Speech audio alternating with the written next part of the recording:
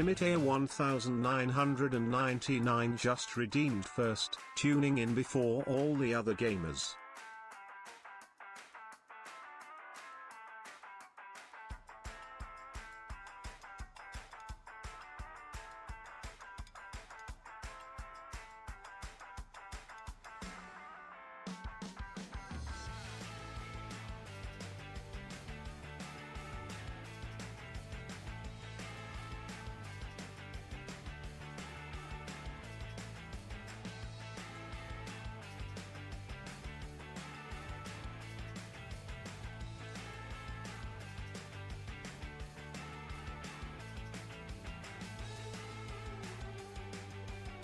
For real?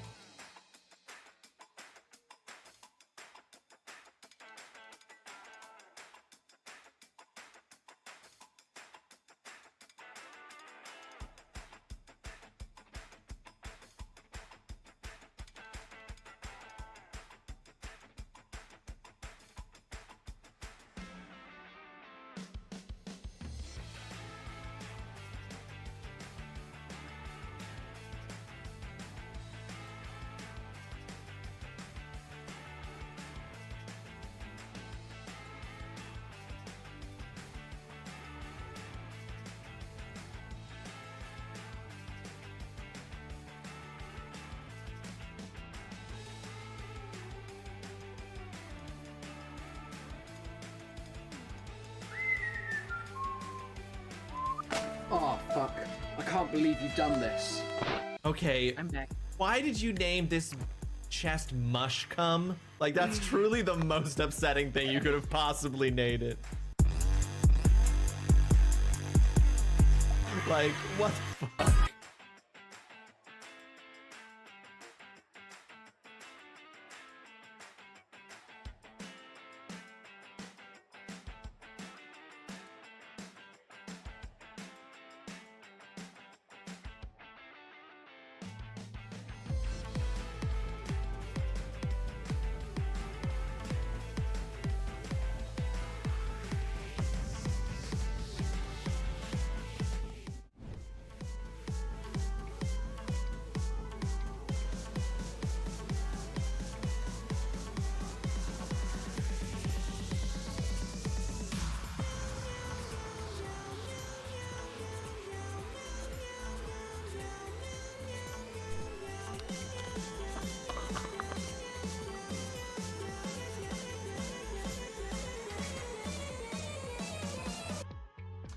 Hi there, folks. Hi there, folks. Welcome to the stream. I hope you're having yourself a fantastic Wednesday. Thank you so much for joining me. Timothy1999, welcome to the stream. I hope you're having yourself a fantastic Wednesday. Congratulations on getting first. When is the final grade? That's the thing. You'll never know what the final grade is because we don't often see the end coming. Dark? Unintentionally dark. Oolong, welcome to the stream. I hope you're having yourself a fantastic Wednesday. I'm sorry I was late. I was getting my coffee. Sorted and I wasn't back in time to dab for you for Mushcom. So here I am doing it now. Basically the same thing, right? Mama Turtle Bear, I won't be here properly for a little bit. Got to get kiddo from the bus stop and stuff. No sweat, Mama. Go get kiddo. Sorting things out with the whole new situation. New time, new day, new place. Monday is today's assignment day. Morning. I don't know why I said. Why did I read that as Monday? No one. Why did I read that as Monday? Like no one ever was. Welcome to the stream. I hope you're having yourself a fantastic Wednesday. Yes, it is assignment day. It is assignment day today. We are going to be looking at the assignments.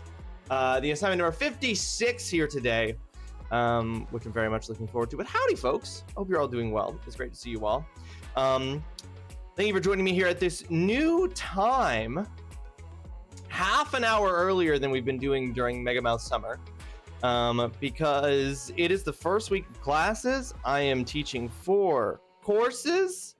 I've talked about this. You all know. No, I won't be using that because that's a crime. You all know that I'm starting to teach a new semester of courses today. It starts today, in fact. It starts after this stream. This stream goes until 3:30, and then half an hour after this stream ends, I will be teaching my very first course. I might end stream just slightly earlier than hang on here. I feel like some stuff happened with my webcam in between streams and I feel like it's off. I might end slightly earlier just because it is the first day and I have to find the classroom and get set up, although I'm not worried. I don't need to start at like the time the class starts on the dot. Like truly no student is going to be upset. No student's going to be like, his authority is absolutely gone. But I am nervous. I'll tell you guys. I'm a little bit nervous. I feel like it's a very similar feeling. So okay, I'm sorry. Let me stay on one thing at a time. It's a very similar feeling to when, I don't know if anybody here has ever done like theater at all, has ever performed on a stage in a theater production or anything like that. But it's very similar to the feeling that you may have heard people who have done that talk about, which is where when you're off stage, just off, like out of the sight of the audience, you're super, super nervous. And then right as you go out, that's when the theater thing clicks in and suddenly that's when you have the confidence. That's when you go out there and you're like, I'm in it now, I'm doing it. And that's like a skill that you learn to develop. I feel a very similar kind of way about teaching, which is that like I'm in my butt. I have been told, and I think that I am pretty good at teaching. I'm a pretty good teacher, if it's not too presumptuous to say.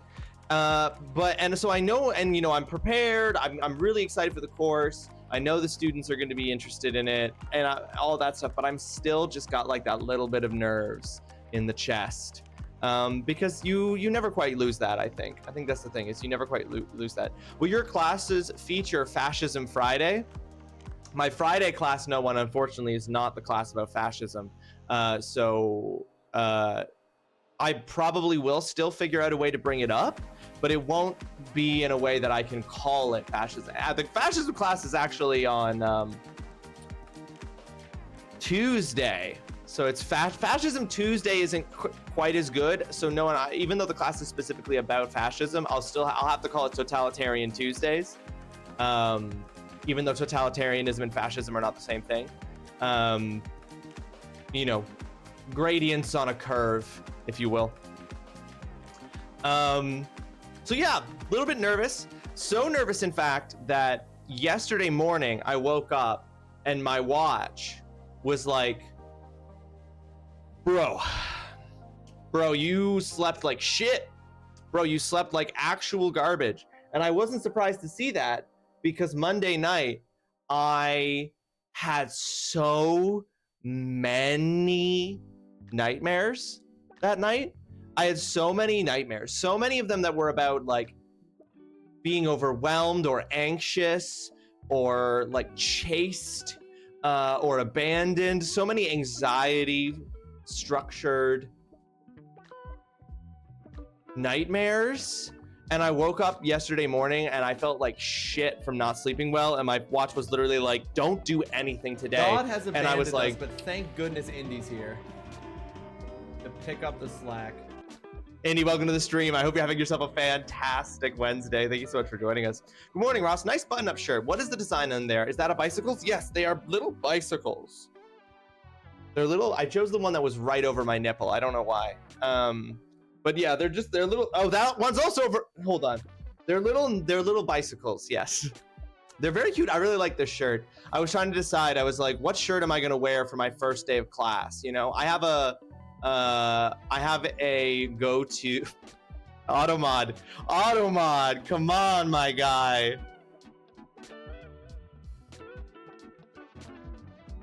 It is very lesbian. It's true, Indy. I was trying to decide. I have two go-to shirts that I usually wear for the first day of classes. This one, and then I have another one that's like a white shirt with like a floral pattern on it that I really, really like. And I decided to go with this today because it's hot, and the other shirt is long sleeve. So anyway, I had tons of nightmares. My watch was like, "Don't do shit today," and I was like, "Yeah." You can call it Fascism Friday if you act like a fascist. I'd really rather not, though, you know? I'd really rather not. Totalitarian Tuesday, take that Waffle Wednesday. Taco Tuesday's out. Totalitarian Tuesday is in for maybe for at least the next 3 years. Good morning, Ross. Never mind, fucking little shit forgot to let me know he was on the bus and just came home himself. At least he's comfortable enough with where he's going and when you get off. That is good, Mama. He feels comfortable. He feels good about when and where to get off. But that's funny. The wheels are your nipples. Are nipples not the wheels of the human body? Sorry about bad sleeps. Doc is a morning person. It's terrible. She told me to get up and take on the day.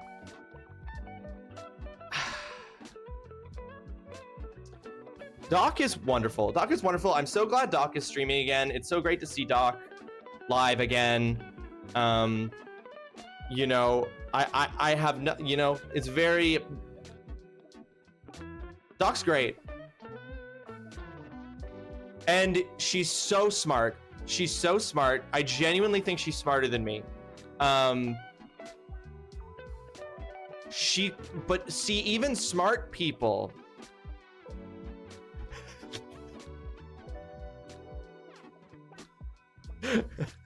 Ah! Oh no, shit! Fuck! Abort! Abort! Everybody, run! Run! Run! Abort!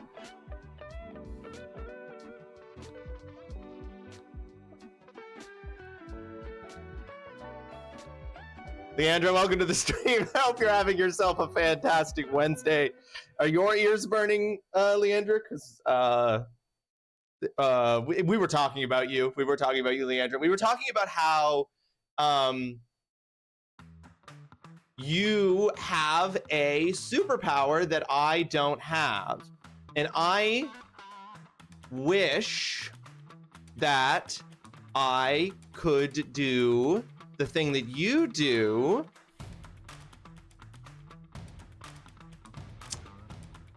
See, now you know what, Indy, I'm gonna go ahead and say it. I think that there's maybe, do you think maybe saying that and getting me to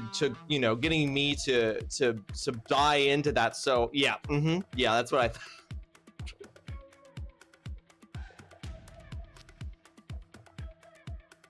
Doc, I'm so glad that you're streaming again.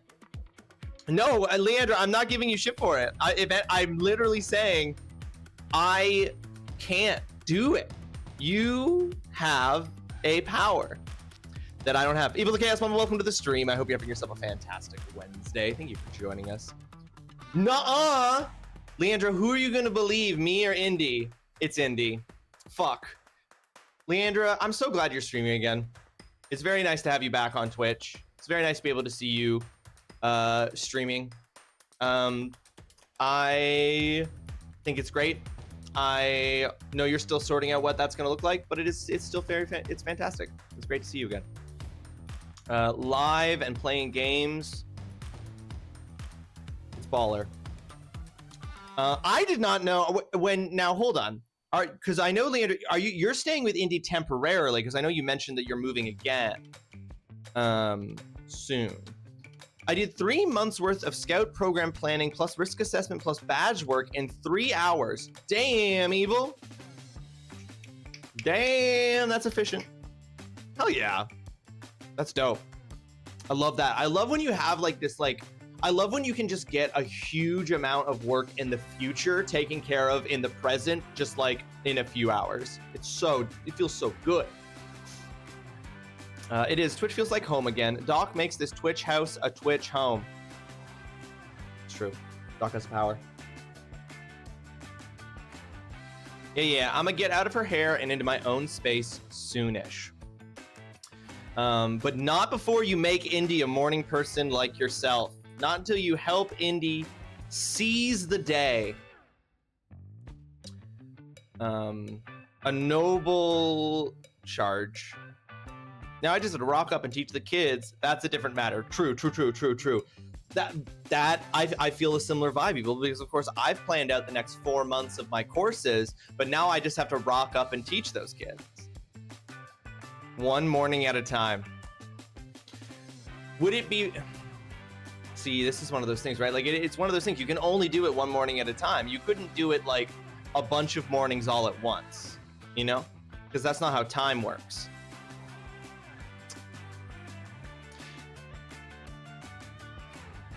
Guys, my resting heart rate since I started exercising has gone down. You know, it's one of those things that it's imperceptible over time.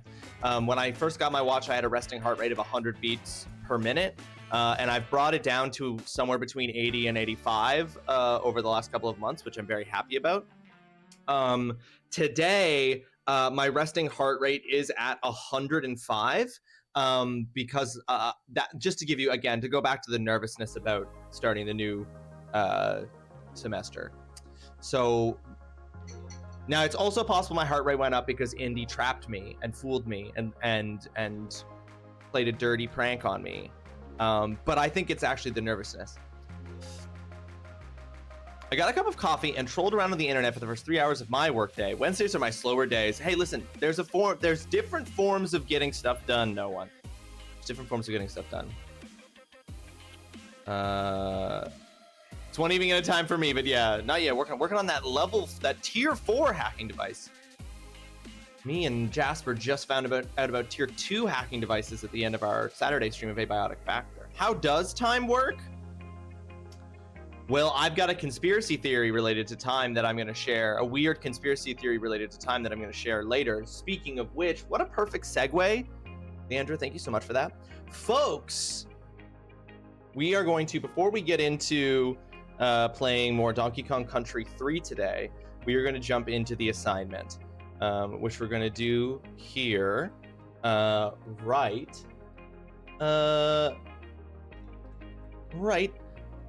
now.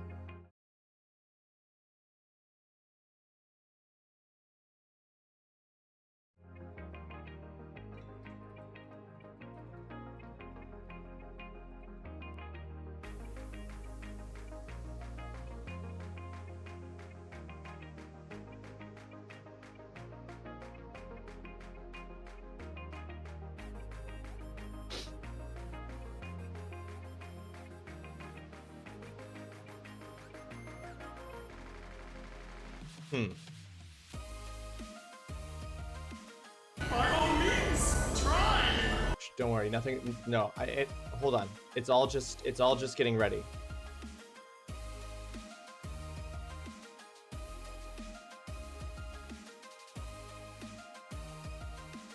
Oh, I see. So with the update to StreamerBot 1.0, the button command to make the assignment intro go visible it has key input error. Interesting. I was like, why is it not playing the assignment intro? And the answer is that the button I'm pressing is not tied to the action anymore since I updated to stream about 1.0. Never update anything. Never update anything. Ever. One sec here. Now I have to manually trigger it. One sec. I have to manually trigger it. Nope, that's not it. That's the Scottish national anthem. That's not it. Where is it? Where is it?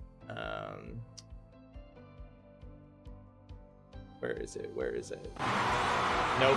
That's my wife's custom command. Hey, it looks like you're having trouble with this part. You ever think about lowering the difficulty? No, we don't need to. It's fine. Nope, that's just a line. Okay. Wait. Hold on. Where the fuck is the intro?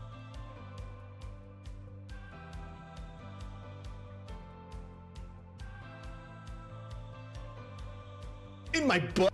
Nope, that's the wrong one. Here I found it.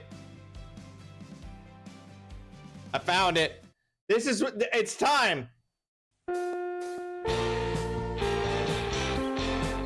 see you after class. Is there anything we could do for a better grade?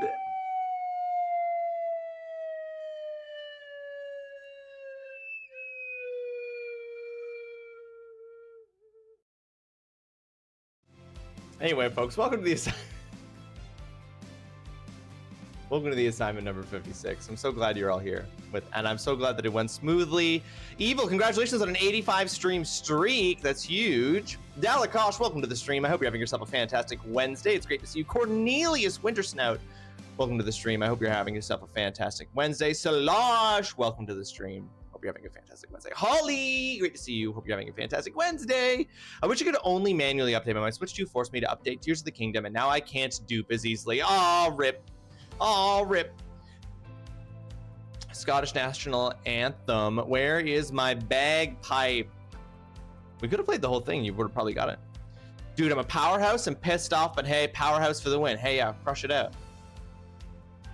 Why are the boobs just so big? Indy, you can't ask someone why their boobs are so big.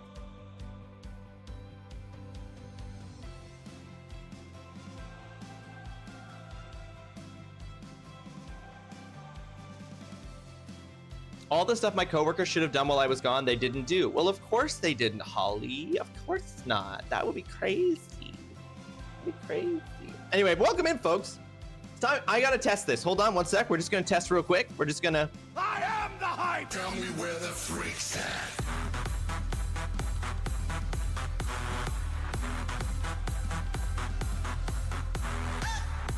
All right, that's good. So it's just the assignment intro that isn't playing properly, but the grades are playing properly, which is great.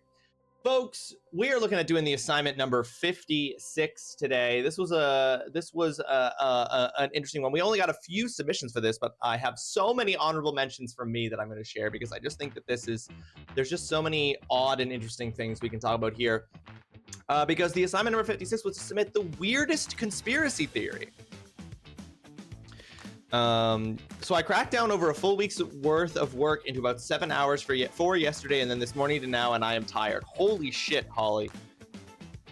They don't deserve you. Did you ever think about that? Do you think about that often and all the time, that they don't deserve you? Hey, can you add higher stakes channel redeems? I have 100,000 points and nothing to do with them. Oh, you know what, Indy? Sure. Yeah, because my highest redemption is 12,000 points for roll a d20, but you have 100,000 points. I'll make it like 100,000 points.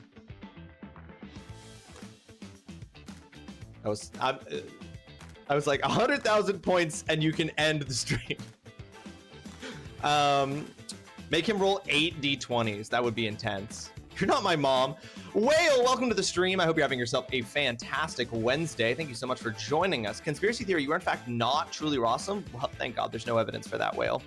Hiya, how are you? It's been a while since I was here. Hope you're well. It has been a minute, but it's great to see you, Whale. I hope you're doing well. It's great to have you here. You're joining us for the assignment. We're going to talk about weird conspiracy theories. Fox Sound, welcome to the stream. I hope you're having yourself a fantastic Wednesday. Thank you so much for that D20 redemption. Let's go ahead and roll.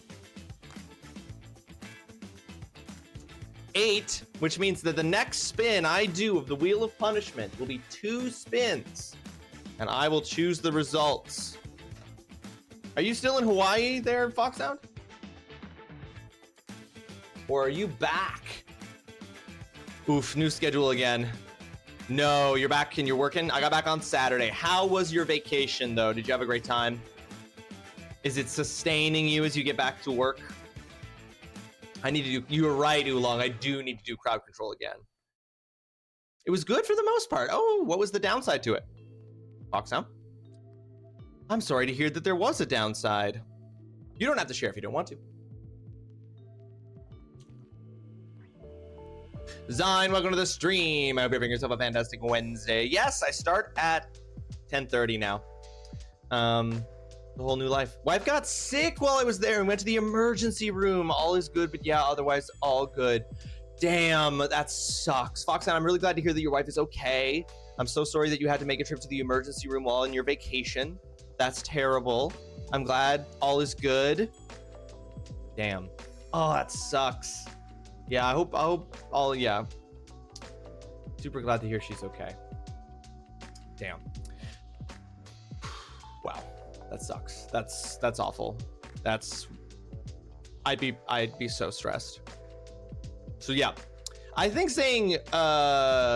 describing it as good for the most part is totally fair. Okay, folks, here's what the assignment number 56 was. For the assignment number 56, you were asked to submit the weirdest conspiracy theory. Now, by weirdest, I meant silliest, oddest, or most unexpected, something where you're not immediately sure what the goal is because it's so strange. Of course, all conspiracy theories are somehow political and insidious, but we weren't looking for deeply politically charged conspiracy theories here. So basically, to clarify it here, what I didn't want was for people to submit conspiracy theories like Pizzagate, or conspiracy theory, like basically any conspiracy theory that is about Jewish people. Was basically what I wanted to avoid here. So I wanted to try to avoid those kinds of things for obvious reasons. TOS being one of them. I don't think we would be able to discuss those as effectively as we can discuss some others. That said, it did have to be a real conspiracy theory, not just something you made up or someone's bad take online. The example that I gave was the example of Avril Lavigne, or wait, was that the one I gave? Yeah, the example that Avril Lavigne is actually dead and replaced with a body double. You're being graded on the following criteria. How unexpected is the conspiracy theory? How odd or arbitrary does the subject of the conspiracy theory seem at first glance? I'm noticing a typo in this Discord thing. How much unreality must be embraced to follow the logic of the conspiracy theory? How much do you have to bend logic to see what they're saying? And finally, does it catch me off guard? Am I taken aback by the conspiracy theory personally? Those were the criteria. She is fine, just food poisoning and caught 2 different... Damn! That's brutal. 2? Oh, that's so awful. So not the proven theory that the CIA orchestrated the assassination of MLK? You mean how MLK was probably assassinated because he was a chief organizer in plans for a general strike? I've never heard of Pizzagate. Why would people be mad at pizza? It's amazing. For TOS reasons, no one, I don't think I can talk about it. A pizza place is involved. Yeah, Cornelius, drop it in. If you've got one, good to go, drop it in. Roll a d20. Bingo! Welcome to the stream. I hope you are having yourself a fantastic Wednesday. Thank you so much for joining us. We're rolling that D20 for you, Bingo. You get 18, which means that I get to spin the Wheel of Treats. So that's lovely. Thank you, Bingo. Let's go ahead and do that real quick here before we dive in, just so I don't forget, because you know I will. Woo, treats. I get to swap one extreme wheel punishment with a regular wheel punishment. I'm going to swap one inverted controls punishment, bringing me down to 11 of those, for a stream word ban punishment, bringing me up to 8 of those. That's what I'm going to use that treat for. Thank you, Bingo. You'll need to do your own research about pizza. Check out Wikipedia. Check out the Wikipedia article explaining it. Okay. Anyway, so yeah, that was the idea, is that you guys were submitting the weirdest conspiracy theories. And we're going to go ahead. Yeah, don't worry. Yeah, I'll be here. Wait, you just let me know, Mama, and I'll bring up the list. Do it. Maybe not. Just a bunch of tinfoil theories, but not really full-fledged conspiracy. Okay, that's fine. You're gonna submit that, Cornelius. The Wheel of Treats gets resolved instantly because memory. The double spin pick one is left to build. Exactly. It's there. It's accumulating interest. Oolong wants me to do. Oolong is trying to delay the conspiracy theory talk by making me do a multi-bean, which I'm okay with. We're gonna save that. So that's one multi-bean done. All right. We've got Berry Blast or toothpaste, and we've got a strawberry banana smoothie or dead fish is the other one. Okay, that's strawberry banana. Instantly such a powerful taste.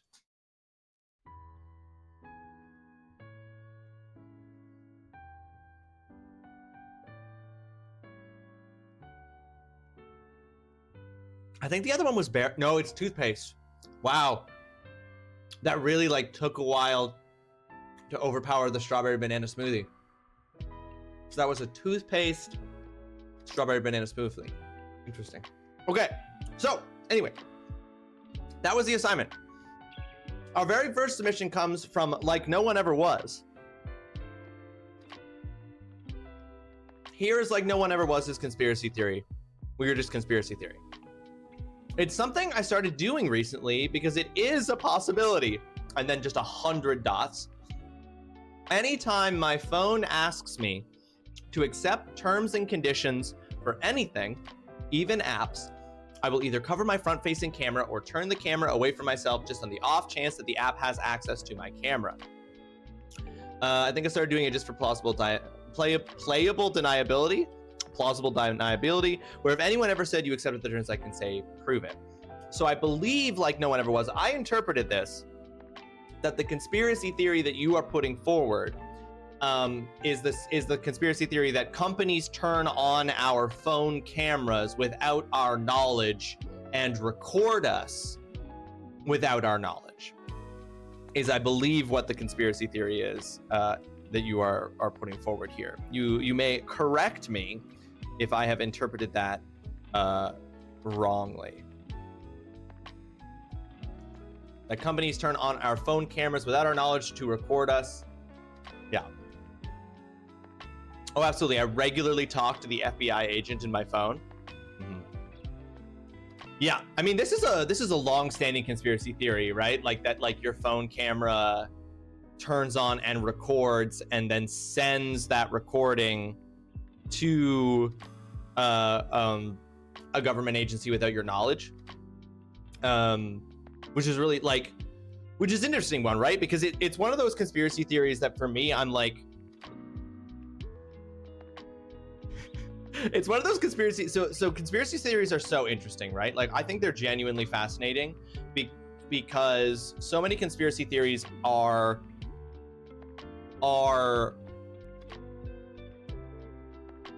responding to real things in unexpected ways.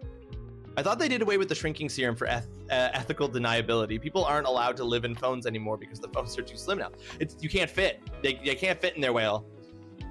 Yeah, so the FBI's union actually fought for they tried to make it in their union contract that phones had to stay a certain width so that they could fit more comfortably inside of them, and they lost that. They didn't get that in their collective bargaining action.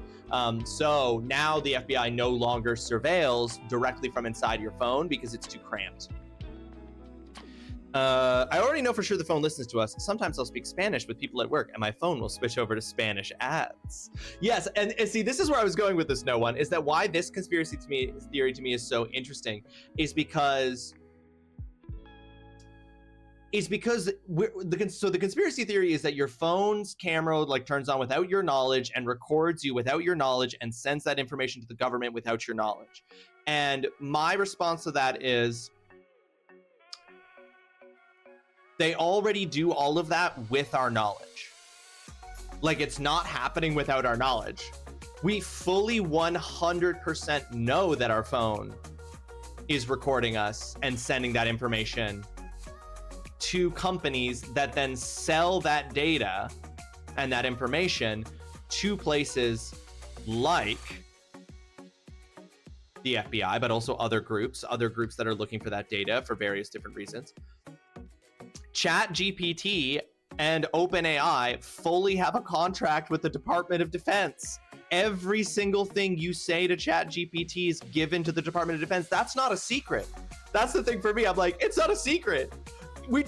They fully just do that out in the open publicly. Like, it's not a secret. So it's like, that's what's really funny to me is that, like, yeah, that isn't a conspiracy theory. They are absolutely listening to us and absolutely giving that data to places. Now, the question becomes for me, what the terms and conditions and rules are for that outside of the US, right? So for example, is my phone recording data, giving that data to Samsung, and then is Samsung then turning around and selling, are they illegally permitted to turn around and sell that data to international parties, or are they only allowed to turn around and sell that data within Canada? So basically, I'm like, does the FBI have my data, or does CSIS have my data? You know? Bro, I thought you were cooking when you started with FBI union tried to keep phones a certain width, but then you kept going. Oh yeah, no, I was... Slash, I love that I said that with such conviction. You were like, whoa. My laptop isn't even set up yet. I've been wandering around the house with you on the phone, and I was arguing with a bed. I mean, beds are... I am going to be having so many arguments with my bed when we move, Mama. Mr. Orange wants to rename the Department of Defense to the Department of War. Well, of course he does. Because of course he does. Because of course he does. He's very predictable. Here's the thing. He's so predictable. It's less shocking. It's not shocking. Let's be 100% clear. It's less shocking when you know exactly what he's going to do because it's not new. If I can fix my audio, I'll talk about conspiracies on my next stream. I think they're fun. Conspiracies are very fun. So that was like No One Ever Was this conspiracy theory that companies turn on your phone's camera without your knowledge to record you. They do record audio. The camera one is, yeah, that one fully falls into conspiracy theory for sure, because yeah, we know they record audio and we know they record your usage. It's parts of the terms of conditions of purchasing the phone to begin with. Okay, the next conspiracy theory we got was from Dalek Kosh, which I'm going to read here in full.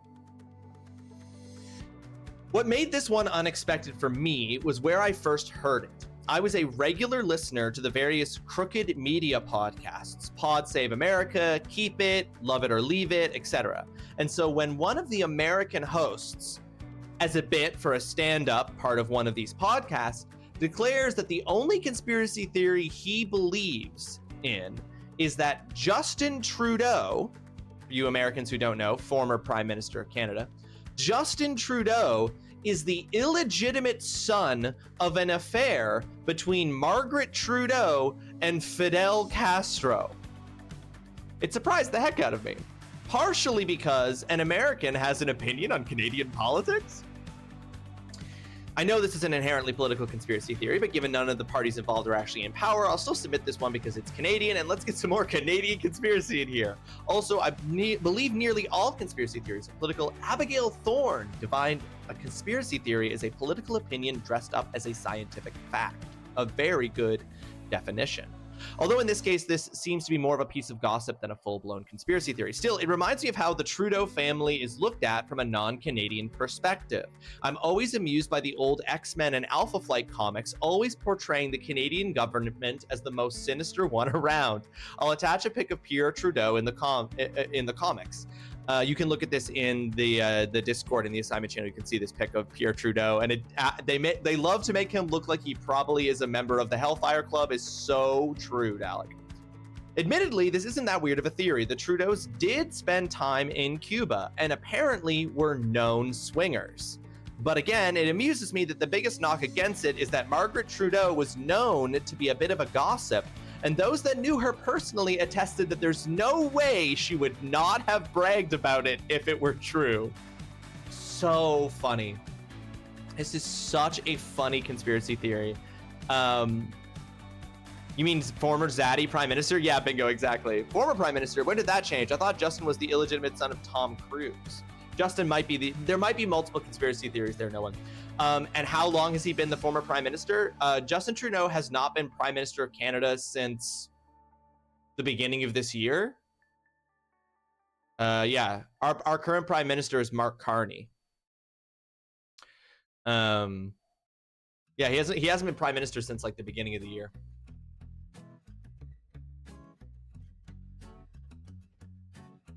I've definitely heard of one conspiracy theory that I would struggle to consider as political in basis based on what I've heard of it. Well, I bet you I could find what the political angle of it is. But that's the thing. Sometimes conspiracy theories seem so weird you can't at first identify what the political thing is. But anyway, this one is so funny to me. Justin Trudeau is the illegitimate son of an affair between Margaret Trudeau and Fidel Castro is so if you're not Canadian, you might not know how much of a like right-wing anti-Trudeau, specifically anti-Justin Trudeau, like movement there has been in Canada over the years, because he was Prime Minister for a long time. He's been Prime Minister since he was elected in the very first Canadian election I was old enough to vote in, back when I was in my undergrad. So he was Prime Minister for a long time. And there was such an intense like anti-Trudeau sentiment, especially on the right. And so, and frankly, also on the center, and frankly, also on the left, because Trudeau was very center. So this conspiracy theory is just part of that, right? It's about this like process of discrediting, but it's so funny to me, especially because of Dalek pointing out that the reason why, also Pierre Trudeau. Because, correct me if I'm wrong, Dalek, Pierre Trudeau, the only Prime Minister to ever invoke the War Measures Act. When he sent tanks into Quebec.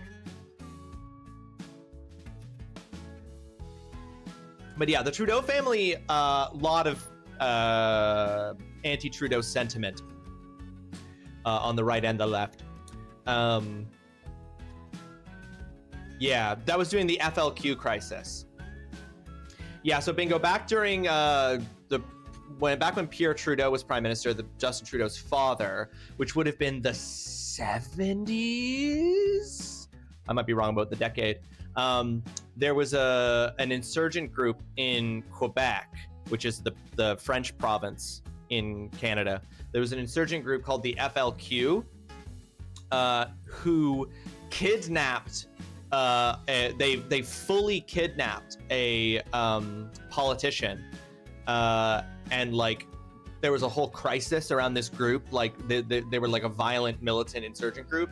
There was like some ties to like Quebec independence and like Francophone independence, like within their I don't know enough about their like I couldn't speak to their politics off the top of my head here. But anyway, in response to the kidnapping of the politician, Pierre Trudeau invoked what in Canada we have something called the War Measures Act, which is basically a like a series of policies that basically allows the prime minister to like suspend certain parts of the Charter of Rights and Freedoms in Canada in order to enact like particular like military associated actions. And he's the only prime minister, I believe, in Canadian history to ever use it. And he used it so that he could send, he used it in order to send tanks into Montreal, into Quebec, to respond to the FLQ kidnapping of a politician. Canada got history, y'all. There been shit happening up here for years. So anyway, this conspiracy theory, the political angle of it is that it's anti-Trudeau propaganda. It's anti-Trudeau politics, but it's so funny, Dalek, that the main mark against it being true is friends of Margaret Trudeau being like, there is no way, A, that Margaret Trudeau would ever have sex with Fidel Castro and not tell everyone, and B, there's no way in hell she would get pregnant by Fidel Castro and not tell everyone. Also, Pierre Trudeau looks like his dad.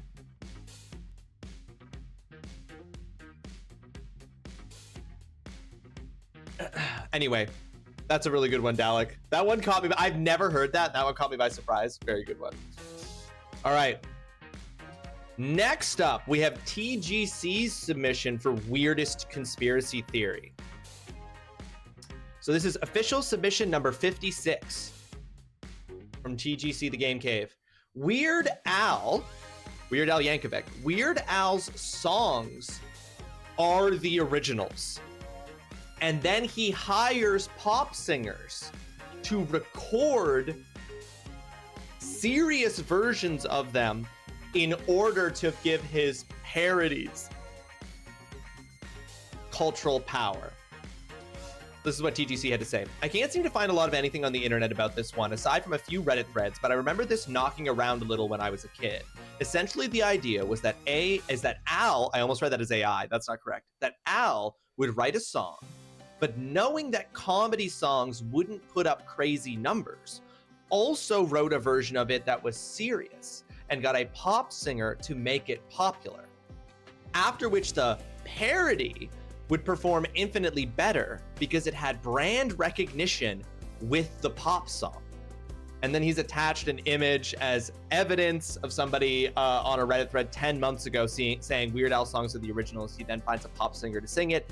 And if it's a hit, then he releases his version.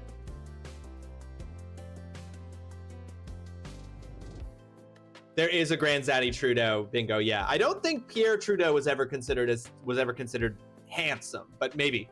I don't know. I tend to go with my first thought for these and Friday it was too political. No, Dalek, when I said as I kind of said, like my trying to say like don't get anything too political was really to avoid us having conversations about things that would violate TOS because of their basis in just like overtly racist stuff. Right? This definitely doesn't fall into that category. So yeah, very, very good. You love this theory, Cornelius? Amazing, 10 out of 10. This is a perfect conspiracy theory because it's infinitely more difficult and improbable than the actual reality. Exactly, Cornelius. I love the idea of Weird Al approaching Michael Jackson with Eat It. Yeah, exactly.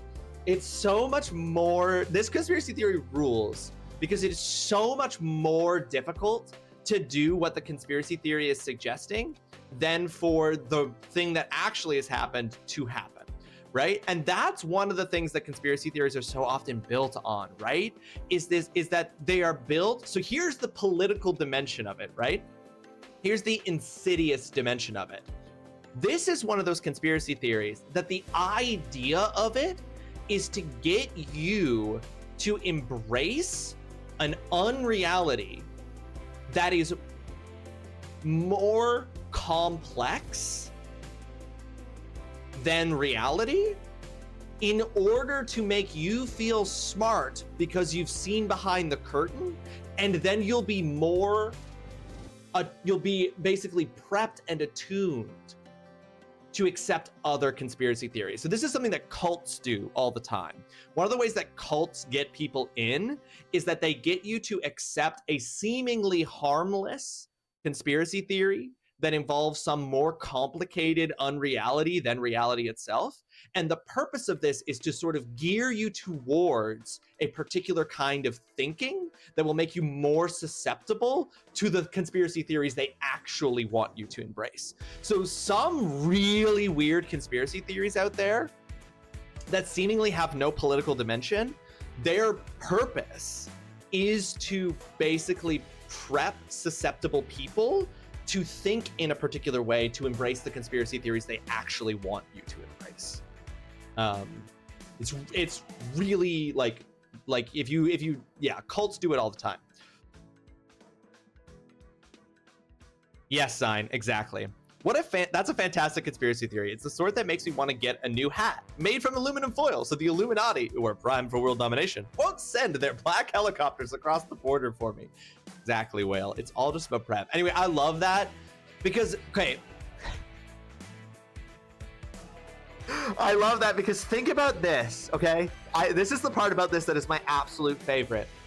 Take this as true, right? So let's say for an instance, Amish Paradise, right? Weird Al Yankovic writes the song Amish Paradise, right? He fully writes that song. And then he says to himself, I agree, Cornelius. And then he says to himself, okay, this song is funny.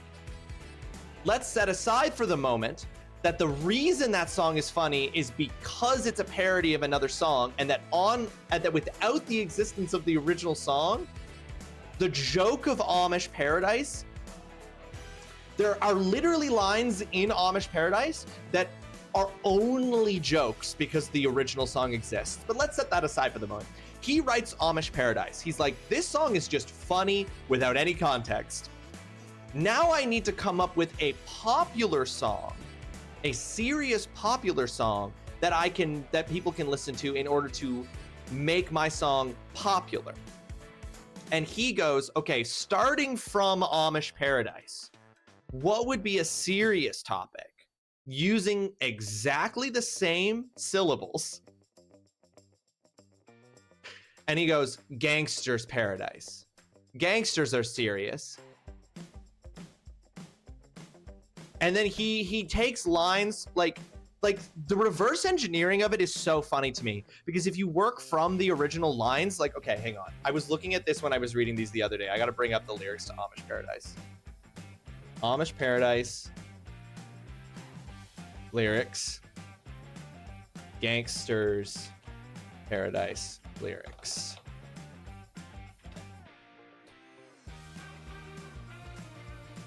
Okay. Okay.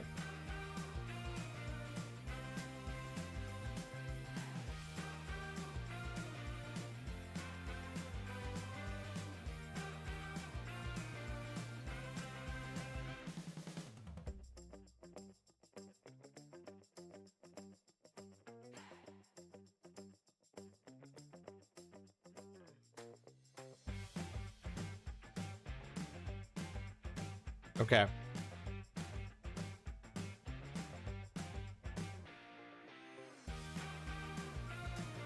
Like, the backwards logic of it is so wild. Here, I'm trying to find the particular lyric that I was looking at, and I was like, working backwards from this lyric to that lyric is crazy.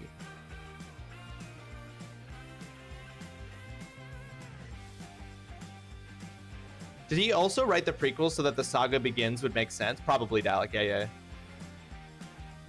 Gangsters are serious sounds like a conspiracy theory of its own. Well, that's the thing, right? Because it turns the actual, like, in this logic, the originals become the parodies in this weird way. Okay, so here's one lyric that I looked at and I was like, the gymnastics you would have to do to work from this lyric to the actual lyric. So in Amish Paradise, verse 2 begins, a local boy kicked me in the butt last week. I just smiled at him and I turned the other cheek.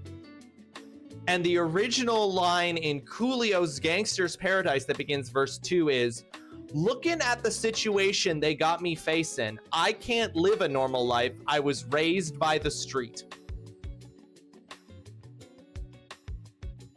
Like the mental gymnastics to work backwards to that lyric from the parody.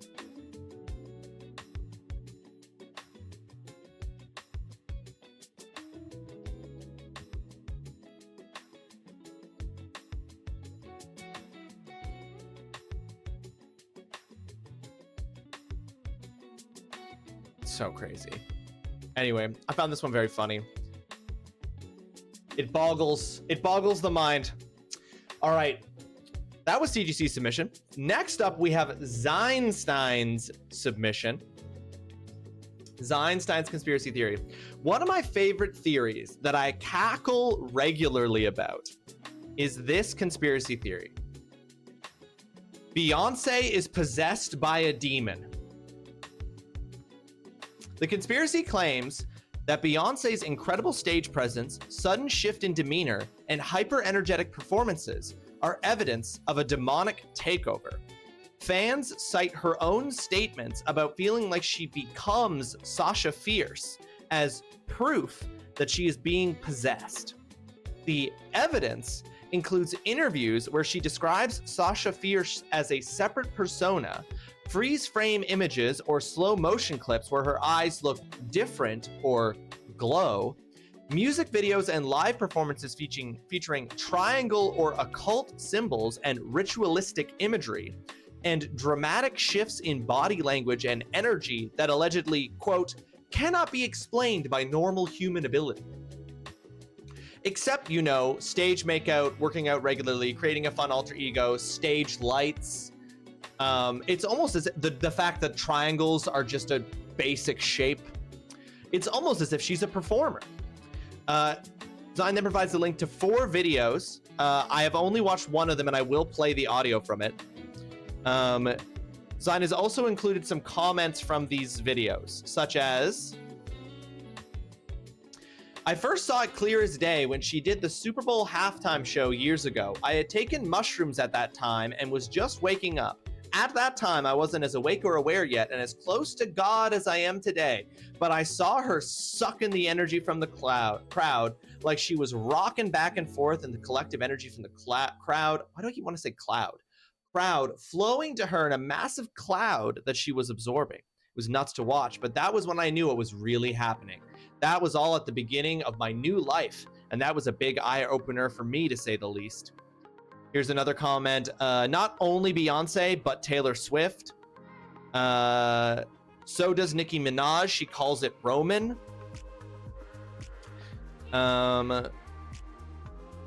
This is referring to Beyonce. She is one of the highest witches in the industry, along with the Kardashians. There are many videos of her being possessed in mid-song/dance. There's a really good video about her on the YouTube channel The Truth Is. Thanks, Sling, for bringing this to the attention of people who don't know.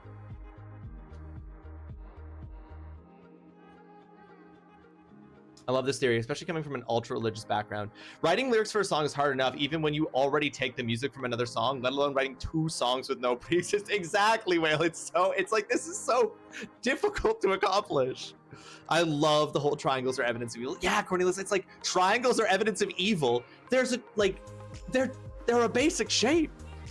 I had taken mushrooms that day. Like, that doesn't immediately invalidate everything. No. It awakens your consciousness, Whale. Not the Hollywood witches. The Hollywood witches. Okay, here. I'm going to play the audio. I'm going to play the audio from the only one of these videos that Zine shared that I listened to. Warning, incoming game. Warning, incoming game. And then we'll pause for this ad break here. But here's the one of the videos that Zine attached.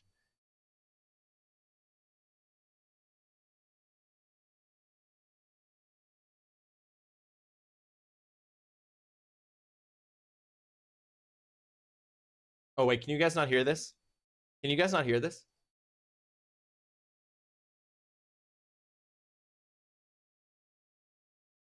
Oh, sorry.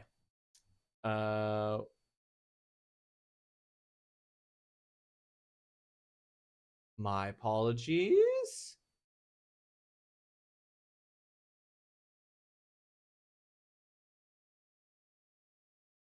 Here.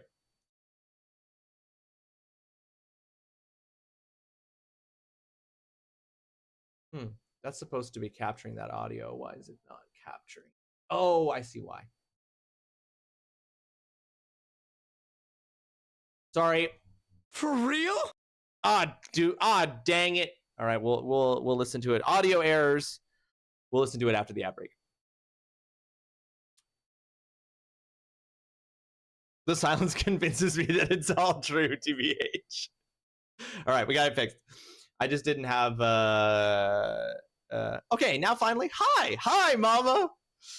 Hi, mama. Welcome in. I hope everything got sorted out just fine there. New schedule, new place, new things to work out. Because kiddo's also back in school now, isn't he?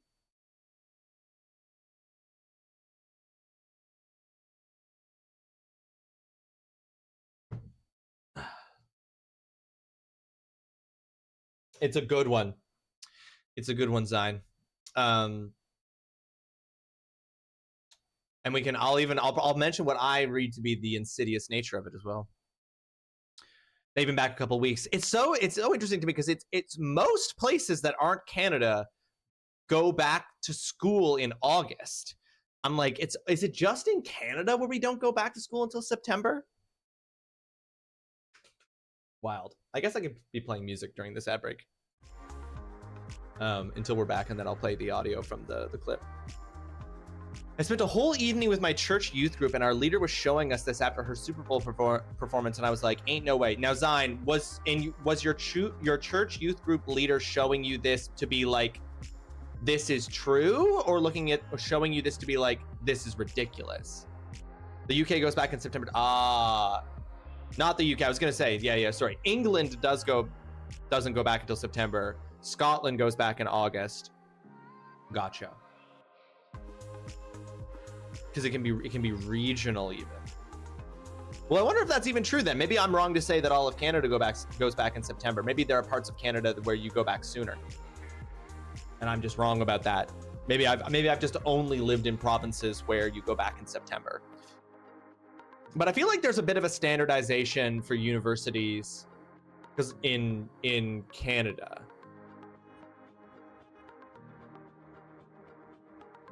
Definitely is. This is true. If you listen to Beyonce, you're going to hell. And there's Zine. Right there. Right there. You've identified what is absolutely one of the insidious reasons for this conspiracy theory. It is about a particular kind of it's a particular kind of religious, like, moral panic against Hollywood conspiracy that honestly I don't think, like, again, here's the thing that's about conspiracy theories that I think this is why they're so interesting, is that they're based in real things. They are responses to reality, but they are responses to reality that reject reality in order to explain them in the interest of something else, right? Like, the conspiracy theory Beyonce is possessed by a demon is a response to a particular kind of moral panic about Hollywood and about, like, you know, it ties in with all those other conspiracy theories attached to Hollywood, like some that I can't talk about because of TOS, but you know what ones, but like various conspiracy theories about, like, even just like the hypersexualization of Hollywood and all of this stuff. So it's in response to, like, a real thing, because Hollywood is fucked up. But but the idea is, like, okay, reality, Hollywood is fucked up. Capitalism creates a nightmare scenario. We have a completely different class of people. We have this, like, cult of personality around celebrities and celebrity culture that is absolutely fucked up and fucking with people's brains. But, like, instead of all of those things, it's like, nope, demons. So it's like demons because ultimately we want the solution to the problem that is Hollywood is for people to turn to religion. And for us to get people to turn to religion, which, again, is not a bad thing, because plenty of people turn to religion for all kinds of great reasons. Faith and community are real and powerful forces in a lot of people's lives that are often like can often be forces for good. But this conspiracy theory just isn't an example of that. I never cared enough about the school routines of other countries to actually take down for some crazy reason. I've grown up listening to all kinds of this stuff. I wasn't allowed to read Harry Potter for the longest time. I had to sneak it. Like, yeah, that's a classic one, Zion. That's a classic one. Useless Emperor, welcome to the stream. I hope you're having yourself a fantastic Wednesday. Thank you so much for joining us. Exactly, Zion. It's like, but this is the thing, right? Like, this is one of those, and this is just an example of this. A lot of conspiracy theories do this. A lot of conspiracy theories identify a problem that can be responded to through critical thinking skills, and they substitute in their conspiracy theory as a substitute for critical thinking skills, because most people, like, critical thinking is a skill that needs to be taught and learned, and a lot of people are unfortunately not taught it. And so conspiracy theories come in, they look like critical thinking skills, but they appeal to emotions. And then they basically are like, you don't need to think critically. We've done the work for you. Doesn't this feel right? And then they get you, it's like, now that you've adopted our way of thinking, we can push everything else that we want to push onto you. And that's not specific to this conspiracy theory. It happens in all conspiracy theories in some way. Exactly, Zion? No. Well, there are literally places where the educational system is designed to exactly prevent that, as much as it is possible to prevent that, the development of thinking or critical thinking skills. All right, let's watch this video now that you can all hear it. Now that you can all properly hear it, let's listen to this evidence. Let's listen to this evidence that Beyonce is possessed by a demon. Also, to be clear, at the opening of this video, standing behind the guy is an image of Beyonce that's clearly supposed to articulate the, like, evil demon inside of her, and it's just a freeze frame of her just, like, looking confident. Did you know that Beyonce has a demon? Watch this. Like, when you're getting ready to go on stage and perform to Sasha Fierce, when does she show up? Usually when I hear the crowd, when I put on my stilettos, when, like, the moment right before when you're nervous and that other thing kind of takes over for you. Then Sasha Fierce appears, and my posture and the way I speak and everything is different. But no, is it? She said that when she gets nervous to perform, a spirit called Sasha Fierce takes over her body. Make sure that you never get demon possessed, and subscribe now, and go watch the video I pinned in the comments. My favorite part of this is when it's like, make sure you never get demon possessed. It's like, well, what's the step I'm supposed to take to not get demon possessed? You haven't shared that. Make sure you don't get demon possessed. But it's not, but that's the thing. He kind of implies that subscribing will somehow prevent you from getting possessed, but that's not the order of things. So we just, like, make sure you don't get demon possessed. It's like, what do you mean? How do I make sure? Never mind, I'm not here again making something to eat. Go make some food, mama. The Bible's full of people acting racist. They just need to actually read it. True! I know, it's just the audio there.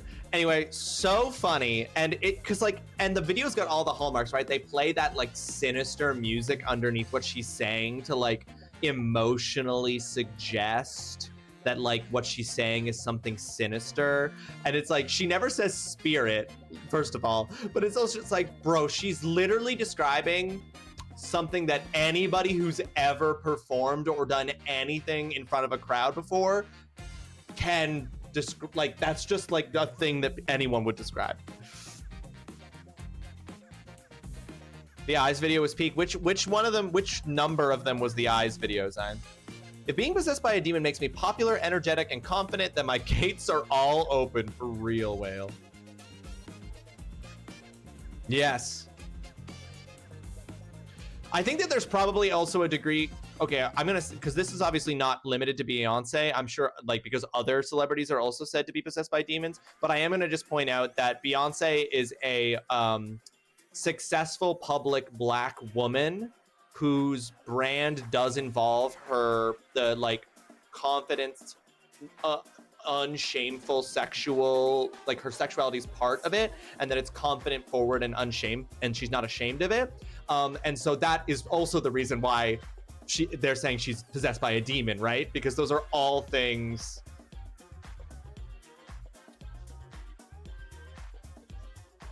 It's the second video? Okay, I'll play the second video, the audio of the second video about the eyes.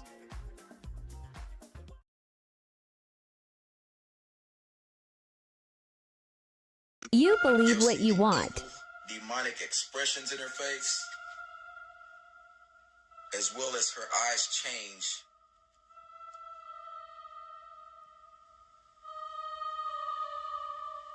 Okay, no, you guys have to see this. This is I thought this was gonna be someone explaining the eyes thing, but it's so much more.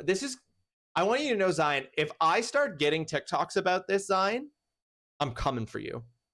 If this starts becoming what all my TikToks are, I'm gonna hunt you down.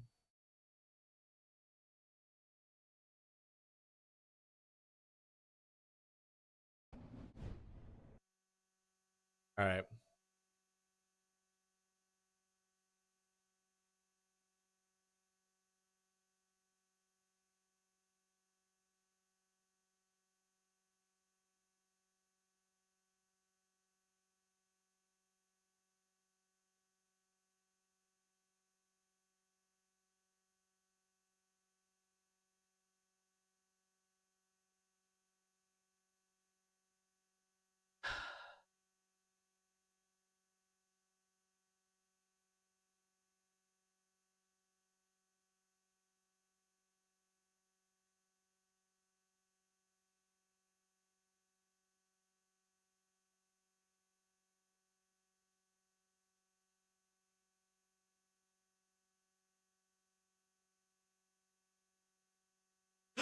Like they're oh no, you're not supposed to see that. Like she's just making facial expressions and they're just slowing down her facial expressions. You can do that with anything. Exactly. Anyone doing anything intensely. She's performing. She's making big facial expressions so that an audience of people can see her face and tell that she's making facial expressions. Oh, Cornelius, this is the thing. People absolutely believe this. And here's the extra crazy thing is that it becomes their reality, you know? Anyway, absolutely crazy.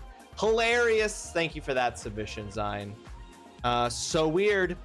Oh, Cornelius, you did not end up sharing your tinfoil hat ones that you said you were going to put in there. Did you decide not to go with it after all?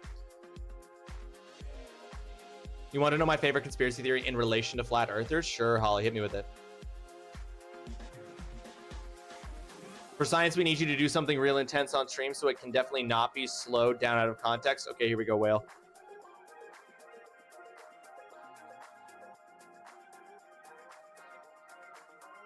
There. Nope, you couldn't take that. You couldn't clip that and slow that down frame by frame and make me look like a demon.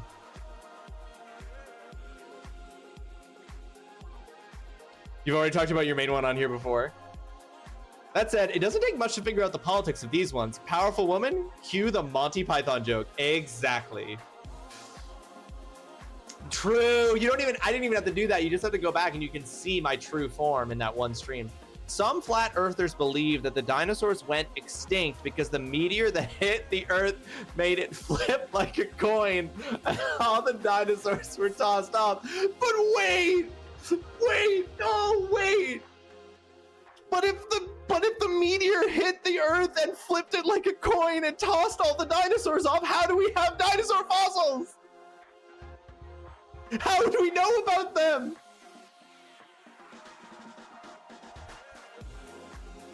Darren, welcome to the stream. I hope you're having yourself a fantastic Wednesday. Thank you so much for joining us. Oh, yes. Yeah. That's your conspiracy theory, Cornelius. Yeah. It flipped back and caught some of them. Duh. I hate it. I hate it so much. I hate it so much. Oh, yeah. That's so funny. All right, here are some conspiracy theories. Before I give out the grades, here are some conspiracy theories that I found when I was looking up conspiracy theories for this, that I think are some honorable mention ones for truly some of the weirdest conspiracy theories and conspiracy theories that genuinely like caught me off guard when I was reading them. I gave the example one, but I'll give a few more details.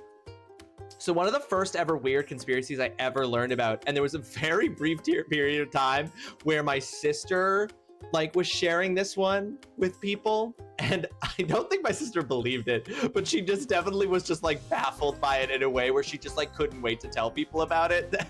But Avril Lavigne died in 2003 and was replaced by a body double named Melissa, who has since worked as Avril Lavigne in the industry for the entire time.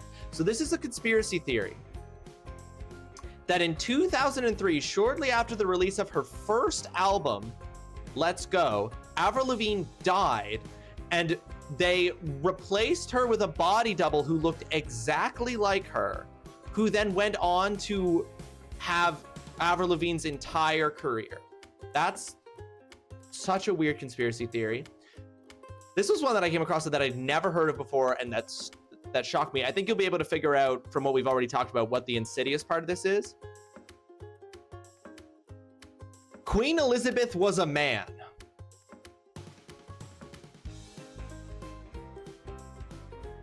So this is a conspiracy theory that Queen Elizabeth was not a woman, but was actually a man. And the proof being that she never had any kids. She had incredible economic acumen.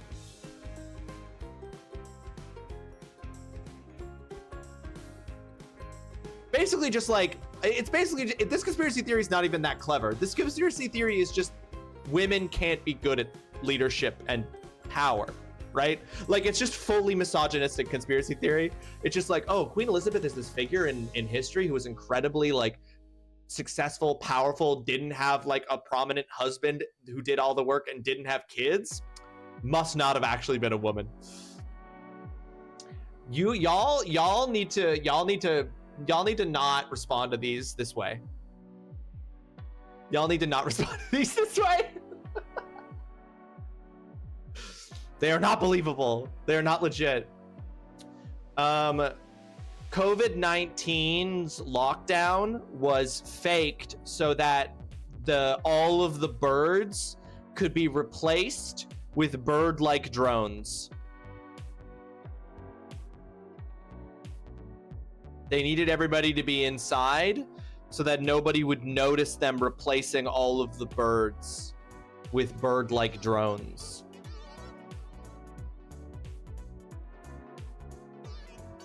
The other one is like John Oliver's bit that there's only one Olsen twin and she just moves so fast it looks like there's two of them. Fuck, that funny. Were the drones connected to the chips in the back? I think this is just a surveillance one, Darren. I think this is just about surveillance. Yeah, they're all the birds. According to this, all birds. Okay, this one again, it's so obvious what the racist dimension of this one is, but I just also thought this one was really funny.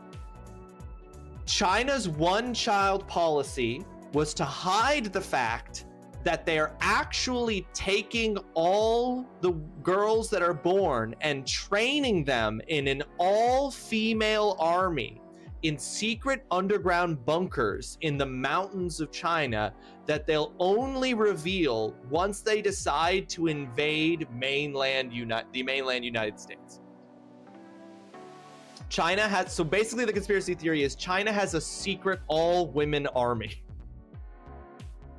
Connected to this one, of course, which is also just about some of the oldest racism in America, Chinese racism, not the only, but some of the oldest racism in America, Chinese racism, that China puts blue light into their electronics to cripple the US military by making it harder for them to sleep. Bird-like drones wouldn't steal my damn hamburger. I know, exactly. They wouldn't need to, Whale. They wouldn't need to. The moon that we see is a hologram projection because the Nazis blew up the moon with nukes during World War II.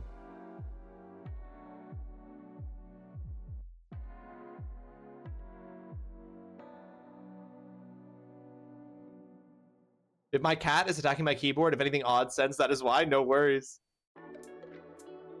I got banned on Twitter once for making a joke like this. That'll do it. That moon theory sounds like someone's been watching too much anime. It does have, doesn't it though, Whale? Like, my favorite part of this conspiracy theory is that the Nazis had enough nuclear armaments, which, by the way, the Nazis, this is something that people think and is just 100% not historically true. The Nazis were nowhere close to having nuclear weapons. They had given up on manufacturing nuclear weapons before the US entered the war.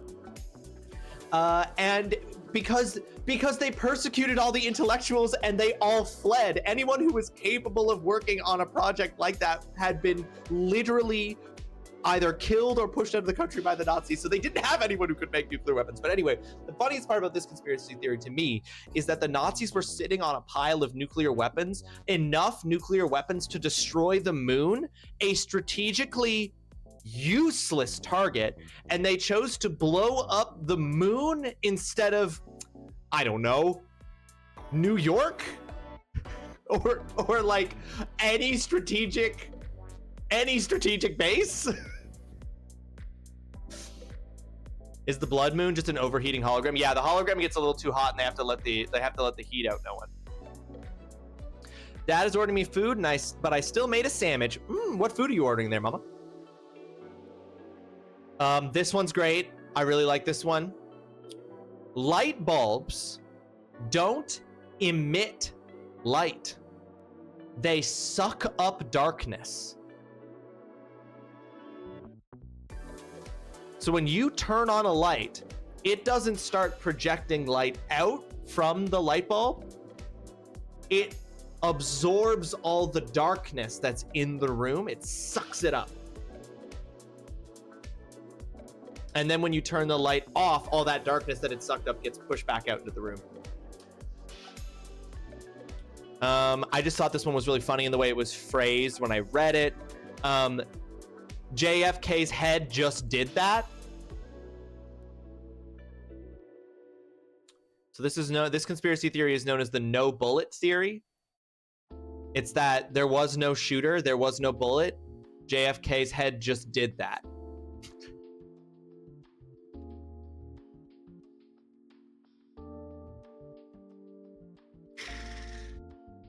Okay.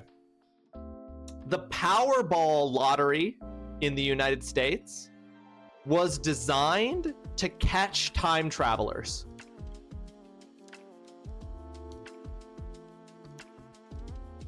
The Powerball lottery is a elaborate trap to catch time travelers.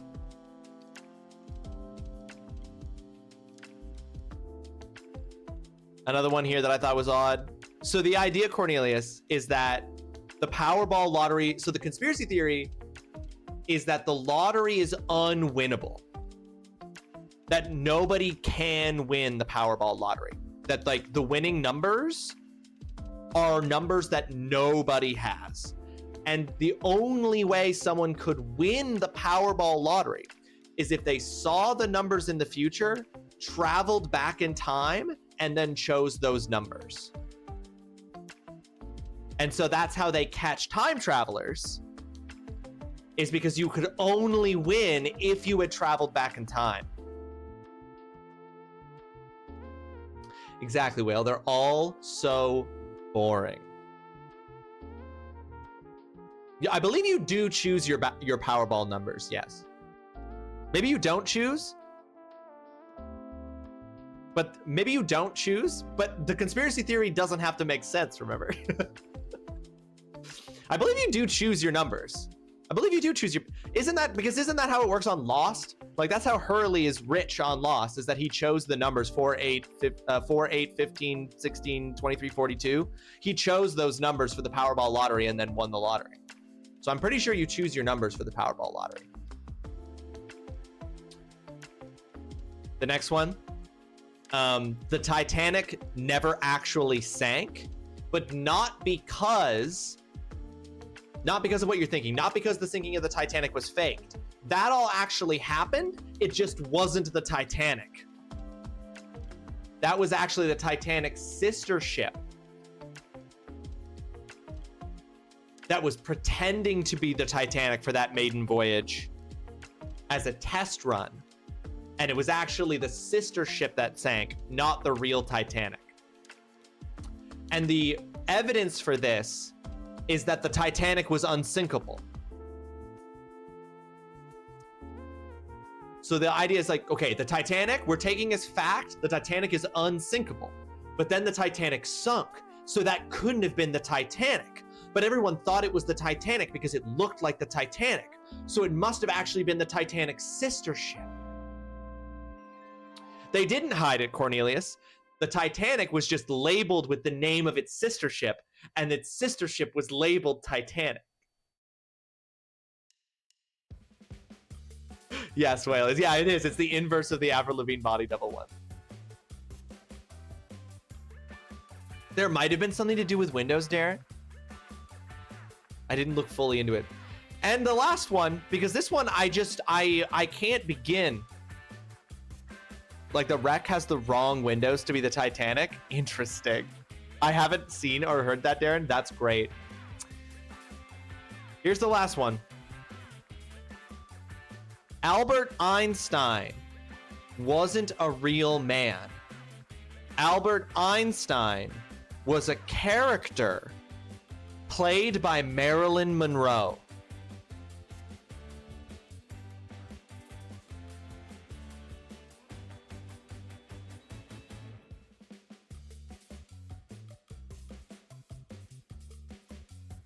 I'm in a band sign.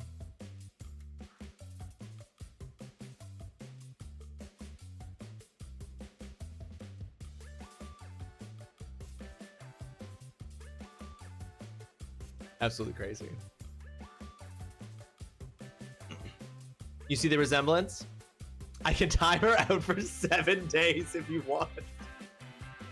7 days to think about what you've done.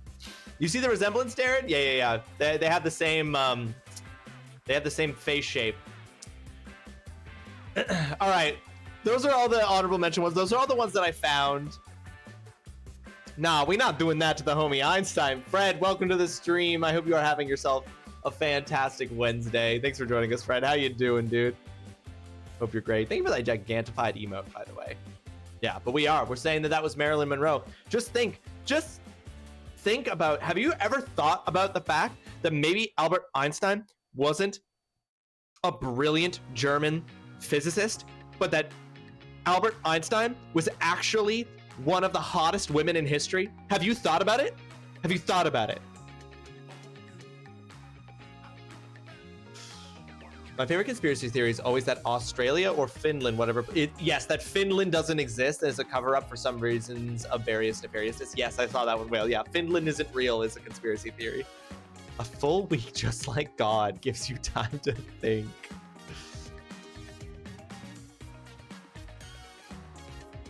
My taint tingled and I knew something was wrong. Figured it was happening here. You're like, there's a disturbance in the taint. All right, let's look at these grades here, folks. So we're gonna do batch grades again. First up, we're gonna do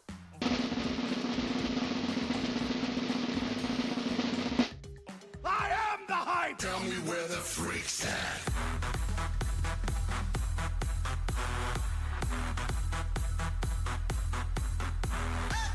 That's gonna be a hype grade going on out to Like No One Ever Was. That's a hype grade for you, no one. Enjoy your hype. Next up, we have Dalek Kosh, TGC The Game Cave, and Zeinstein TTV, all jointly receiving the grade of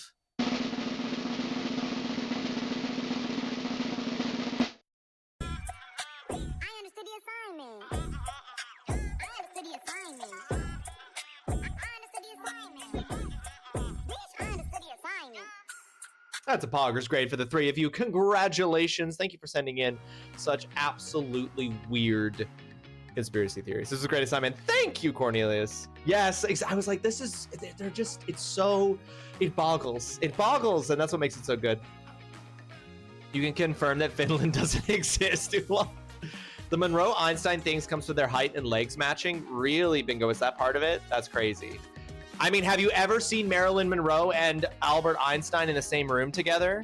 I love that argument, by the way, as an explanation for how two people are the same thing. Because think about using that argument. Just think about it. Because have you ever seen me and Justin Trudeau in the same room at the same time? I'm Justin Trudeau. Yeah, Oolong doesn't exist. Oolong is actually an AI bot that I built for the stream, whose sole purpose is to claim to be from Finland and hit me with my peebus and in your butt jokes to artificially inflate my redeem usage on Twitch.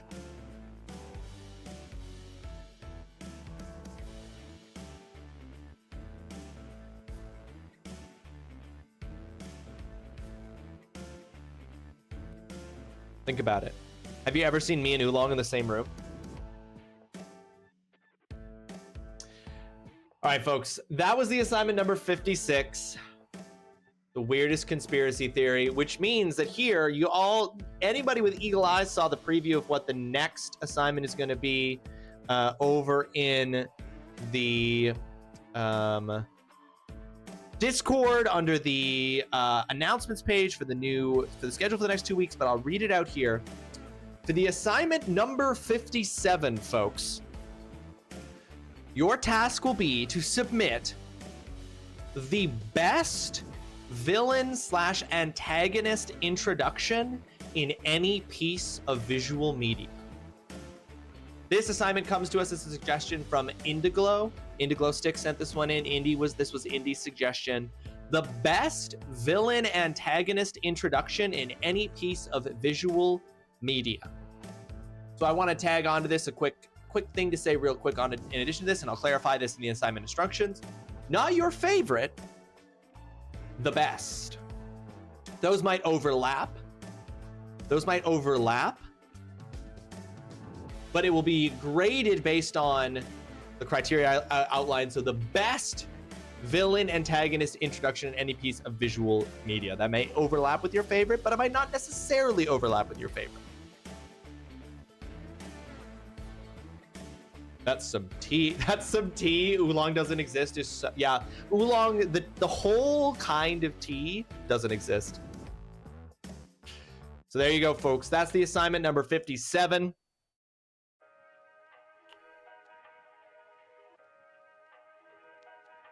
I look forward to seeing your submissions. Those will be due in 2 weeks. How's Harvestella? I think I'm done now. I'm not around much, so I'm delayed on the jokes. I think that's it. I think that's the last joke for this one. You think. Fred, you're still not sure, though. You're like, I think I can maybe still get another Harvestella joke out of somewhere down. I like that you don't want to cut yourself off, though, right? You're like, there might be a chance somewhere for me to make another Harvestella joke, and I don't want to... You don't want to deny yourself the possibility of making another Harvestella joke, and I respect that. I respect that for real. Always open-ended. Yeah. Why shut the door on stuff, right? Like, why, you know, you don't want to be like, you don't want to be retired. You know, you don't want to be the guy who's retiring for like the 4th time. You know what I mean? You don't want to be that guy. Like, it's a bit of a cry wolf thing, you know? Shit, now that you say that, there's a few doors I do gotta close. Oh, okay. Maybe some, I mean, if you're going to retire, retire. But, like, don't be like, I'm retiring, but maybe I'll come back, you know?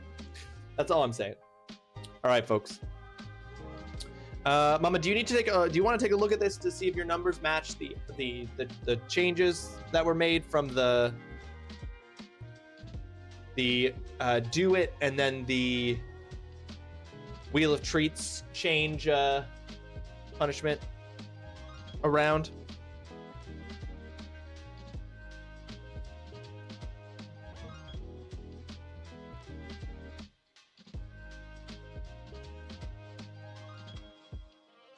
Okay, folks, we're about to switch over here to Donkey Kong Country tree.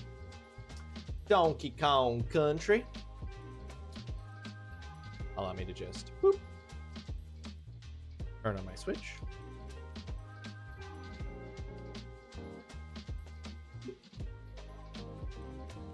Aw, dang it. Oh, hang on. Oh, shit. Oh, no. Oh, well. Hold on. What was I doing? Oh, I was fully in the middle of a level in Kirby and the Forgotten Land. Exit the stage? Oh, dang it. I'm so far in. Oh, but I'll just have to redo it. Rip to those Waddle Dees. Absolutely rip to those Waddle Dees. Waddle Dees nuts.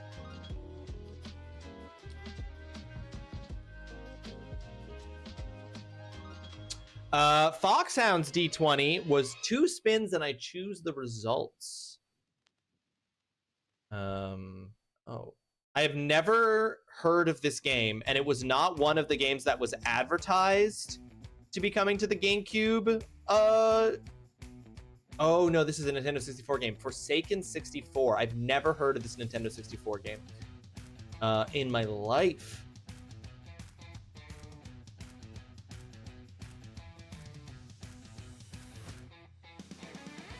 Amazing. Caught up? You got it. No, good to see you, Rawesome. I'm hoping to have a better brace on life and time to be active more. Hoping to be back properly in October, God willing. Yeah, I hope so. I hope all is good, Fred. I mean, you know, I hope everything's getting sorted. I hope everything's getting... You're good. Like, focus on yourself, dude. Like, you know we'll always be happy to see you when you're here. And I know you want to be here and thrive, but I do hope everything's good. One of those moments when shit hit the fan and then the fan swung it everywhere. Yeah. Well, I hope the cleanup of that is going smoothly. Yeah, dude. I just want, like, if you're back properly in October, it means that you're doing good. You're in a good place. You're able to be here with folks, with people, with us. That's all we want. Just want you to be good. Okay. I am attempting to restart my Switch too. Oops.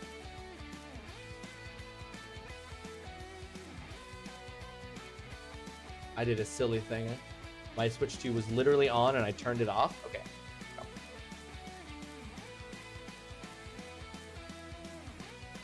All right.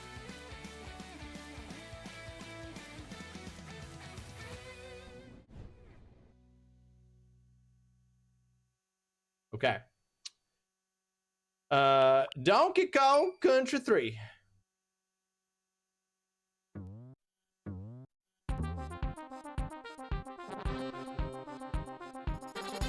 But yeah, we all have those moments where shit hits the fan and you're just like, one of those moments where like everything just, yeah, one of those moments where you just like have to turn everything, you have to focus everything on taking care of something or some kind of situation. Everybody has that, you know, just really gotta send all the positive vibes you can.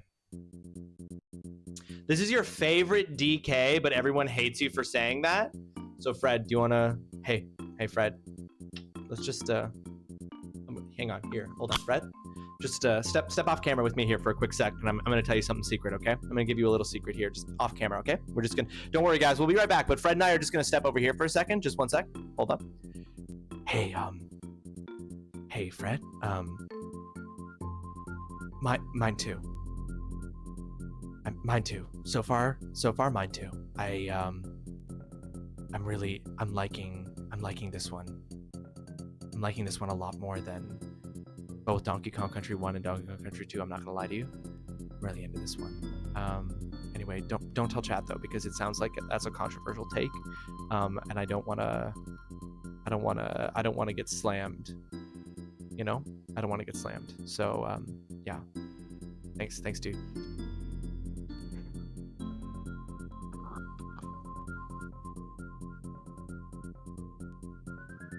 Don't worry about it, chat. We didn't say anything you needed to hear. Anyway, so yeah, Donkey Kong Country 3 Part 2. Same. I want to get slammed, but not for this. You know, you want to get slammed down big style. I get it. I understand. There are lots of things I would like to get slammed for. But not for that. Wait, hold on. I'm gonna push back on that, actually.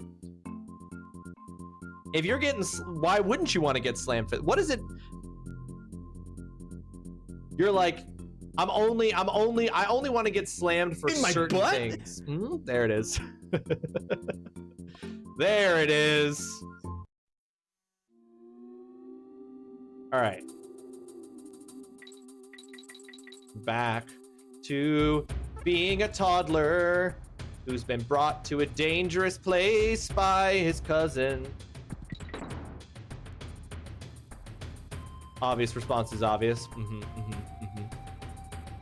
Okay, hold on. There's like a down. Hold on. What do I? Oh yeah, to get a coin. I see. Oh. Yeah.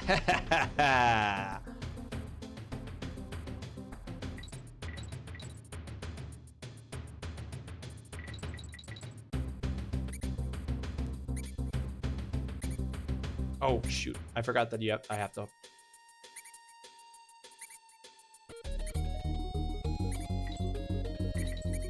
Oh shoot! Wait, did I already do this one? Am I redoing one I've already done?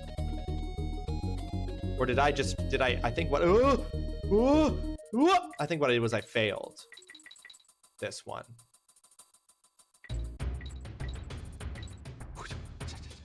Ha cha cha cha. Whoop. Ew.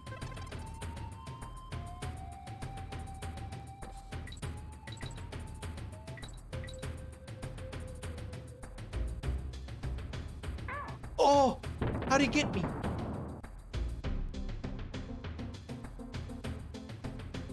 Oh, oh. I clearly failed when I did this before because I didn't get the checkpoint. Yep. That seems unfair. That's right, because I remember that. I got annoyed with this level because this level is mean.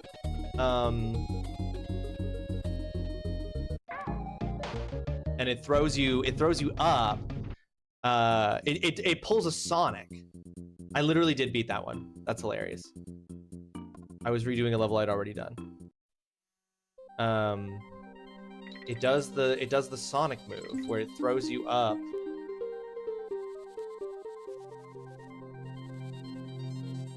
I'm not gonna get that coin. To where you can't see what's coming.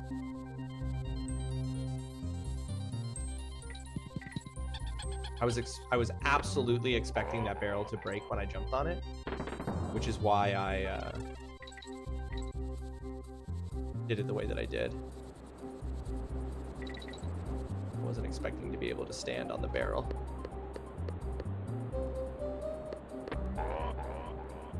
Whoa, whoa. Woo. Oh no.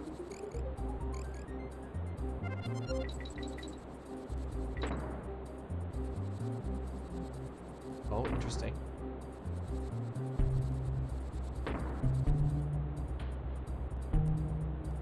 Chat, what is your favorite, if you have a favorite SNES era game, what is it? What is your favorite game from this console generation, if you have one?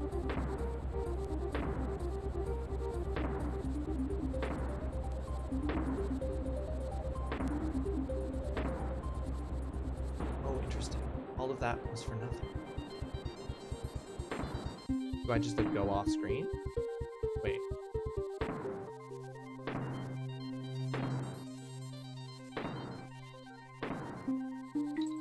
Oh no, there is. Oh my god, I just have to. Oh my god.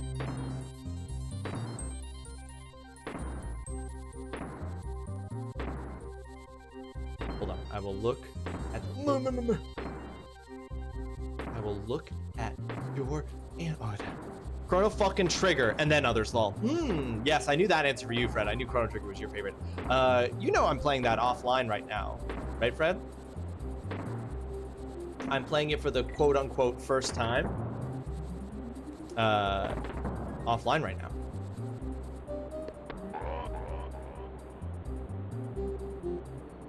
I am about halfway. I'm about to go to, whoopsie daisies. I'm about to go to the 65,000 or 65 million BC, whatever it is.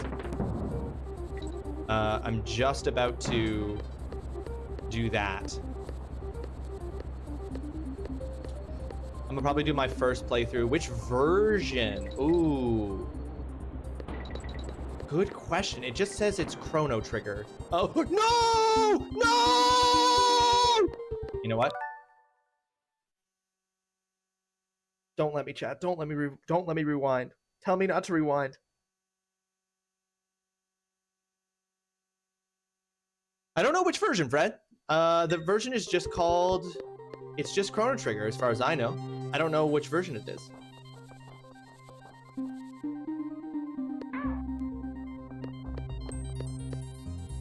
And then I, like, let my cousin get eaten by an alligator. I'm all the way back here!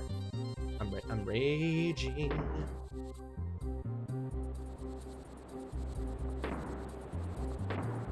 No, Bingo, I can't.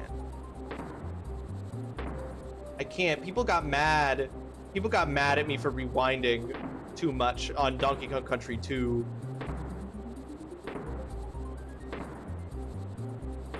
I simply must. Oh. Ugh.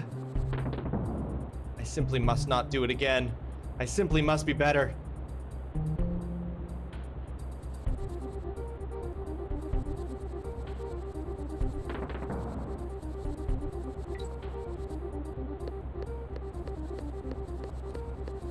DS is basically the definitive version. Has everything plus more after you finish. Opens up a lot. Oh no. Okay, so I'm playing the original SNES version then. I'm not playing the DS version. If I had known there was a DS version, I probably would have done that. Now it's too late.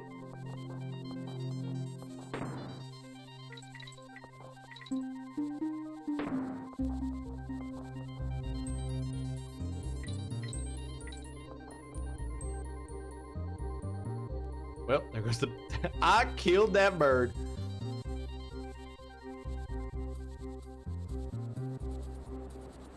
Oh, sweating balls. No, so I'm playing the original. So what am I... Ooh, I guess I'll have to, like, look up.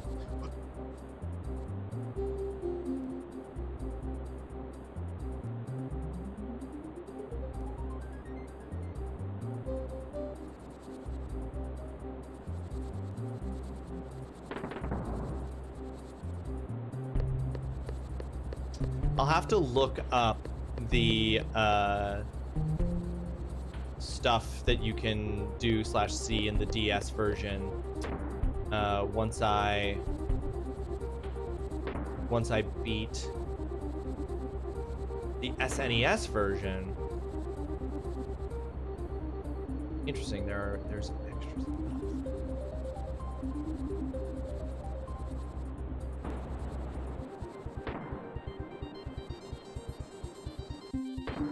No birds past this point.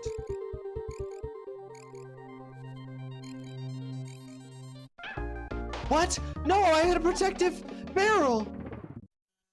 Barrel protect. Alex, welcome to the stream. I hope you're having yourself a fantastic Wednesday. Thank you so much for joining us. How you doing, Alex? I hope you're good.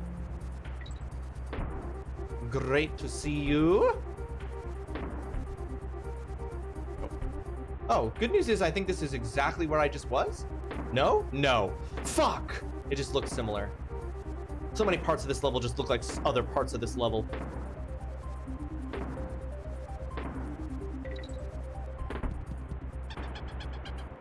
My cousin. For a second there, I thought that was gonna count as Dixie getting hit by that barrel. Oh no! And I was gonna be super mad about it.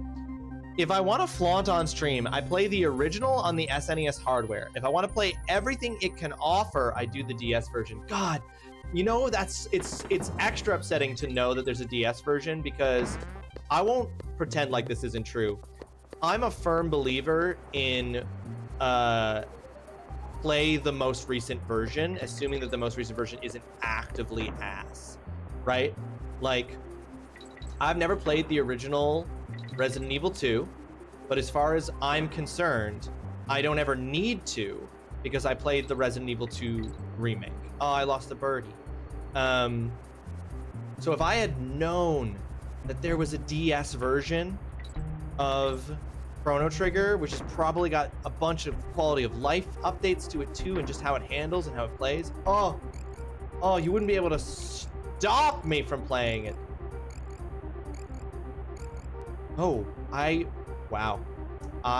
Whoa.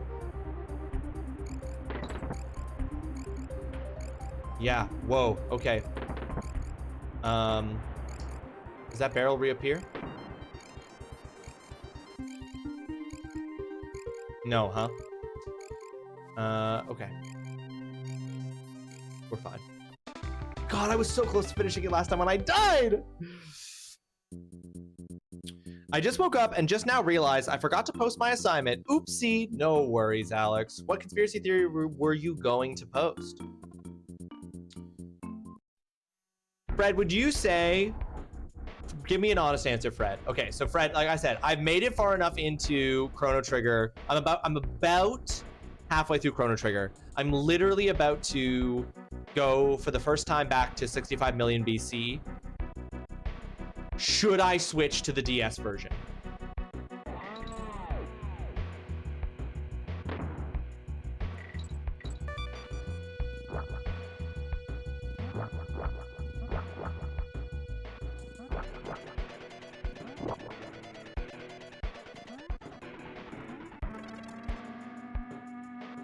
Hold on, my good Rawesome. RE2 OG and RE2R are completely different besides story. Same for RE3 OG and RE3R. I'd say give it a shot if you want to revisit. RE1R and RE1 OG are 1-to-1. Oh, I know that they're different.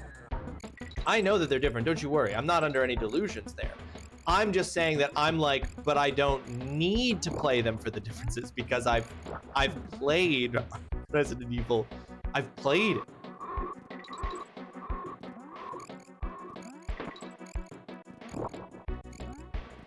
I'm not saying this is a good take. It just is my take.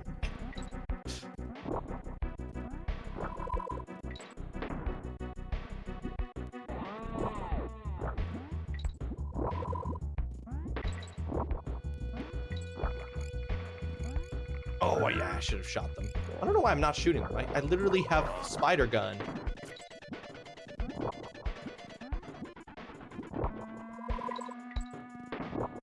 Oh, and if I had. You're right. I think you should switch. It offers so much and even has animated cutscenes from our DBZ. Oh, is that where those... I was like, that was driving me crazy, Fred. I was playing through Chrono Trigger and I was like, I've seen like fully animated cutscenes for this game. Why do they not... Like, they're not in the SNES version at all. Those are from the DS version. So you legitimately think that it's worth going to do the DS version enough that even though I've gotten almost halfway through, I should just cut my losses and restart from the beginning again for the D. Okay, I mean, like, legitimately, okay, I'll do that, because yeah, I mean, I'll do that. Absolutely. All right, so it is written, so it shall be done. If it'll even feel like a new game, you promise? Okay. I mean, I'm not gonna stand here and assume that I know better, which of course I asked because I didn't know better. I'm not gonna stand here and ask for your advice and then ignore it, you know?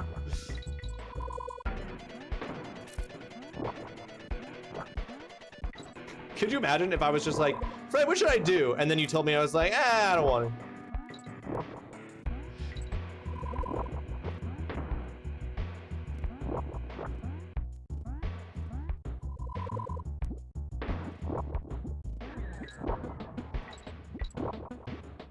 That's too far. Oh, oh no, no, no.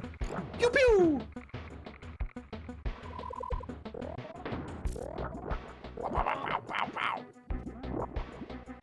I'm gonna wait till, yeah.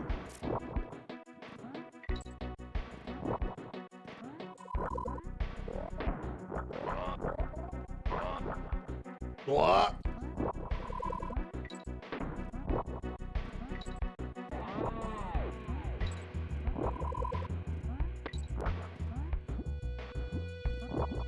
Oh, that's too high.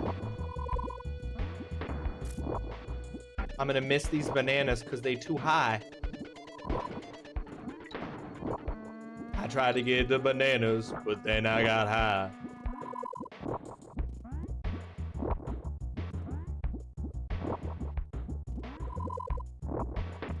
I didn't. Fuck. Okay. Woo! Halfway point.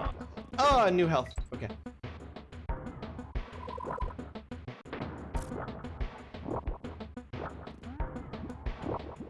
How am I supposed to go down? How do I know when I've gone far enough? Okay. Oop.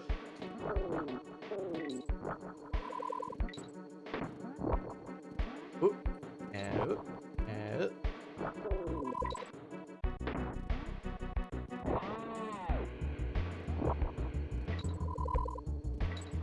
Oh, yeah, I fucked that up. I knew as soon as I jumped that I had fucked it up. What? That's considered still on the pink bubbly? Ross, can I give you a tip? Not spoiler, but more of a technique this game fails to tell you. This game fails to tell me? Donkey Kong Country 3? Yeah, go for it, Fred.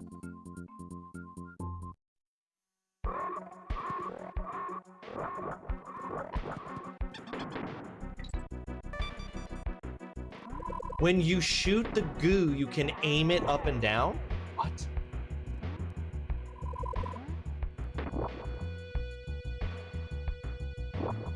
Oh! Okay, but you gotta be pressing it before you shoot it. I see what you're saying.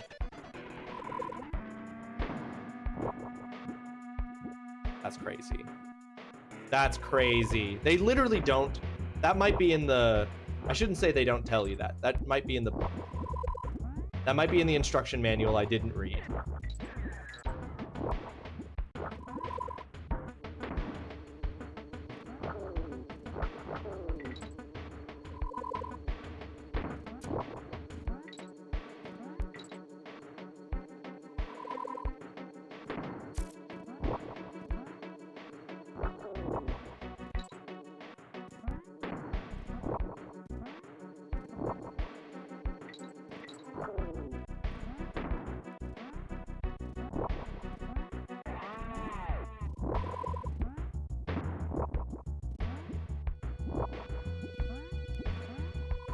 Oh no!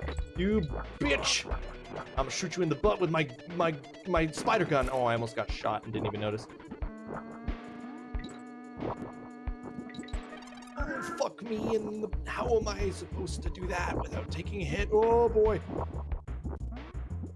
Oh! Spider gun!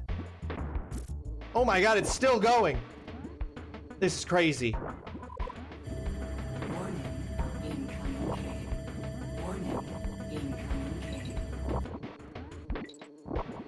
I'm stressed.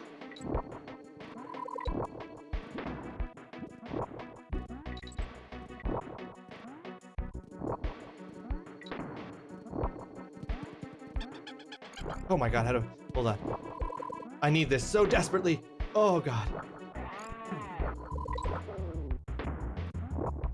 Okay, we are 1 minute out from an ad break, folks. We will pause the action once the ad break has begun. Oh, Jesus. I know that this is like on a timer and I just need to like, it's on a rhythm. There's a rhythm to it. But let me tell you, this is the kind of stuff in a platformer that makes my palms so sweaty. Oh my God.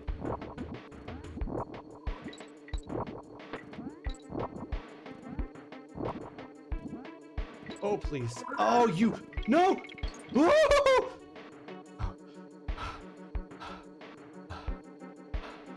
Also, my assignment would have been the Paul is dead theory. Apparently, back in 1969, the Beatles were driving along a highway when they crashed, and only Paul died. They decided that they would hire a guy and paid for cosmetic surgery to make him look like Paul, and they continued on with their success with fake Paul, and there are clues about Paul's identity hidden in some songs. There was a whole website dedicated to it. It was creepy. Yeah, the whole, like, this celebrity is not actually alive, they're actually dead theories to me are such interesting ones because they're... I know I don't, but now that I know I can do this, I'm exploiting. They're so interesting to me because those are the ones that are like, their insidiousness isn't obvious because their insidiousness is, again, it's just tied to this form of like attempting to train you to accept certain forms of evidence from a particular place as reality. And so it's like, it's not obvious. It's like, why is this conspiracy theory dangerous and insidious? And it's like, because it's literally a gateway conspiracy. But it's a good one. It is very weird. Yeah, it was one of the ones that I talked about in the honorable mentions that I had looked up, Alex. It's a very good one.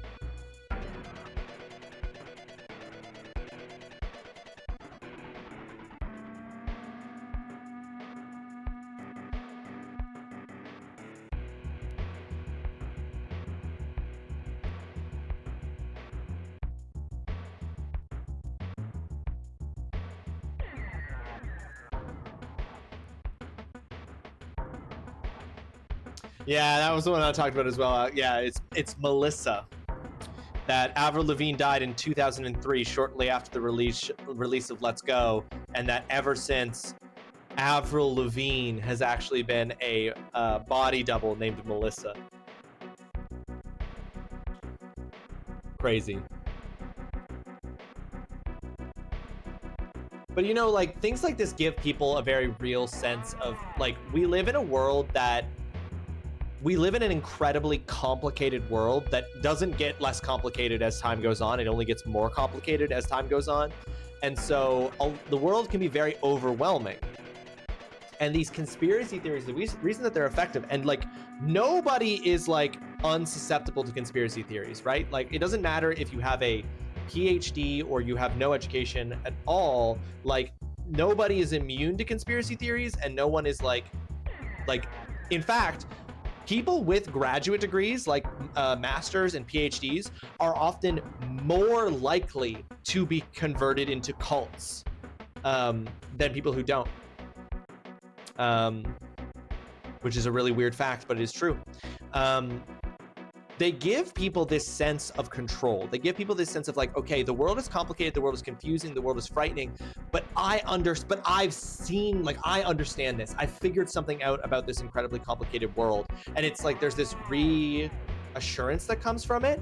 So like, that's part of it, right? Is that like conspiracy theories are as effective as they are because they offer people a sense of understanding something that other people don't get, or like seeing the signs, understanding the complexity, and from that complexity drawing out something true. And like that can be a very powerful feeling, especially when people are like struggling with the reality that like our world is really fucking complicated.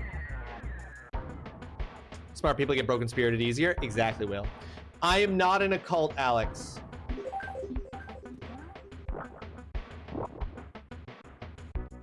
If I was in a cult,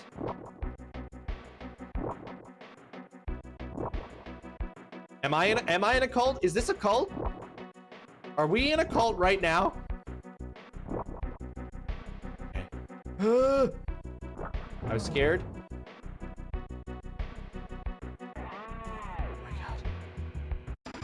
I should have used that barrel against...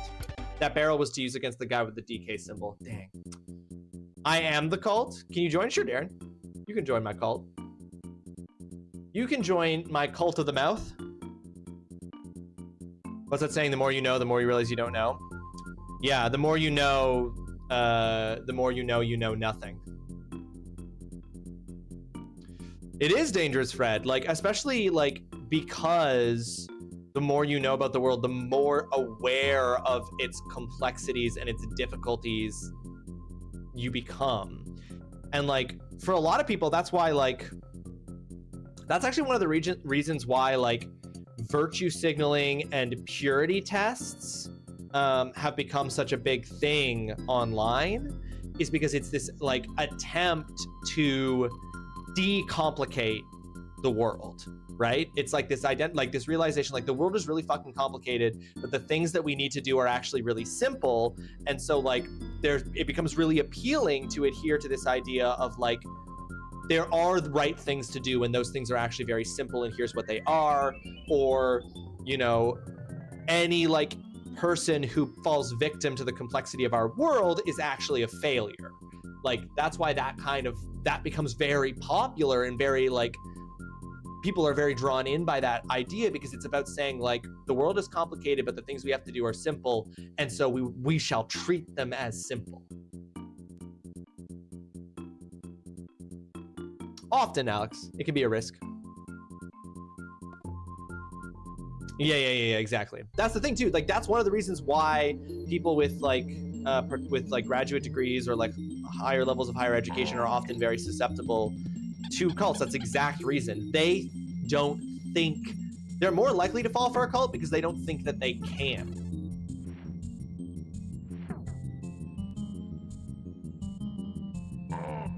Absolutely part of it. Whoop.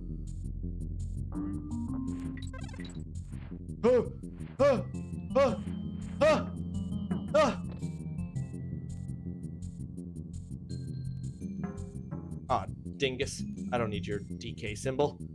I'm not out here to prove anything. Okay, that shit's cool. When you pull that off, that shit's cool. Oh! Run! Okay. Woo! Oh, that was considered in front of it, not on top of it.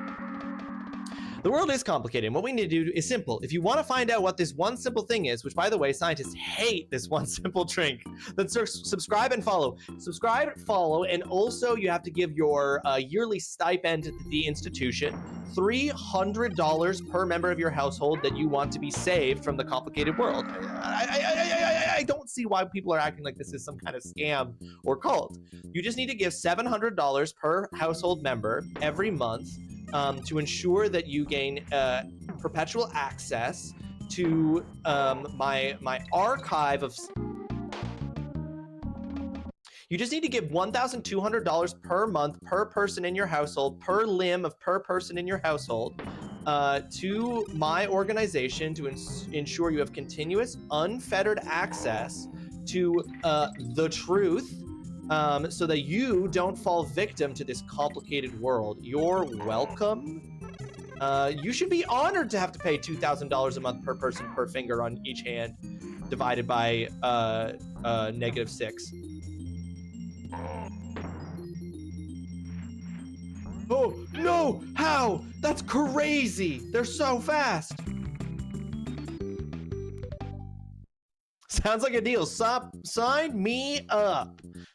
Wait, you just said 300. Now it's 700? Scam. Wait, 1,200? Yeah, Alex, the price just keeps going up every month because the world keeps getting more complicated. So the expenses that I have to accrue in order to make sure that you guys get the simple answers to the complicated world also go up. Surprised you haven't been rewinding? I almost did, Mama, at one point in one of the earlier. I almost did, but I fought it and I didn't do it. You leave my fetters out of this. Totally Cal, welcome to the stream. I hope you are having yourself a fantastic Wednesday. Thanks so much for joining us, Cal. How you doing? How was bird boobs? How is bird boobs? How is booba? I was lurking, but I was hanging out with my wife. It's inflation. It's the girl, the tariffs. I'm just meaning now, since you don't have lives. I'm at what, 3, 4? How many am I at? I will absolutely use it to avoid dying. Let's race to 25.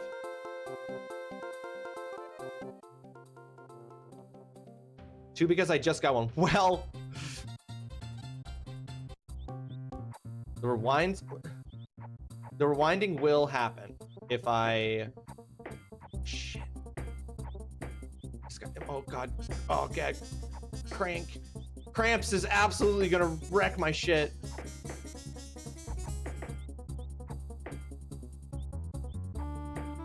He's doing so much better than me. Oh god, he's just ahead of me. I'm not gonna beat him.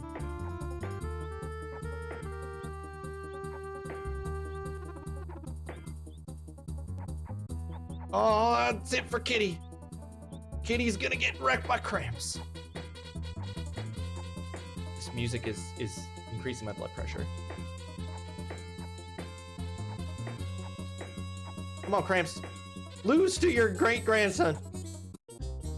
Woo! It is fun. It gets better the more you get into it. I didn't like it as much, but now I'm digging it. Late game, you start to encounter some gnarly-ass critters, and it's been really cool. Okay, so you weren't super into it, but it grew on you. That's nice. Is it actually a Souls-like, Cal, or is it not that intense?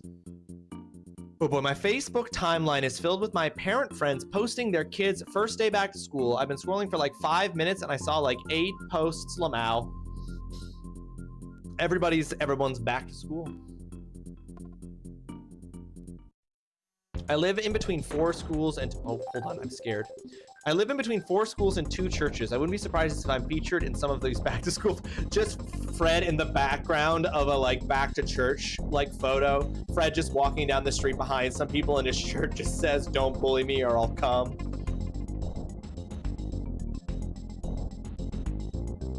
The punishment for dying is not that bad. You drop some of your souls, but not everything. The combat can be pretty brutal. You can get deleted pretty quick if you were not paying attention. I believe, Cal, I remember watching a review for that game, and that was one of the comments that the reviewer said, is that there are some moments in the game where, like, there's, like, a sudden spike in difficulty for a boss, and you're like, what? Looking like those Conjuring pics, just me randomly in the background, always looking the same way. As part of the timeline of the Conjuring. Anyway, I think I have to throw snowballs better than this snowman.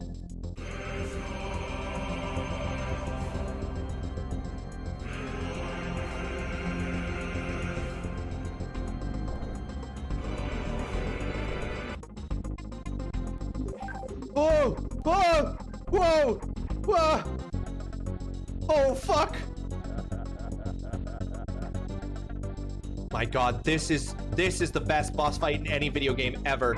Oh my god, wait, I can't hit him if he's... Wait, oh, I see, I understand. Wait, I don't understand. Oh, I see. No. Wait, what? What's happening? Okay, the blue dot shows which level I'm throwing at. The boss balance has been a little funky, but I love big nasty critters. It's why I love the games that I do. For sure, I'm sure that it's satisfying you in a big way, Cal. I'm into it. You know, oh my shit, this guy's crazy. He gets you twice and you're just dead. How do I switch which one I'm... Oh, I see. Okay.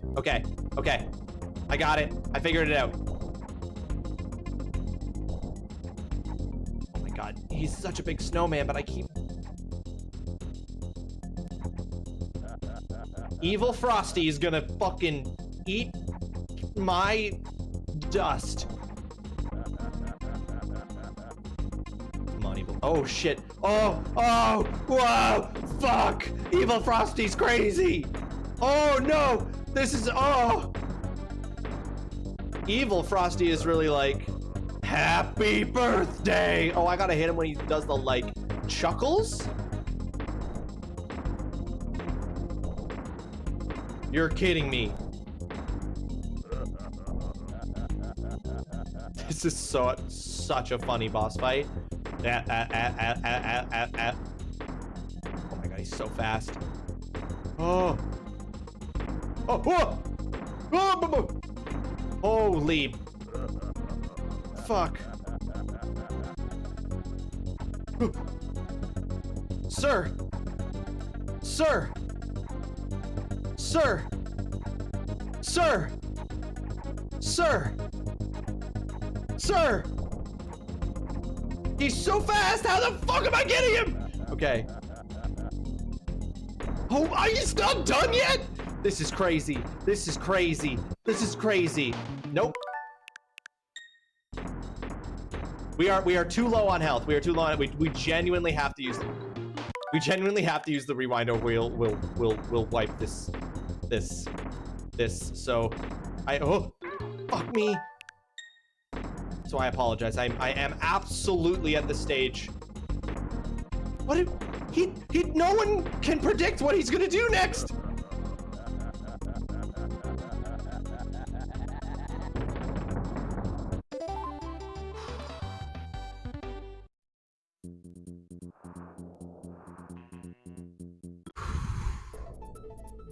I love this boss. This is how I feel Cal defends his property. Don't predict, react. First try. Thank you, Darren. I was reacting. Did you hear me? I was reacting so good. I feel like I was absolutely nailing the reactions. Reaction bait content. Anyway, the only reason that I'll use the rewind function is because I don't have enough lives and I'll die. And if I die and then I have to restart the whole game over with all my progress lost, I'll burn my own apartment to the ground. That's what's going to happen. So we're rewinding. Wait, this looks exactly like an area. Wittowowie. I will Wittowowie have to start over again.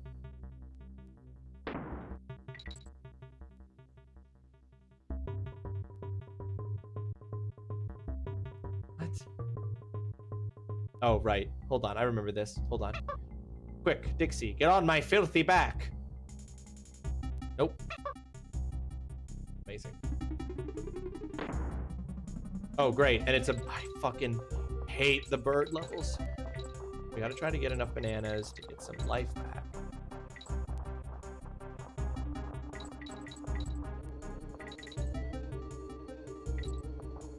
I want you guys to know that was the first. Oh, I see what. That was the first time I've used the rewind function. I want you all to know. I have not used the rewind function even once prior to that. So that was I made it this far.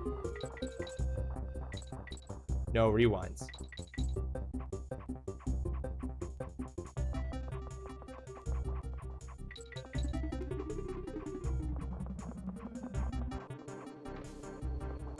What? How do I pick up the barrel as the bird? Hold on. How do I pick this up as the bird? Hold on. How do I do something with this as the bird? Wait.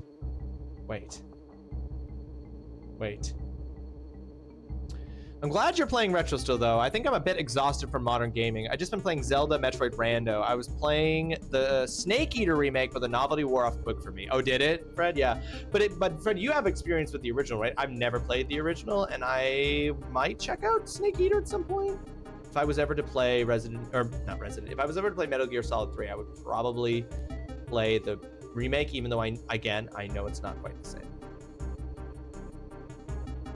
Novelty wore off for Fred, yeah.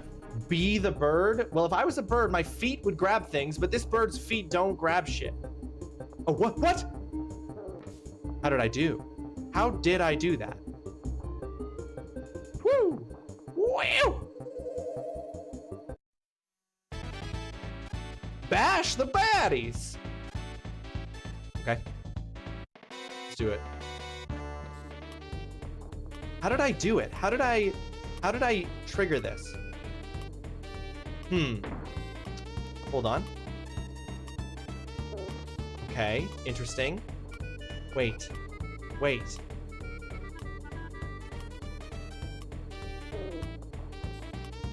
Okay, I understand. I understand how it works with the bird. I understand how it works with the bird now. It's that you have to be at the edge to kind of like trigger it. Oh yeah, baby.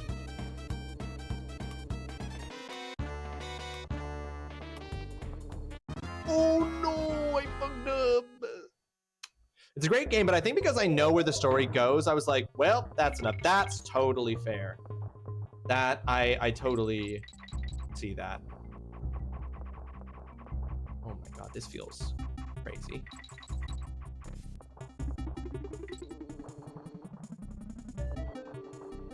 What? Oh. I'm just not even gonna try.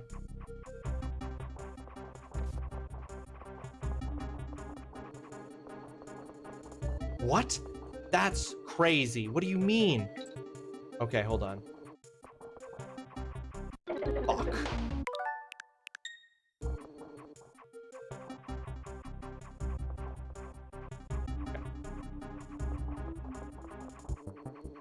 Okay, so now what I want to do is go. Hiya!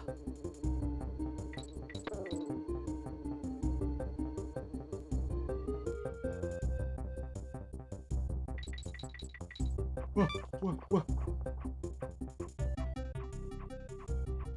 No, that's what? How? There's no way you can make that. Bro, no, I don't think so. We're abandoning. Oh, secret bananas. I love that. Nice. I haven't tried it since I'm stuck with so many other games. I can finish this sometime later. So Ross, give me the 2-minute breakdown of your thoughts of Stellar Blade since I missed the ending. Foxhound, my 2-minute breakdown of my thoughts on Stellar Blade. Stellar Blade slaps a pretty superficial story on top of... I feel like all of the pieces of Stellar Blade are like really obvious, like what they're doing. So they do this kind of like particularly kind of exploitative thing with the body of Eve, their protagonist, where they give you all these outfits that clearly like, you know, objectify and kind of exploit her body in the tradition of things like Barbarella and other things like that. I'm sure there's also a history of this kind of stuff in Korea too, where the game was made. So they do all of that stuff to kind of like, those serve purposes, like those exploitative. I mean, they're also problematic. I'm not saying they're not, but they also kind of do like have a kind of spoiler. It's not even been 30 seconds, mama. So there's that element to it. Then there's the story of it, which is just very superficially tacked on. All of that is just to... All of that kind of in some ways distracts from the fact that Stellar Blade is an amazing action game. Like, the combat is so good. The abilities and everything that you get access to is so good. The bosses are so good. Yeah, that's the strongest part, is that it's just such a slick, clean action game that the exploitative elements of it can kind of distract from that, or like make you forget that that's really what the game is, like that the game's got that. And the story is all kind of like very loose and superficial, but like it's just enough to like kind of graft something on top of there with what is just an absolutely solid action game. I don't think that the story or the exploited elements could have held my attention if the combat wasn't so good. Yeah, and that was absolutely only like 2 minutes. Like 2 minutes is a long time. You could have brushed your teeth to the amount of time I just spent talking about Stellar Blade and had done a good brushing. I see you everywhere with your games. I started Lies of P. When I come back, I'm thinking of hitting Sekiro. Oh, nice. How are you liking Lies of P so far, Fred? And vice versa. And vice versa, Fred. Nier Automata is great. I really enjoyed Nier Automata. Nier Automata has a bunch of its own flaws, but Nier Automata is trying to do something, and that's really cool. Oh no, no, no. Okay. Now, oh no, I can't. This is. What do? This isn't the bird that can shoot. Oh, I know what I gotta do. I see.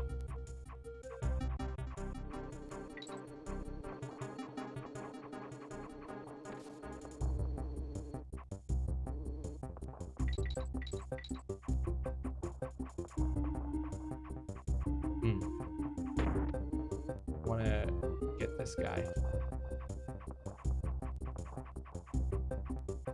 Oh, that isn't considered to have hit him.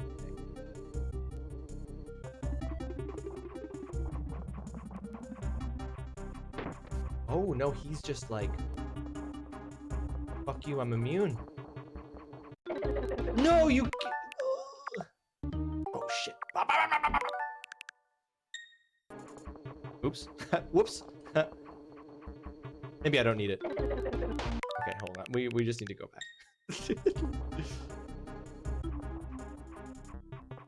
Liza P is fun. It's a bit aggravating when it feels every single enemy has this delay that takes 5 to 7 business days to attack you. It's pretty cool so far.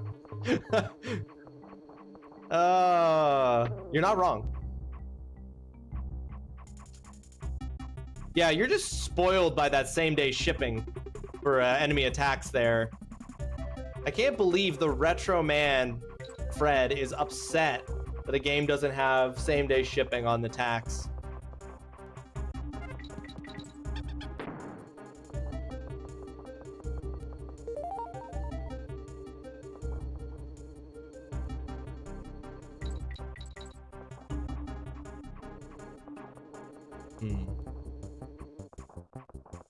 Oh my.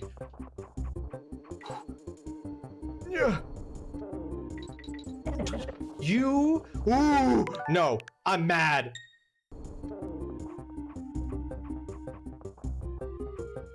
That was some Sonic ass shit.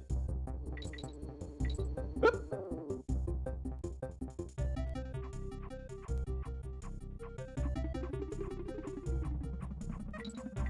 What am I doing on?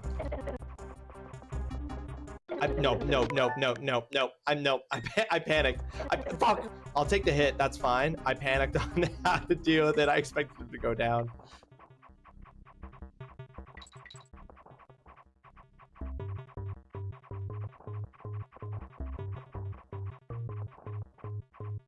Yeah, Liza B just really wants you to get used to its speed, you know?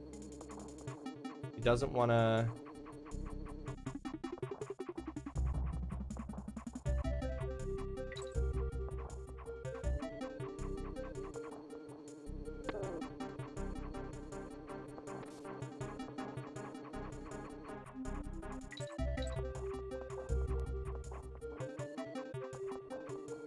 So I just straight up can't kill these dudes with the barrels is what I'm...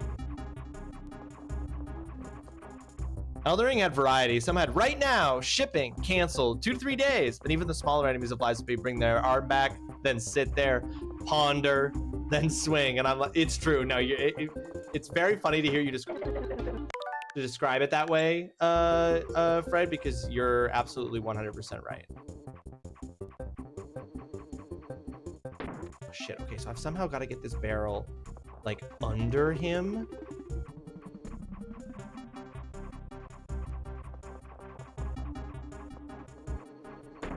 Oh, see, I've got to get the timing so that it goes under him when he's just starting to go up.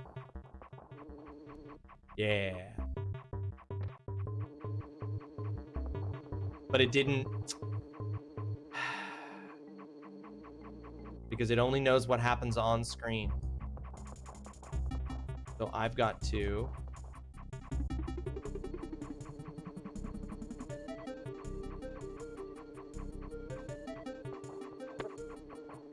Incredible. Fuck. Woo!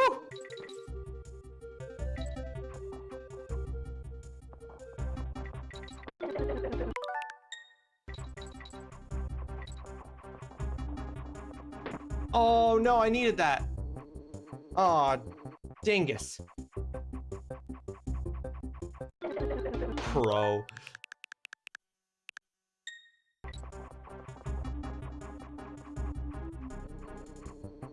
Boop.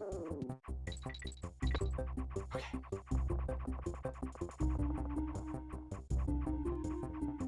What did I just do? Chainsaw, welcome to the stream. I hope you're having yourself a fantastic Wednesday. That's just the SNES emulator rewind function so that I don't die and lose all my progress.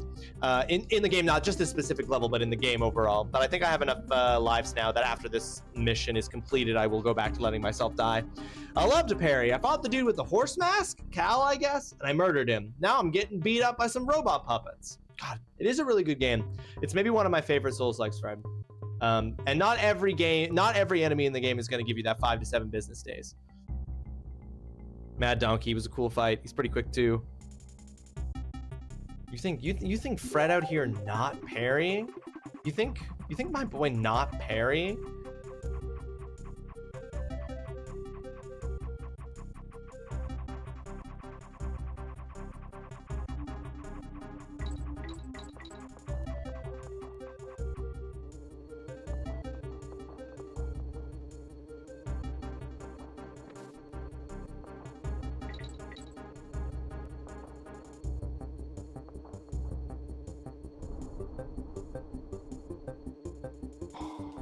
Oh, I see.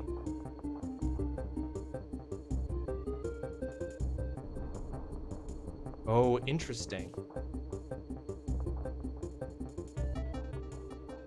I gotta drop it. I had to drop it there. Between... There we go.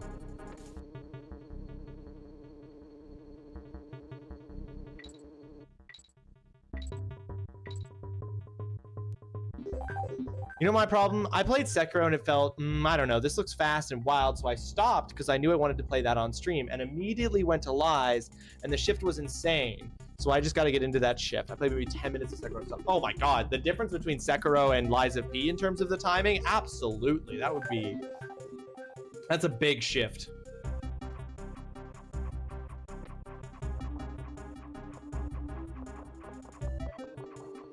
What? Wait. No. Oh, you assholes.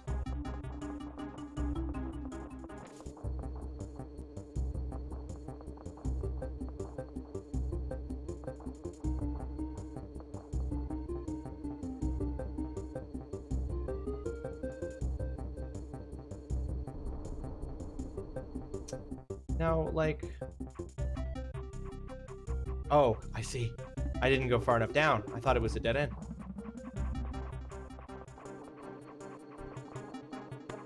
That's fine. I don't need that letter. I don't even want that letter.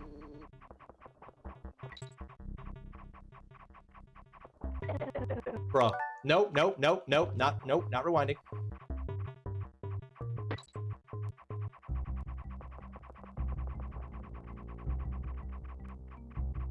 These guys are fun. I like these guys. Hi, Ross. Hi, chat. Hi, Bird. Dutson, welcome to the stream. I hope you're having yourself a fantastic Wednesday. Thank you so much for joining us. How you doing today, Dutson? Hope you're well. Oh, my. Oh, Lord. They doing some shit. So I got a haircut, and I decided to get Harvey's as a treat. Nice. You beat Sekiro already, Fred? Nah, I'm still a baby in Souls games. Only thing I have under my belt is Dark Souls 1, Elden Ring, Another Crab's Treasure, and Bloodborne. Oh, I didn't... Fred, for some reason I thought... Fred, it's just a credit to your... It's just a credit to your skill set, Fred, that I assumed that you were just absolutely... had absolutely crushed out all the Souls games. So I thought you were doing like a,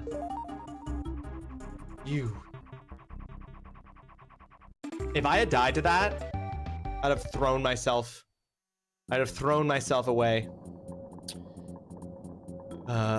With how you parry and shit, I thought you played. Yeah, that's what I'm saying. I feel like I assumed Fred had played all these, but that's just exciting. I have given myself a brain freeze, but for my tum-tum, like my stomach hurts for the slushy I got, and I also thought you were a veteran Souls head, Fred. More than I have under my mouth. Wouldn't be hard, though. Mama's got Lies of P. Mama did beat Lies of P. Mama has beat a Souls game, though. Lies of P. Yeah, I played for 10 minutes and stopped because I wanted to do that on stream. I said, nah, I gotta do this on stream. Now, Fred, are you planning on doing that on stream with a steering wheel? Is that a game that you're like, I'm gonna work my way up, but I'm absolutely gonna be spinning that wheel to parry. Oh no, you're right. No, Mama, you can count that. Technically Tunic. You can absolutely count Tunic.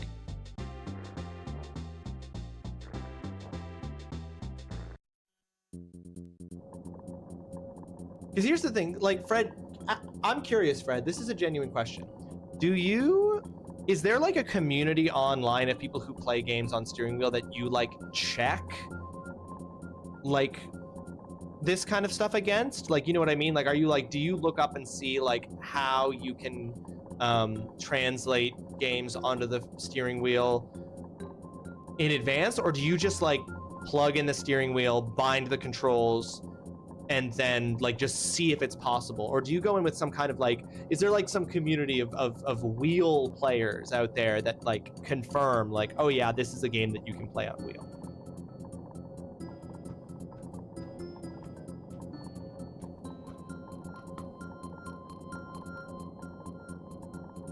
I have a few friends that use unconventional controllers and I talk with them. Thormungunder taught me how to do it and it just took it from there. Okay, so I see. Okay, so sort of yes, no. There's not like some kind of forum where it's like, this game can be played on wheel. It's more that there's like a thing out there where people are like, unconventional controllers and here's how you can map things. Interesting. All right, I think I'm at the point again where I'm gonna allow myself to die if I fail.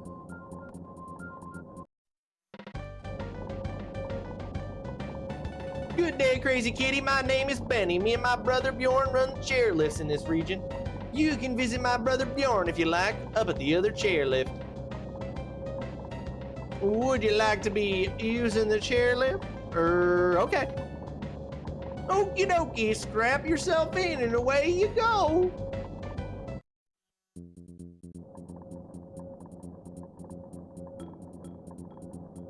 That chairlift better be OSHA safe and have like belts and shit.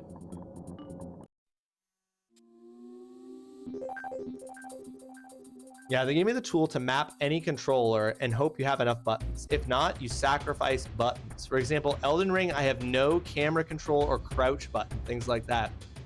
Oh, so you just have the ability to lock on in the direction you're facing? You can be stealthy in Elden Ring, Dutson. Oh, interesting. I've got to... What? I'm too close. I didn't see what I hit. Oh. I seem to be stuck going up no matter what. Interesting.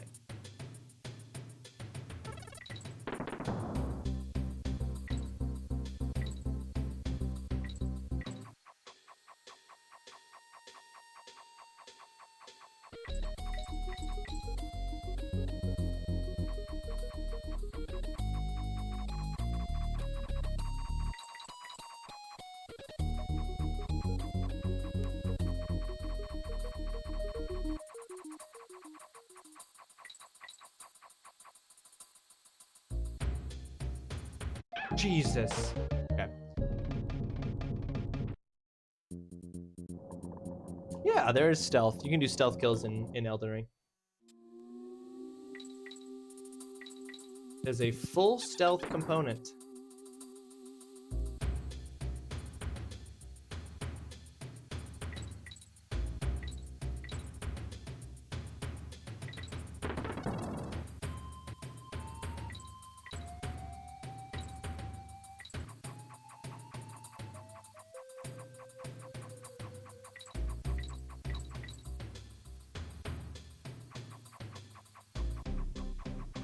Oh, I forgot. Fucking.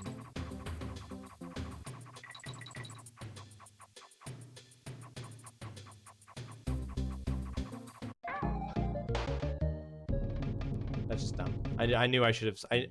I knew I should always just be switching sides. But it doesn't align with the kick the door open and roaring fuck the crouch button, except that one part in the DLC. Yeah. You don't think that the crouch stealth stuff aligns? Yeah, the game doesn't really like. There isn't really an option to do stealth for the whole game.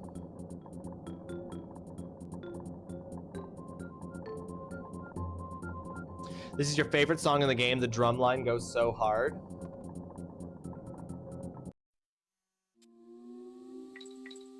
To be honest, I've only kind of been listening to the music because I've been so focused on the visuals. I'm gonna listen this time.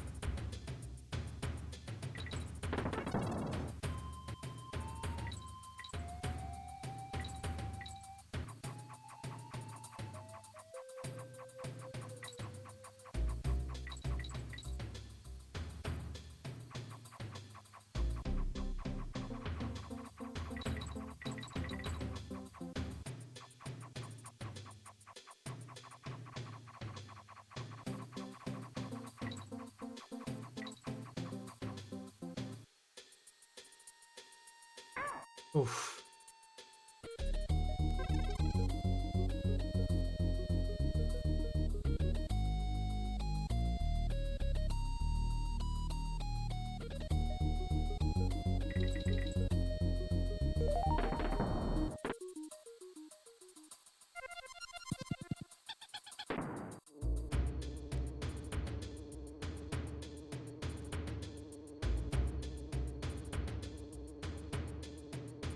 Fuck. That's crazy.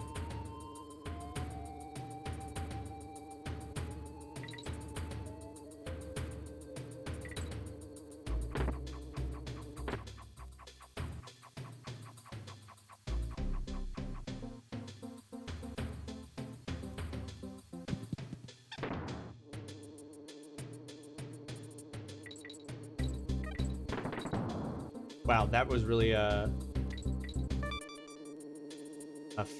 faith-based jump, huh? They really like just trust that you're supposed to. Oh yeah. Fine.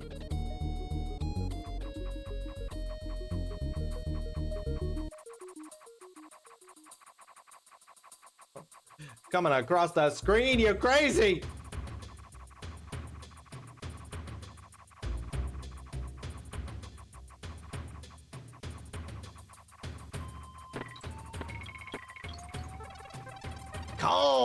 All right, we nice. We got another health.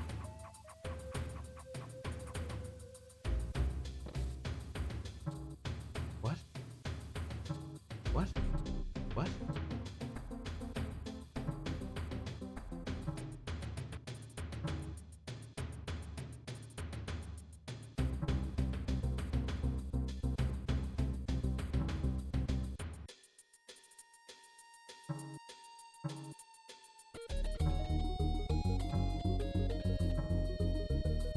Was I not supposed to get off here? Did I fuck up?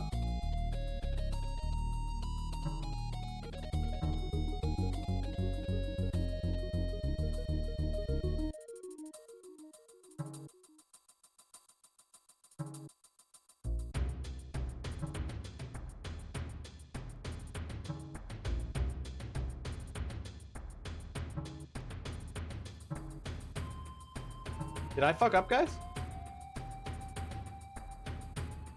Was I not supposed to get off here?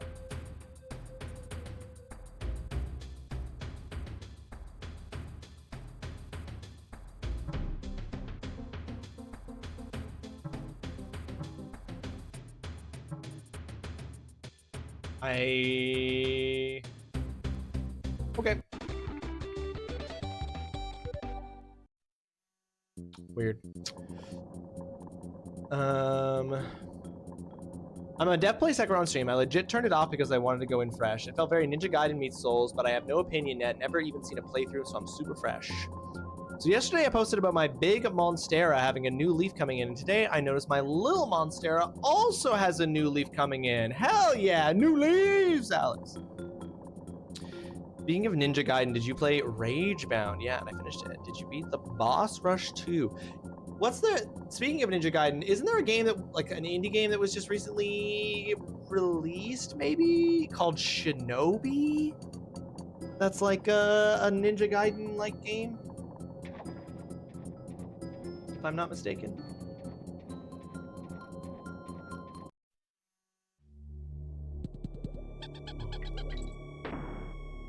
Dark and spooky.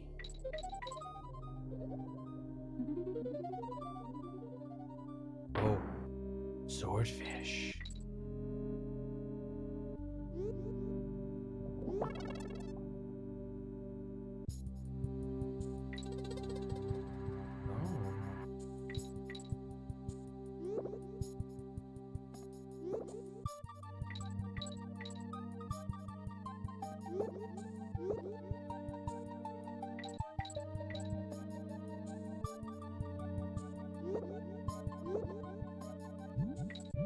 Game hack, just turn up the brightness on your TV.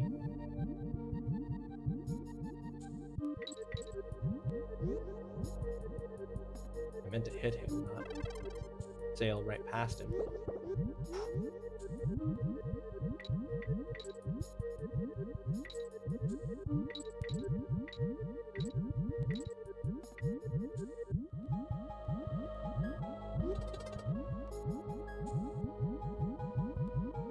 Wait till they get back up. For sure.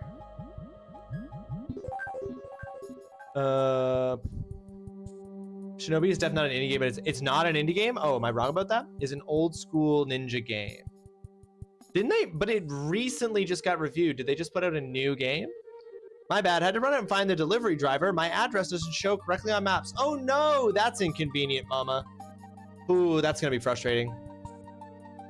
Ninja Gaiden was Tecmo's answer to Shinobi's ninja side-scrolling hack and slash. You should play Shinobi 3 on Genesis. It's an amazing game.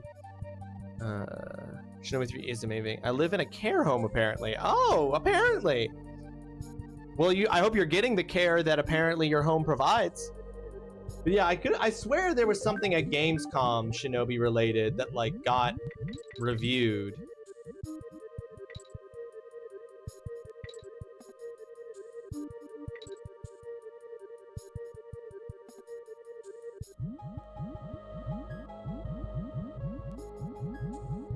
Oh.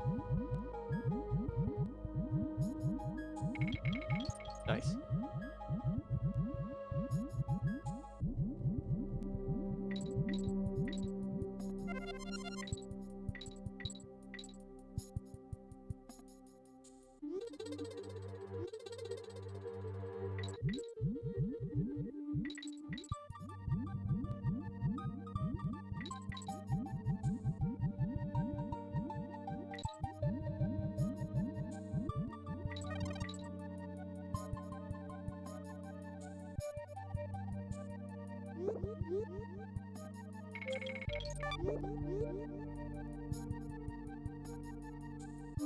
Oh, that's just...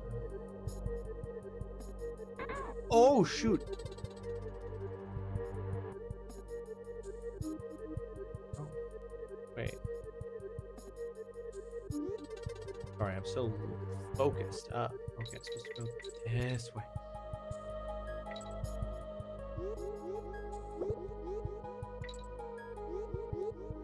Oh, ah, fuck! Mom bought that stealth home. Also, hello, TGC, welcome to the stream. I hope you're having yourself a fantastic Wednesday. Thanks for joining us. It's a new Shinobi game that came out. I haven't played it yet, though. I think the hype right now is about Silk Song for sure.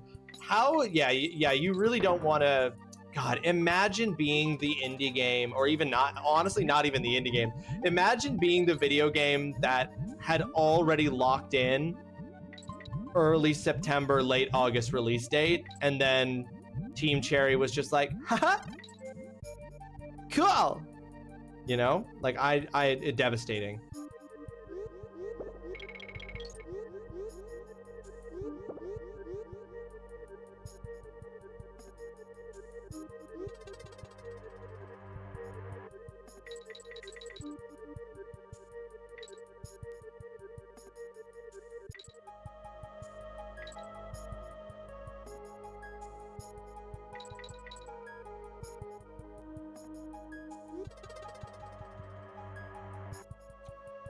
I guess it might be considered a little bit of a spoiler for DK Bonanza. Does anyone want me to not talk about the unrevealed bonanzas for DK Bonanza for anyone who's like wants to go in and not know what bonanza forms there are that haven't already been officially announced? Because if so, I won't say what I was going to say. I don't want to spoil that for anyone.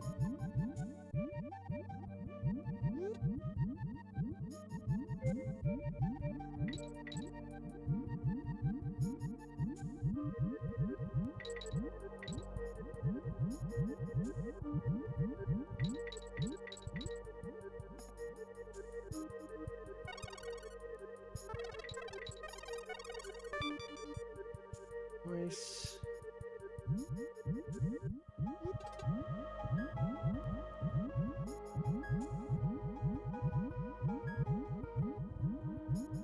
Oh, yeah. Woo!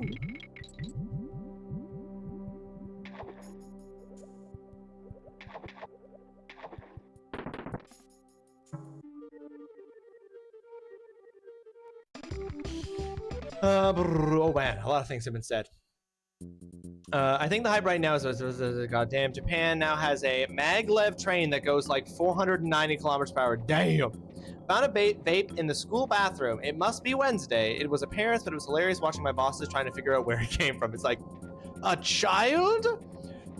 It's rough out for every other game coming out this thing, exactly. A lot of people delayed their release. Silent Hill F still sitting comfortably though. Honestly, it's a bad month for any new developer to release their game. Yeah, it's true. Yeah, tomorrow, folks. Crazy. To be fair, Silent Hill F is its own type of game, so Silksong and Silent Hill F don't clash. I feel like DK Bonanza I feel like DK Bonanza is not really a spoilers kind of game. TGC, you would be wrong about that. There is absolutely a pretty major spoiler that I could give. All right, nobody is objecting, so I'm gonna say this. I was a little bit disappointed that there was no, given the fact that there are so many underwater, like that there are underwater levels like that in Donkey Kong Country and underwater levels, it annoyed me that DK Bonanza does not have a bonanza form that's a water bonanza form, was what I was gonna say. I was really expecting to have a swordfish bonanza form, but there isn't one. It annoys me though that it's not just a midnight release. Yeah, it's like 10 a.m. Eastern, which is really weird. I wonder what that's about. I wonder if that's just, is that midnight in Australia?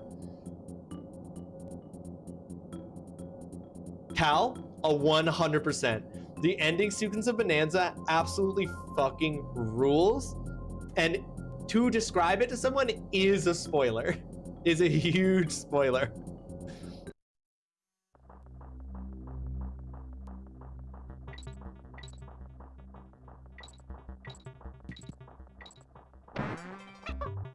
Oh. Yeah, this is the one that can shoot. Shooty bird. Blah! What? Blah, blah! Oh, blah! There we go. Now, with them not giving pre-order, their servers will blow up with the amount of people trying to get it at once. It sucks, but I get the side. Yeah. No, that makes more sense. Yeah, it's literally just like a time zone thing. Okay.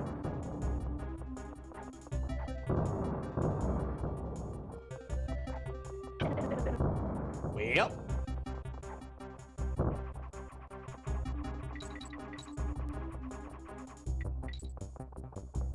Yeah, that is definitely annoying for sure. But I guess yeah, the server overload thing is a concern. People will be complaining about it too, you know what I mean? Like there's gonna be so many people complaining about the server, the difficulty of getting Silksong.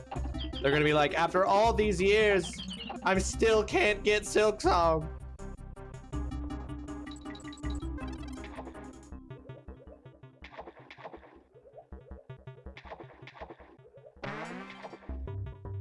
Wait. Oh yeah, I was to say, allow me to become the swordfish. So what's the difference between, what is the like difference in the Donkey Kong games between,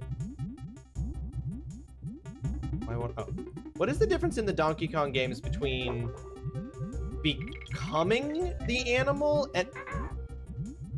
and riding the animal.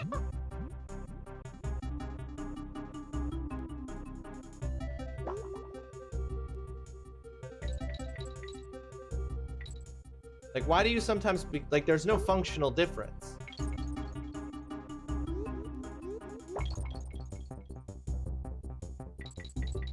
I'm just worried. This is more of a question about the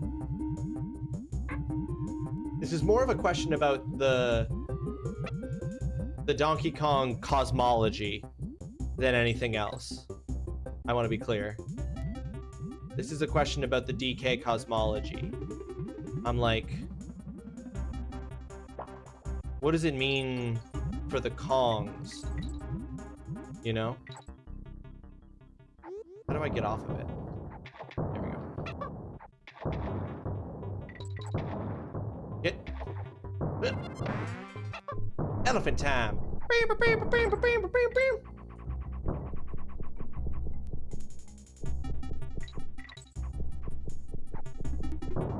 Way up. No, way up. Yeah. Oh, spider time. Oh my god. This level has every animal. What? Shit. Balls. Come back, my spider. Ah, shit. There was a thing down there instead of a spider. What? I don't want to talk about it.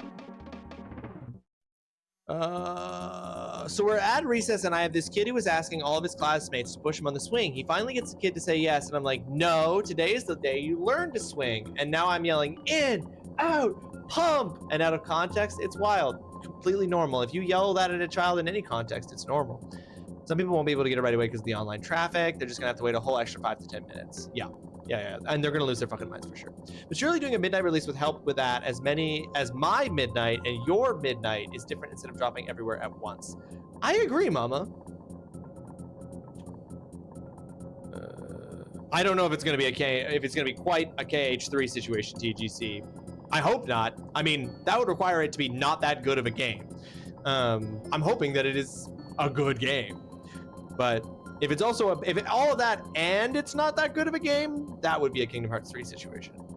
The game better be 10 out of 10, no reviews, nothing. With how long that game got to deliver on all fronts, for sure. I hope that it does. I really hope that it does.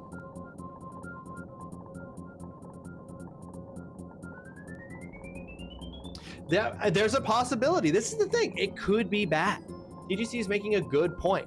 If after all that time, it is then also bad, then it will, yeah. Then I think the KH3 comparison is absolutely warranted. I'm not gonna stand here and be like, it won't be bad, because that's not true. And if it kind of sounded like I was making that argument, I take it back. Because there is absolutely the chance that it will be bad. Okay, what I wanted to see here is, fuck off! Hang on. The frame loss got me there. Wait, what? Hang on. I just want to see if I can shoot these guys. Okay, no, they are immune. Oh shoot. Oh no.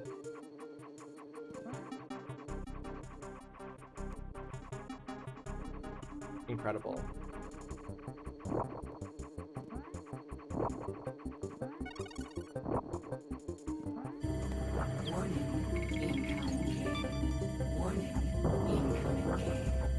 Okay, folks. So that incoming game is actually going to be my stream break, because we are at 1:30, and since we started a half hour early, stream break is also a half hour early at 1:30. So we're gonna, oh, did it start the level? No! I'm just gonna use the rewind function to not start the level. Whoops. So we're gonna do the stream break here at 1:30. I'm gonna go get a snack, refuel, re-energize for the remainder of stream. I invite you to do the same thing. Check in with yourself. Do you need a snack? Do you need to stretch? Do you need to refresh your water? Whatever the case might be, take this opportunity. I'm just salty. I need to wait until 3 p.m. Legit, Mama. It's legit.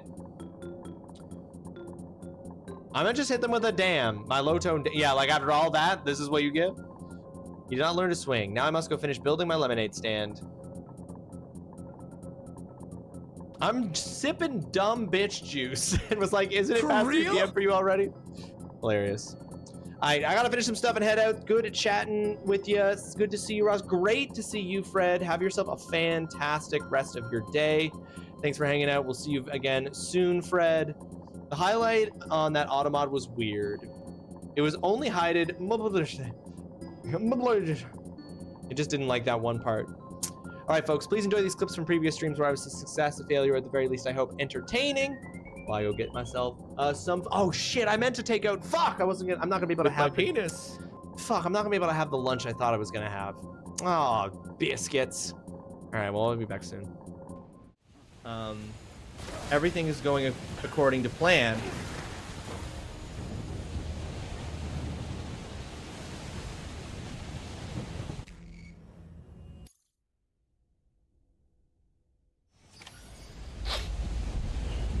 And that's how you do it. That's how you mountain climb.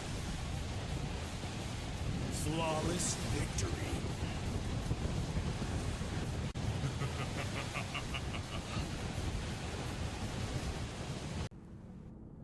If that's not already, oh god. Okay, so they're like, you can, if you manage to pull this off, you're gonna get health.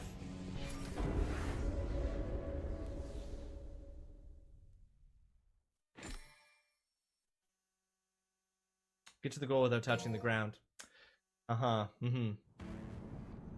Yes. Hey, it looks like you're having trouble with this part. You ever think about lowering the difficulty? Can't lower the difficulty to solve that one, and also we don't lower the difficulty. This is the color of the jelly bean that we've pulled. So according to the thing on the back, that means that this jelly bean has the chance of being a strawberry banana smoothie, which sounds pretty good, or a dead fish, which sounds less good. Let's see which one it is.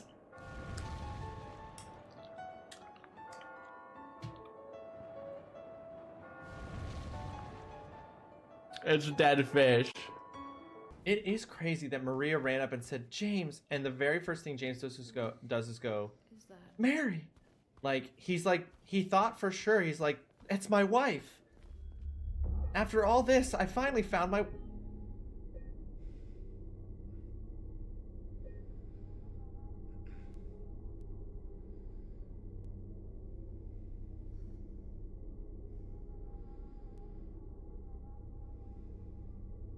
Why is she so, Yate, why is she fucking breathing down James's neck right now? Holy shit, seeing her there actually freaked me out. Oh my god, Maria, like, holy shit, like, give me some fucking space, girl.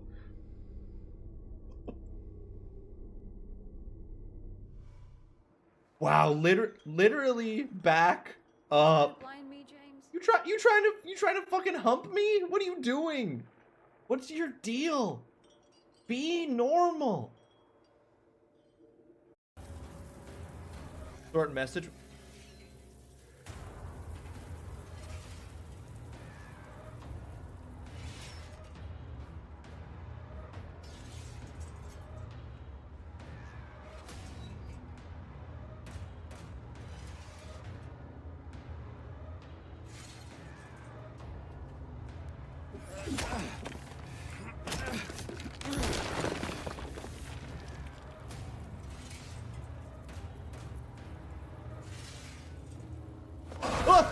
Oh fuck! I was gonna go boop him on the back before I left. Oh no, please.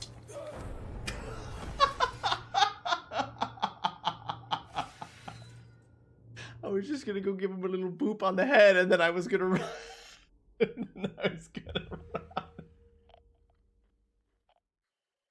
I got cocky because the pyramid head got stuck on a table. I thought I was gonna get away with it.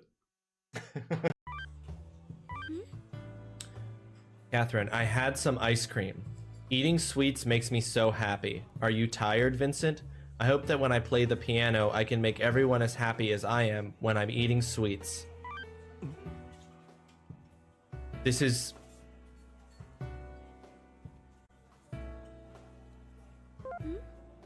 Nothing to see here. Take off the feet socks? Fully invert myself. Holy shit, this man was pooping. He's a silent pooper.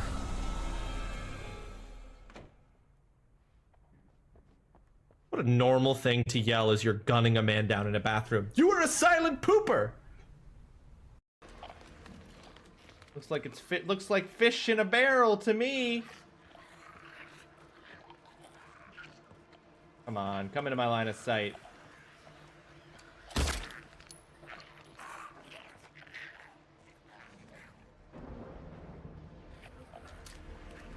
Oh, you were in a meeting during all that, Dudson. Whoa! Fuck, that genuinely scared me. Holy shit, I jumped so hard. Did you see that?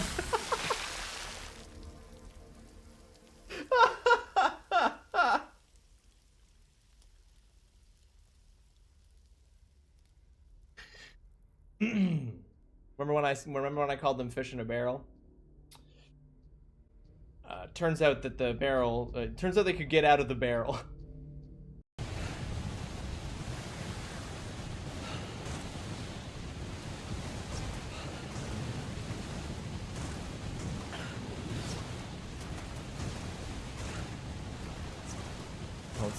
Don't you say a word.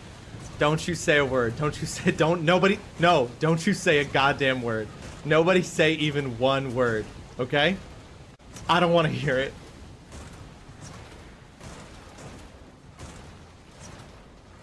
I said I don't want to hear it. You're getting so much fun out of this. A treat for you. It's a picture of my dick. What a stupid... good, right? That's so dumb!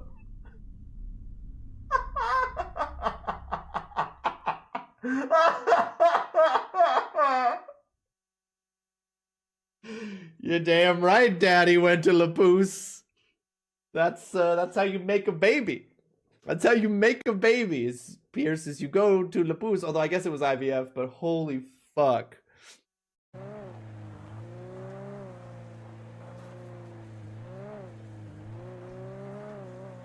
Well, I'm much happier that I'm driving this Jeep. You know what the worst part is? And I think that this is, honestly, guys, this is maybe the most upsetting thing about where we're at in this, like, mystery box of mystery boxes. Is that I think I get it. Like, the stuff that has been explained, even though it's ridiculous, I'm like, okay, I get it. You know what I mean? And I think that upsets me. Because I'm just like, no, don't give the man what he wants. Don't understand it. But I do. But at least what's been explained so far, I think I do get it. I was saying earlier that I really like how Remedy always makes its characters like regular people. I will say the one thing I do like about the characterization of Alan Wake is, like, I don't subscribe to the idea, for instance, that characters in stories have to be likable to be good characters. And I'm not sure if Alan Wake is likable, but I think he's a really good character. Not just because he ties into the ideas that the story's having, but also he's, like, flawed. He's a flawed character. And that gives him depth that a lot of video game characters just don't have. And so he's, like, such a good character in part because, yeah, he's not likable, but he's, like, interesting because he's flawed and has more dimensions. And yeah, I think it's part and parcel of the same thing. Hey guys, I'm just gonna go down low here where you can definitely reach through the bars and grab me, but you won't. Oh, okay, so they will. It's fine. Spoke too soon? Run! Terrifying. If that was the sound that Evil made. Steel Dragon. Oh, Typhlosion would be perfect for this one. Gagyagaba Bagwa!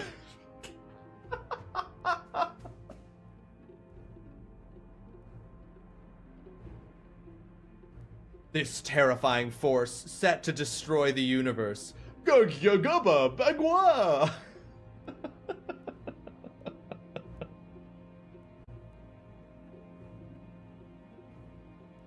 Oh, that's dumb. Hey guys, these crates are ruined, but I swear the sperm and eggs are fine. If you put sperm out in the time fall, would it become a baby? Don't answer that. If you put a sperm into an egg and you left it out in the time fall, would it become a baby? My butt? Nope, it doesn't come out of the butt. You can't trick me. That's not where the babies come from. Course 107, inaccessible. All right. Speaking of smashing wins. Now let's see what happens. So she... Can you let me in?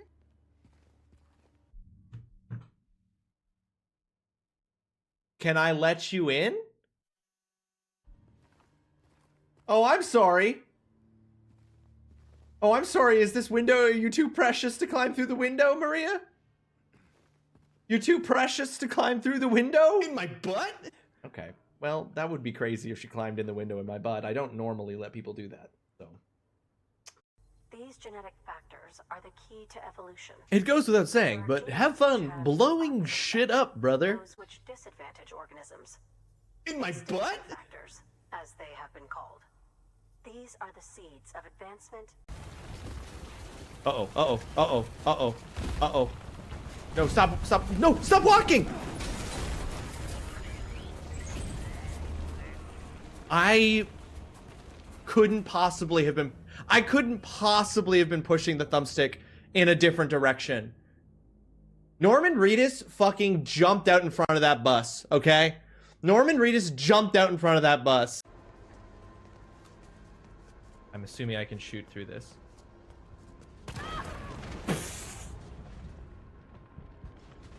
Okay, so...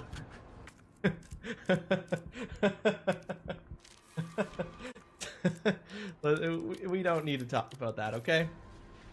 Obvious mistakes were obviously made. I hope that Redacted is going well as it can. Trying to fill in the blank of... Are you falling over? Oh, it's because they stole my shoes, guys. Norman Reedus is walking around in sock feet right now because the bad mailmen stole my shoes. Look, it hurts. It hurts Norman Reedus' little feet when he has to walk. So dumb. Your unacceptable racism shall be stopped here, beginning with my Typhlosion. Okay.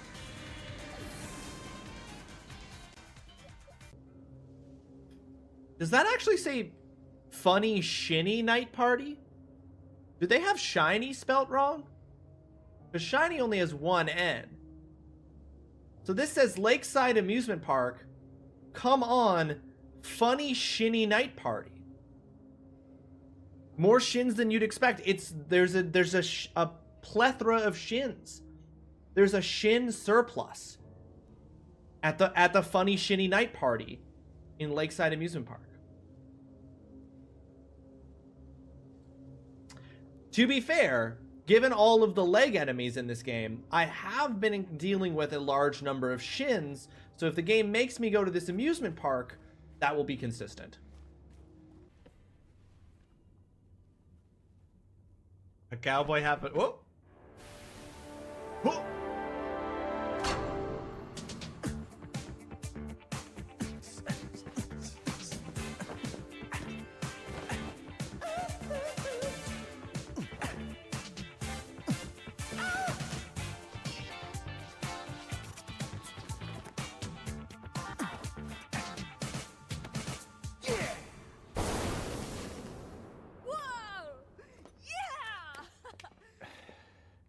I'll take that. Dante. I'm gonna go too. Why don't you sit this one out? Oh, let you call me dead weight Okay. again? Odds are low that this game would also, that this area would also have a zombie in a locker.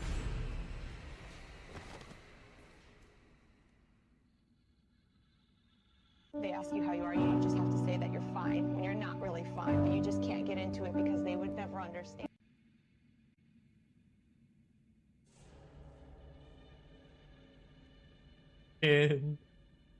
Incredible.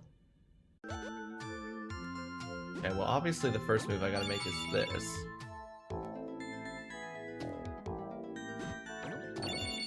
Oops, didn't mean to move that twice, but we've done it. Hey, that was the solution. And I don't know. They probably hold hands in there. They probably don't do anything but hold hands in there. Man, that thing looked angry. Oh shit, there's a... Oh shit! Fuck! No! Stop it!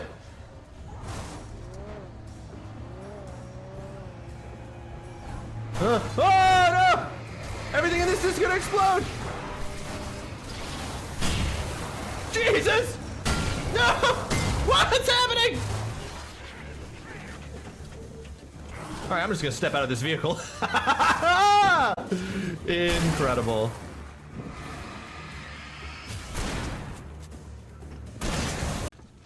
That's one thing too many? Okay.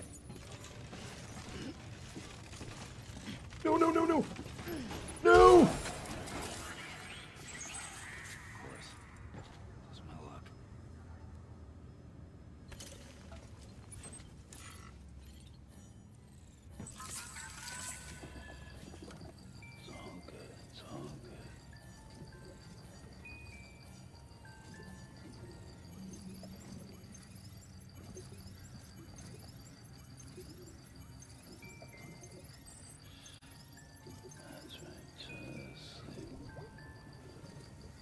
This once again re-ups my opinion that Ross has full-on patrons of the arts supporting him. Listen, that, I mean, is what I'm doing on Twitch considered, should it be considered art? Yes. Is it art? Yes. Do I think that I should be receiving patronage of the arts?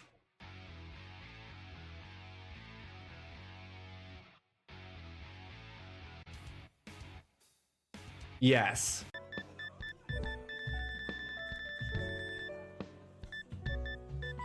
No, we already, okay. Register secret about difficulty. Oh, this is the first one she sent. I'm scrolling back. I didn't realize how long this was going on. It's been 5 days. It's been 5 intense days, Adam. All right, here's the first image. Shit. Can't look at this in public. Need to check this out somewhere where no one can see. You can't always be vanning. I can also use these with the motorcycle, I'm pretty sure.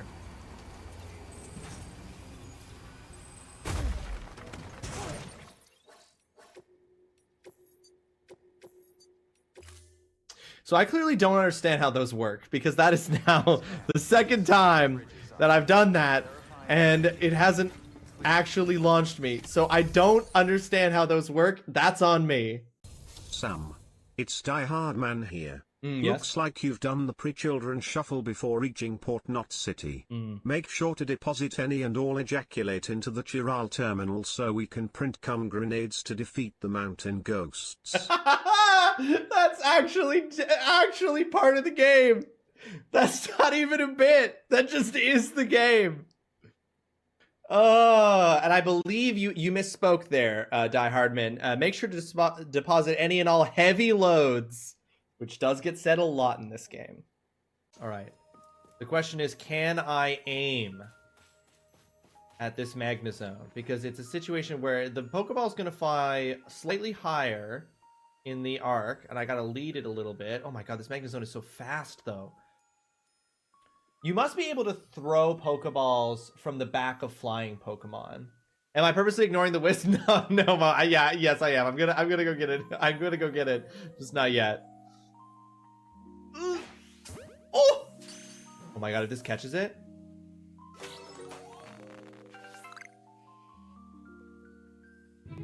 You are watching a master at work. Holy shit, that was awesome. With my penis. Turn head on is just asking for trouble. We can use the trash to get into its blind spot. That won't hit, right? Oh, it exploded in my face. Don't take that out of context. If you take that out of context, I will find your home and I will burn your house down. That's so far back. I will say this, one thing I really like about the way that Remedy writes their characters for their games is that the characters in Remedy games are always just like regular people. like, not in the sense that they're not like doing extraordinary things, because obviously they are, but they're just regular people in that they're not like, oh, I'm a ex-military special forces sniper who's gotten pulled into this world of darkness and I'm so good at fighting and shooting guns and stuff. Like, Alan Wake is a writer. The main character in Control, I'm blanking on her name right now, which really sucks, is just like, she's just like a regular like person. Like, she's not like a trained special ops agent or something. And the guy in Quantum Break is literally just like a dude who went to school. He's just like a grad school person or something who gets all of his powers. But I really like that about Remedy's games. They like show like their protagonists are always like just regular people. Have you seen this man? Disappeared on 06/2007. Identifying features: knack for winning contests. That's his identifiable feature? You can tell it's him because he'll have won your local beauty pageant. Listen, you have to have a healthy self-awareness, Mez. You can't go through life unaware of these things. If you are, they're just going to sneak up on you, and then you won't be prepared to deal with them.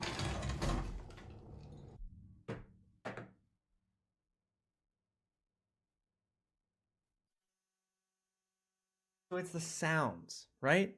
Like it's the sounds that the game makes that get me more than anything, right? Like, that wasn't even an enemy. That was just the sound of the window closing behind me. Like, the manuscript pages kind of function almost like an epistolary element to the novel. It allows the story to kind of take place in like in a non-linear fashion, and you get information through the epistolaries of the manuscript pages, but it also allows the game to communicate a lot of the information about what's going on off screen. Because Alan can't be present because of the nature of the narrative. He's not present for a lot of things that are happening off screen that are affecting him. And rather than just like cutting and showing us with cutscenes and stuff, which are really expensive, they like use the manuscript pages to be like, okay, like slowly you like, this is what Hartman was planning and doing. This is what Mott was planning and doing. And you kind of build like what's happening when Alan's not around through this like really cool and effective epistolary thing. I like it. I'll just try to get Cal to buy on PlayStation, or encourage him to get a new PC faster. I'm both. Oh!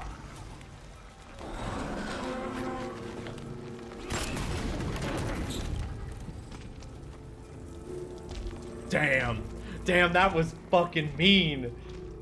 I actually, holy shit.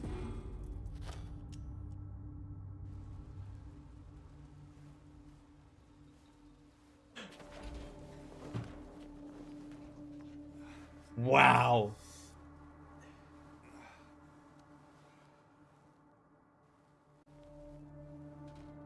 Damn, that got me good. Oh, I'm so sorry. You're so cute. You're so cute. You're so...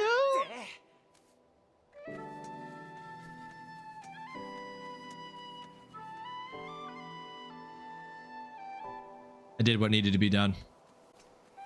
I did what needed to be done. This is the final area for tonight. All right. Observe the traps created by the enemy and stay calm. Observe the traps created by the enemy. All right. Let's just climb this thing and get it over with.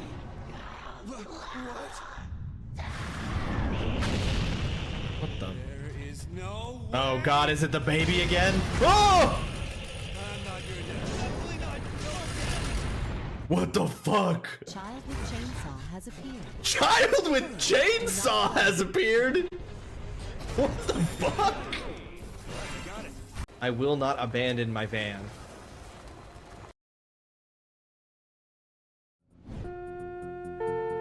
Huh. Need to see you after class. Is there anything we could do for a better grade? Now that's interesting. Why would that play? You know? Why would that play? Anyway, welcome back, folks. Hope you had a good break. Hope you got yourself a snack. Hope you got yourself water. Oh shit, my water. One sec. God dang it.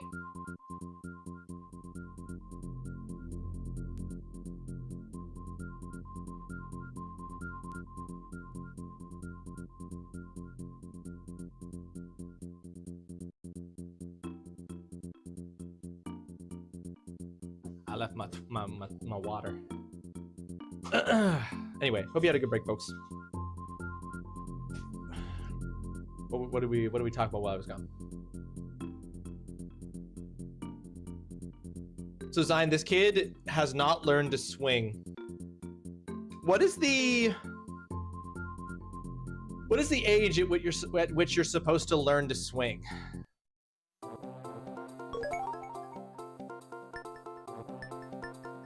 With my penis. I don't recommend it. There's nothing there. It is definitely not got all of the component parts of a swing. That's all I'm gonna say. But yeah, Zion, what's the age at which you're supposed to like know how to swing without being pushed? I can't believe I moved slightly and I just freaking missed the alligator's face. Oh. Because like I don't know when I learned to swing, you know what I mean? Like I couldn't tell you. I couldn't be like I was this old when I learned to swing. So I don't know what the like I don't know when any of the things are. I don't know when you're supposed to be able to walk. I don't know what's an appropriate age for you to be able to walk, to talk. Oh yeah, baby. 25. Oh. Did Cranky Kong just throw a ball at Dixie Kong's head?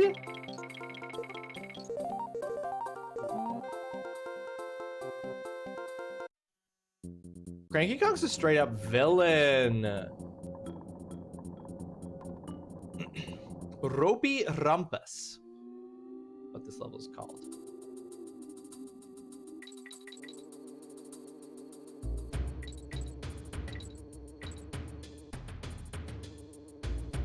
Whoa.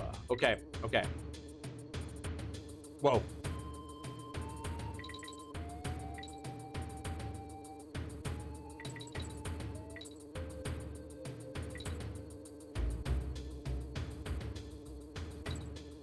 TNT.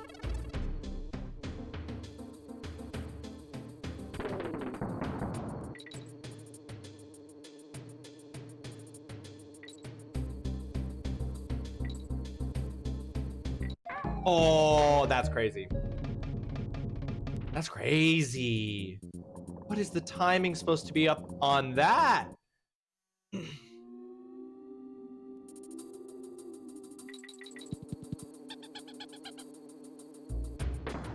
Hi, cousin.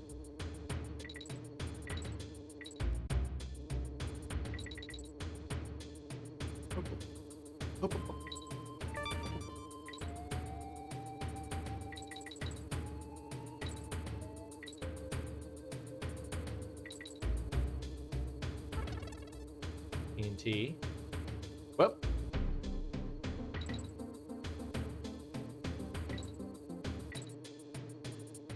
Like, this is wild. What? Jeez. Oi, oi.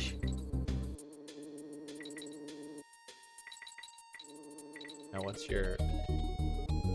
What the...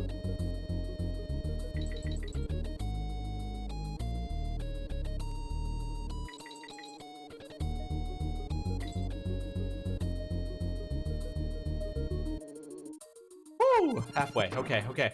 Or checkpoint, not necessarily. Oh! Ooh! Ooh! Ooh, I hate that!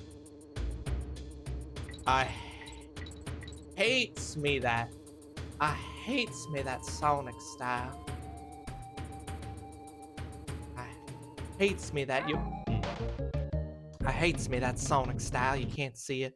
You can't see it off the side of the screen.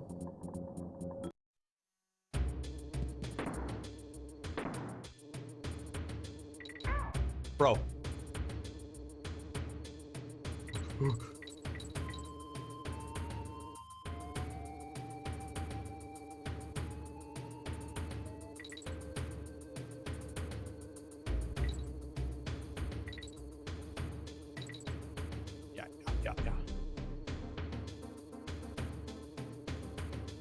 Woo!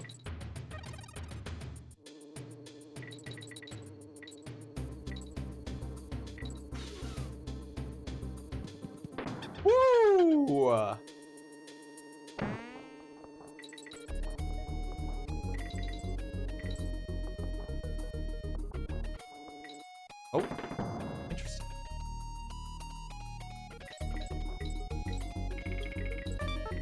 Oh, look at that life. Yes.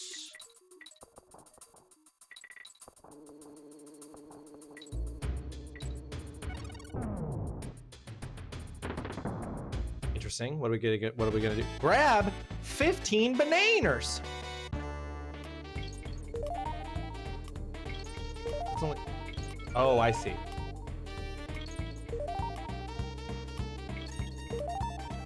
Oh. Okay. Dang. Dang. That's fine. It's fine. We roll. We ball. So, oh, this is the, oh, okay. This lake is the boss.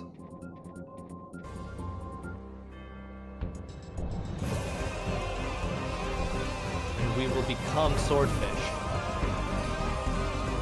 Oh my. Okay, all right.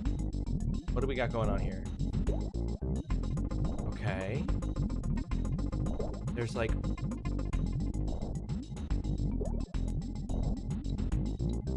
he's so open and exposed, but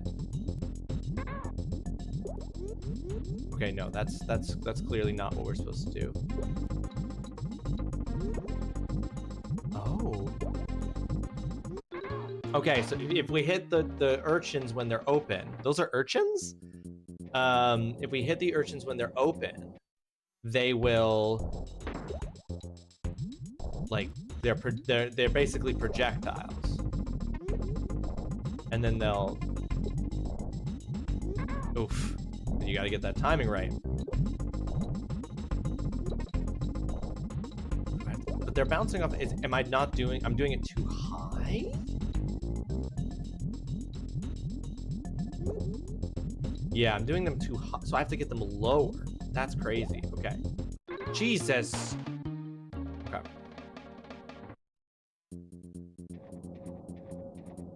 You know when the minions of the bad guys like sometimes like show up to work like ready to fuck around? Joy is ephemeral, pain is forever.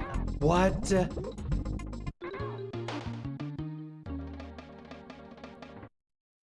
See, that worked because I took one out, but then I was thrown into it and took. There's some elements. There's some questions I have. Elements of questions. Thoughts of elements. See, like,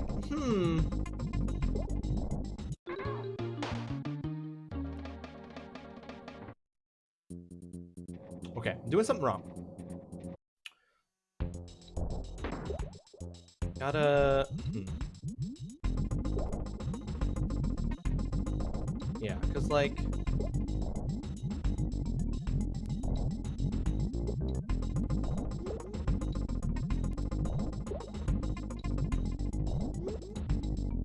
Oh, there we go. Oh, I see. Okay.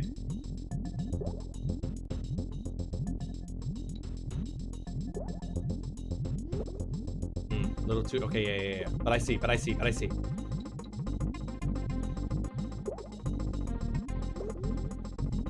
Yeah, there we go. I don't like that the eyes get, you know?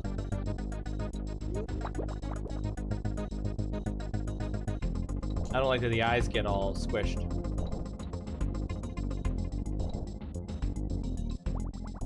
Oh my goodness, what the fuck? What the shit?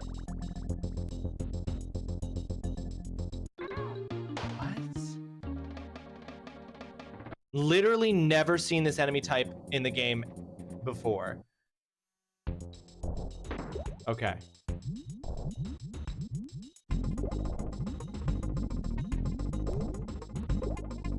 Okay, that's fine. That's fine. So I'm clearly just supposed to avoid those until they... Do I make them go back and hit him? Maybe?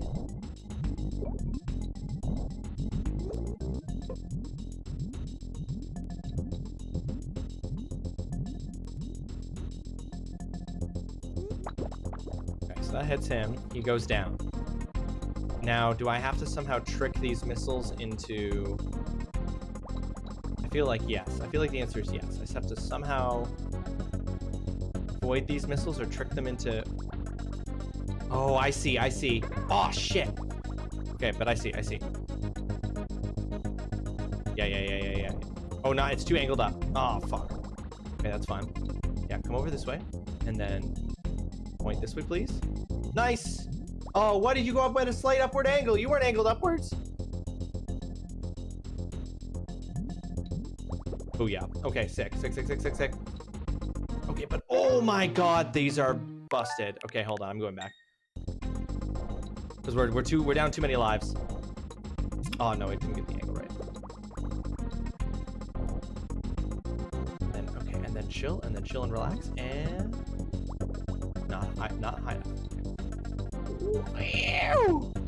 No, that's too much of a downward angle. Okay, that's fine. We doing this. Oh, Bobby. Nope, too low. Remarkably precise. Okay, there we go. Amazing. And swordfished. Okay. Oh god. What are you doing now? What? Oh my shit.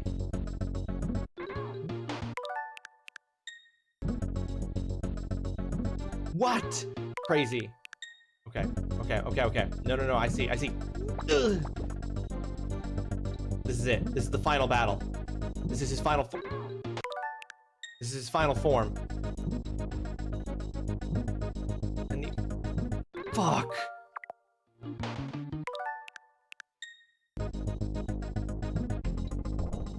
Food. Come on, baby.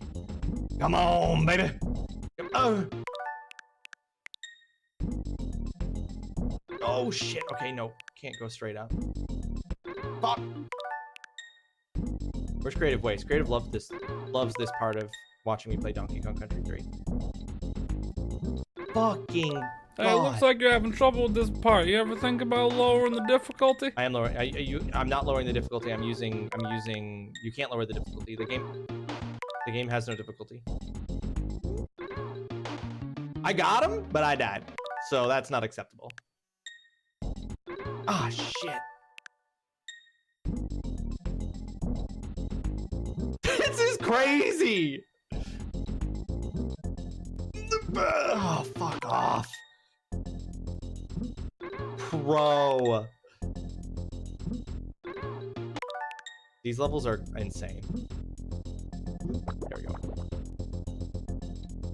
Put out your dang coin.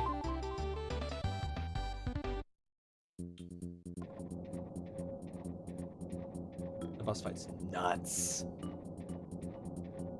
How did... Oh my god. How did children... The, like, arcade... The remnants of arcade gaming that are still present in this game, where you're like... You're telling me kids had to do that without running out of lives, or they had to redo the whole game? That's on another level. Seek fluid intake immediately. I wouldn't have been able to handle that as a kid.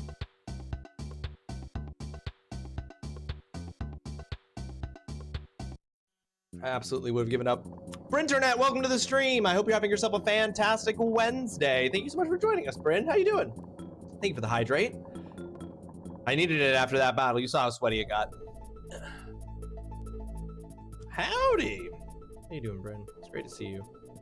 Hold up. And hold up. And wait. What? Wait. Hold up. Oh, there we go. Chaos Core.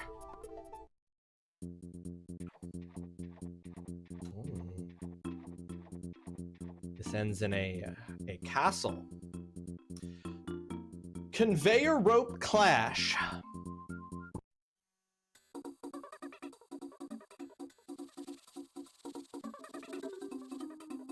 Conveyor rope, interesting. How you doing today there, Bryn? Oh! Oh, shit! What the? Oh, it's too fast. The conveyors are too fast. Oh, God. Oh! You tricksy little bumblebee. Fuck.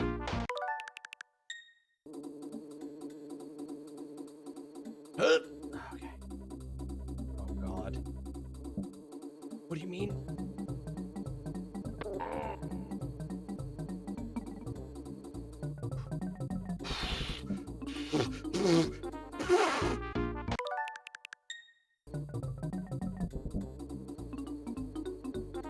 Well, I missed.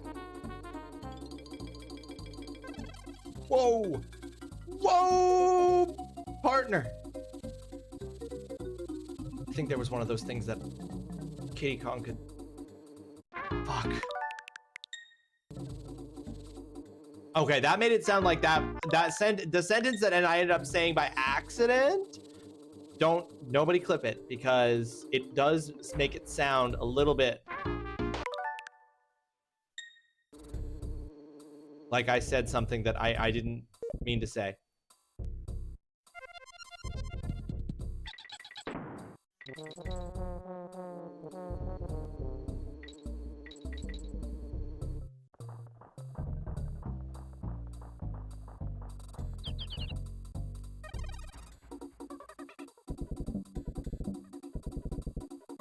Oh my lord. Holy Kringles. Nope, that was whoop. And then we're gonna and then it's and then it's oh my fucking god. Okay, it's fine.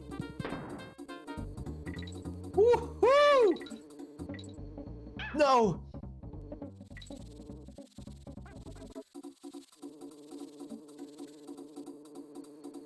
Oh, that's rude. How do I even... Okay, so I gotta...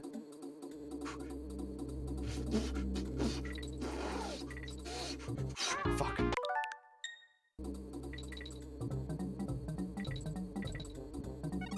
Kong! Fuck!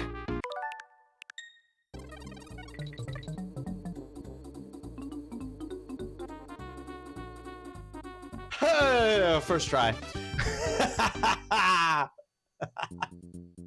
I'm pretty sly. How about you? I like candy corn. I hope someone tries to fight me on this. Why would anyone try to fight you on candy corn, Bryn? I will. I'm not gonna fight you on it. I don't think that why would I fight you? I don't think that you don't like candy corn. You know what I mean? Like I'm not a huge fan of candy corn myself. It's not my top choice for candy, but I'm not gonna argue with you about you liking it, you know? I hope you know that waving. Peak comedy. It's true. Check the clip. Oh my god.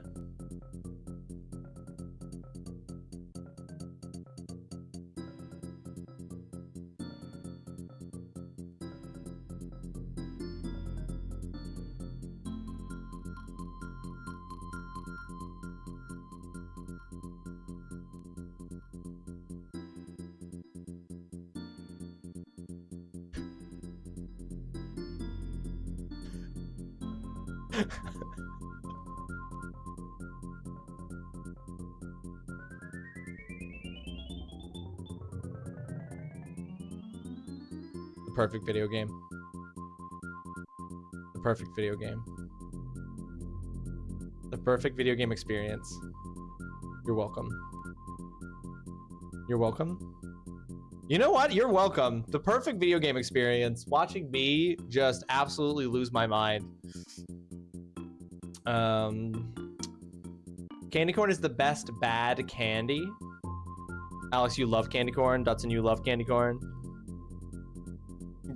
Dusty-chan gets it. It's trash candy, but it's our trash candy. Yeah. I fucking hate candy corn because I'm a degenerate. You would win because I don't think I can will myself. See, here's the thing. But here's the thing. What Bryn said was, I like candy corn. And then you were like, I hope someone fights me on this. And I was like, who on earth is like, no, you don't. You don't like candy corn. That's a lie. You know? I'm like, I'm not gonna risk that. We've got nothing to stand on. The main piece of evidence is Bryn. Hi there, kitty. How are you doing? My name is Baffles, the master of Baffle, the master of codes. I've got a problem at the moment. I can't break a code I've been working on. Maybe I should reflect on it.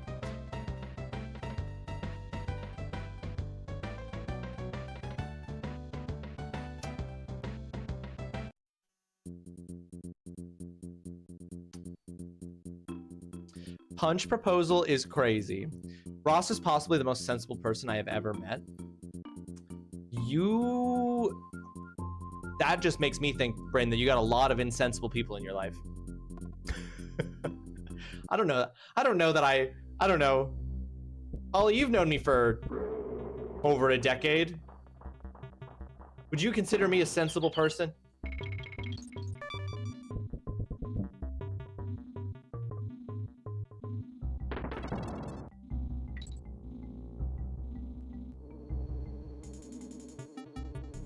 To be fair, most of us have a lot of insensible people in our lives. No. I think you're a sensible person now. That now is frankly cruel.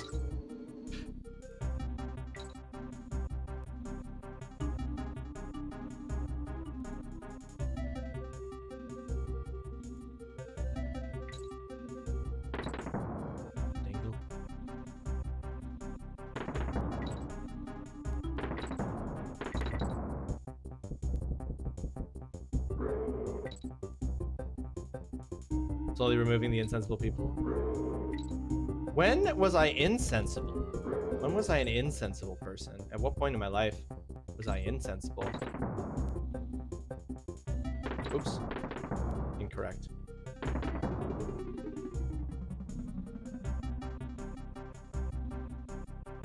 These Jack Crocscape, like, no, they've never legged even once in their lives. They simply don't believe in legs. Shit.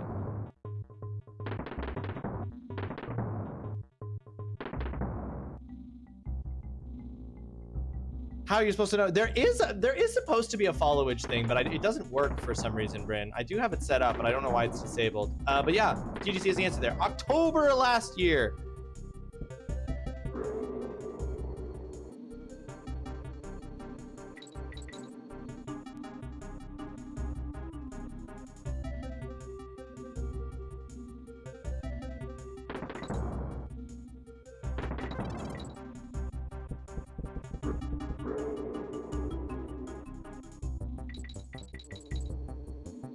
Oh, this is so good.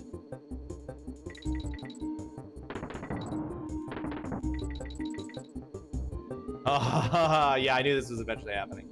I was like, eventually they're gonna hit me with the mean barrels. Oh, you suck. Oh, oh, oh.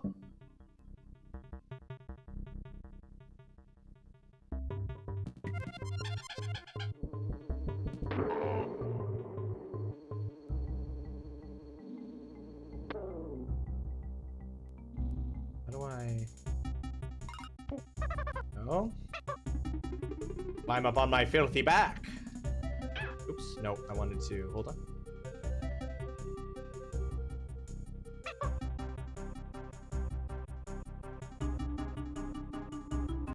Woo! Spider time. Brinternet has a question for you. Do you crave the centrifuge, Ross? Do I crave the centrifuge? Do I want to be spun around at a high speed? You can click on your name in the chat to get date. Almost a year. That's true, almost 1 year, Bryn. Oh, sit down, you melodramatic fool. I was actually temping it out when Holly sent it. So as to separate your various liquids. So basically what you're asking, Bryn, is like, do I miss the days of being in the test tube? To living according to the laws of the tube.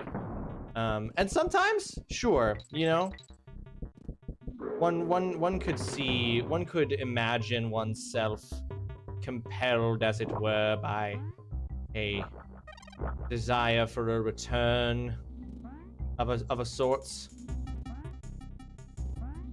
Is it always down? Always down. Okay. No spiders past this point. Okay.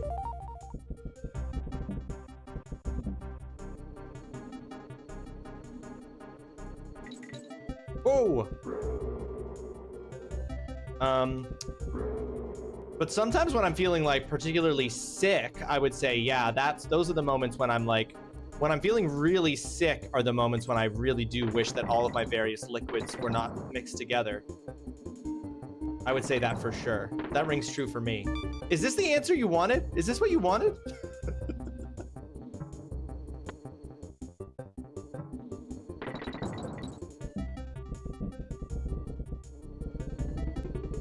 Oh God, the frames.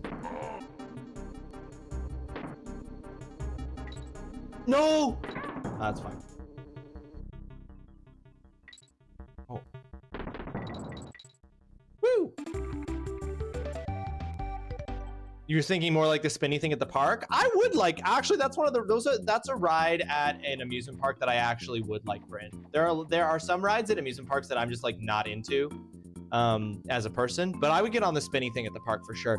There's this park in New Brunswick called Crystal Palace, which is basically like in a mall, and it has one of those giant things where you sit in a swing and it goes up and it spins you out so that you like are going outwards, like on gravity is like putting you out on the edge as you spin. And that was my favorite. That's my favorite thing there. My takeaway is no one had fun as a child as everyone immediately went to murder. The giant centrifuge parents used to garble up their children's liquid, the Gravitron.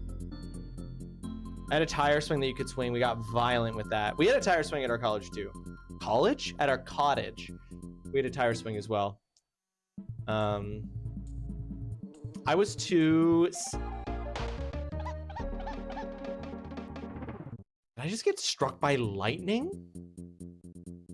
I was too sensible as a child to do anything as insensible as spitting a tire swing too hard. Okay, so the initial lightning strike is warning me where the lightning's gonna be. I see, I understand.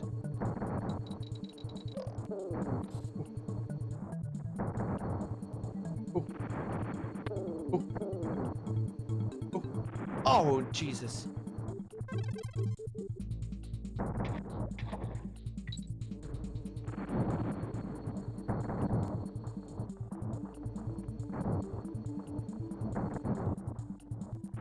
Woo! Okay. Oh, no.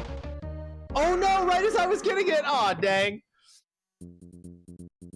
Listen to me just for 1% here at our cottage. It was just my great-grandmother's house, which was at the end of the street, like the road from my grandparents' house that we got when she passed away. Find the closest pink thing you have and show it to your adoring community. The closest pink thing. Okay, well, actually, because the spine is pink. Hold on. This counts because the spine is pink. Because the spine is pink. I have this book. The light is Queerness in Play. It's a book about queer game studies. Queerness in Play examines the way queerness of all kinds, from queer as in LGBT to other less well-covered aspects of the queer spectrum, intersects with games and the social contexts of play.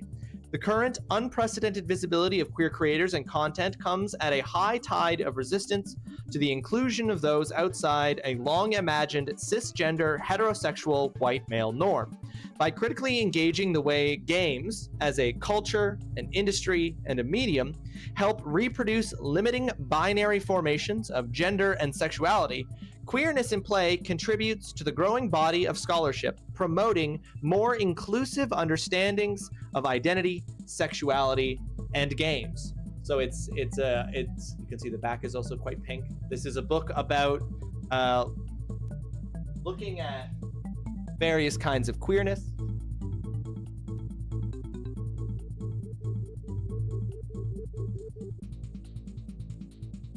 in the context of video game studies.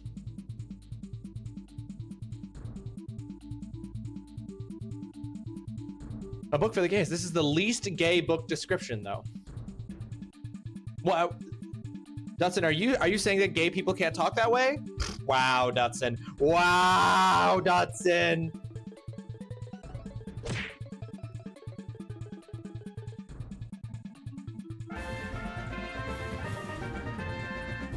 Anyway, I completed that. This actually reminds me of something that I forgot to mention at the beginning of stream, which I'm going to talk about now.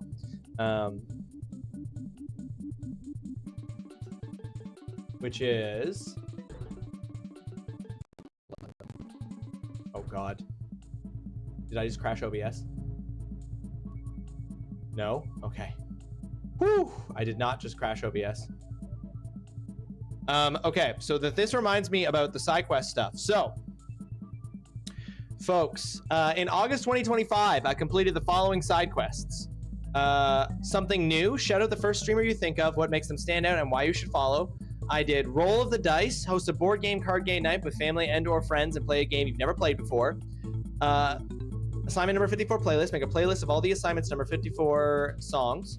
Group project, which I actually failed, which is have a minimum of 20 participants in one assignment. Poppin' cans, collect 30 pop cans in Stellar Blade. Costume contest, collect 30 costumes in Stellar Blade. Diabolical sabotage, don't die during this screen, which was a Stellar Blade thing, which was 6 completed side quests. I had a carry over from carry over from July of 411 experience points. All said, with those experience points, doesn't really matter what I got because I failed for the first time since introducing the main quest system.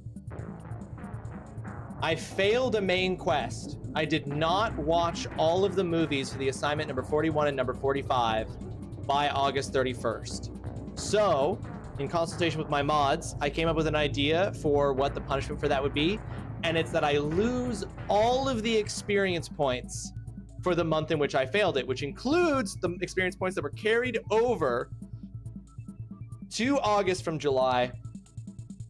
So I get absolutely 0 spins at the Wheel of Treats for failing my main quest. I now have an updated main quest,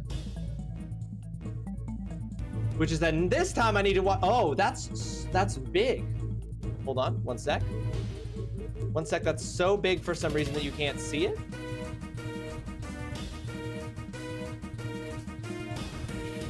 Hilarious. Anyway, I'll have to fix that. The main quest now is to do the exact same thing, but get it done by the end of this year, by December 31st, so that we can grade the assignment number 41 and 45 by the end of this year. So that's the new one. And the punishment for failing the main quest before is that I lost all the experience points. We're starting fresh, but now I've done this one. I'll have to fix that. I won't be able to do that after stream because I have to go teach, but I'm just gonna make a note to myself. Fix main quest. Very strange that the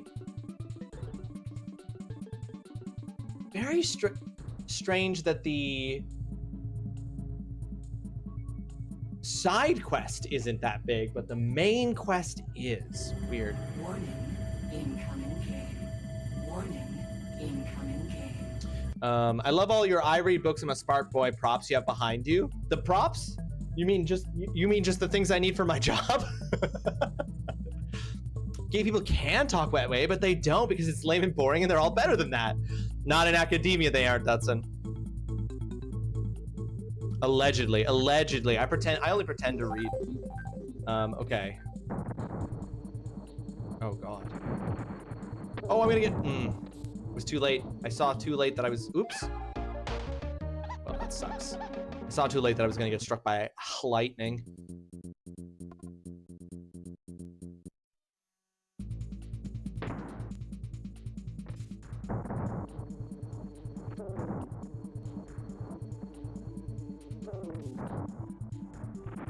Oh, God. Oh, what? I didn't even see that lightning charge up. What the shit balls? What? That's crazy. For real? Where was the warning? Oh. Fuck!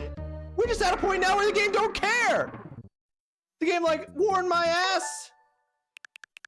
Warn your ass with my ass! Okay, while we're in this screen, I'm gonna see if I can go figure out why the main quest came in so big. I have a suspicion. Here it is. This is the main, hang on. It's gonna be visible for a second, folks, just as I...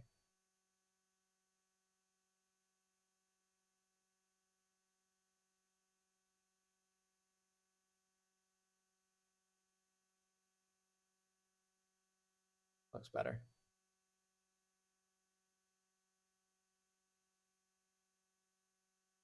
Let's see if that fixed it.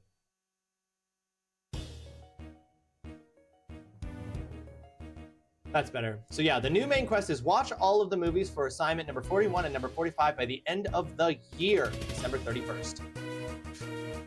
What is Panko, like the breadcrumbs? Yeah, so Panko, Bryn, is the name of this cat you're seeing, which I originally created as a like AI avatar for the stream before I was like, no AI, and also everyone hated it.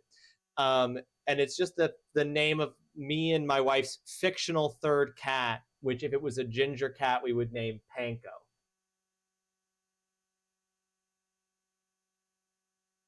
Yeah. So redeeming Panko just makes me a cat. Makes me a cat for a brief period of time.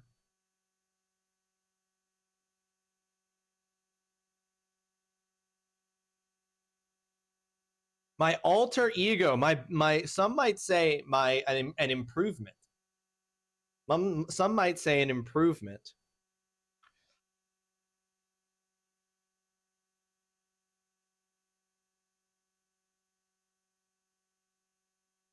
Oh, I'm getting an accommodations request.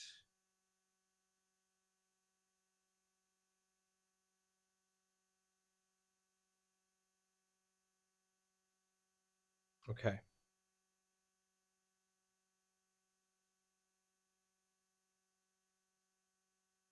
Okay. Need to know that for when I go in and teach today. I have 3 students with accommodation requests. Wait, is that in this class I'm about to do, or is that a different class? Oh, that's in my other class. Okay. Okay, 2 of these are from my other class. 1 of these is from, okay. Only 1 of these is for my class I'm about to teach. Right. Okay, whoops, undo that. I have 1 student with an accommodation request in the course I'm about to teach. I have 2 students in one of my other classes with accommodations. Okay. Your clip just reached first place on the clips leaderboard for TrulyRawesome with 5 views. Hell yeah, Oolong, congrats. Love that for him. Technically, that makes him a furry. Technically, well, is that all it takes? So, Bryn, this is an interesting question, and this is a genuine question because I don't know the answer. Is just having any kind of fur-based alter ego, is that all it is that is required?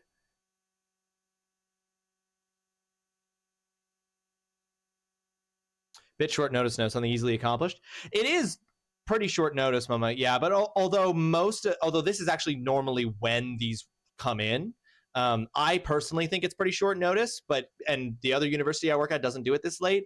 But at this university where these courses are, you don't know that your students have accommodation requests until the first week of classes, and today is the first day of classes. So I think that's not the student's fault. That's like literally the office at the university that's responsible for accommodation services. They don't begin accepting student requests for accommodation until the first week of classes. Which to me feels inherently problematic. Oh, I don't know either, but you technically have a fursona. I mean, I guess you're not wrong, Bryn. I guess that's true. Okay. Bro, this is wild. Oh, because anything hitting the water? Wait, anything hitting the water will electrocute. No, the lightning is just crazy now. Oh, shit.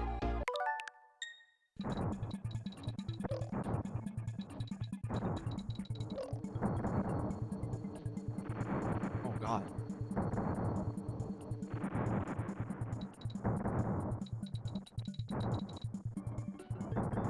Oh, thank God. Grab 15 bananas. I'm gonna guess I have to grab them while avoiding lightning. Yep.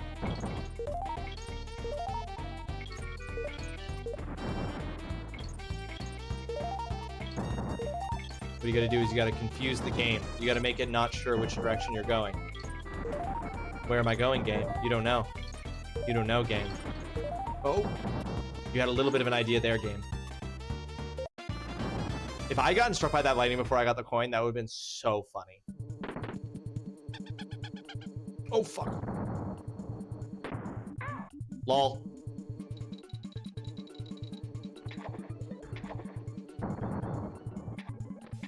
Oh, oh. Oh, oh,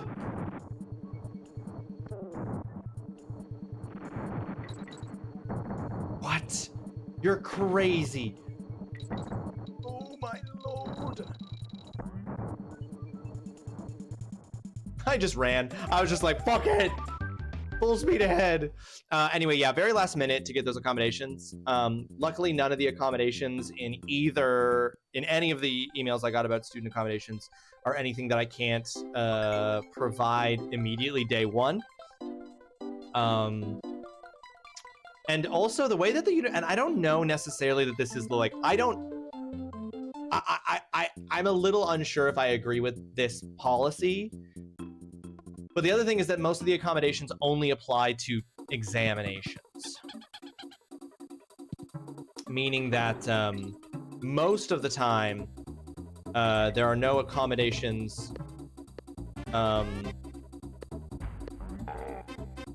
The range of classroom accommodations are very small. There are accommodations, but they're just they're not as robust as the accommodations for exams, which in some ways can be like, well, aren't the exams the most, I guess, important? You might be able to make the argument that they're the most important thing. I wouldn't necessarily agree.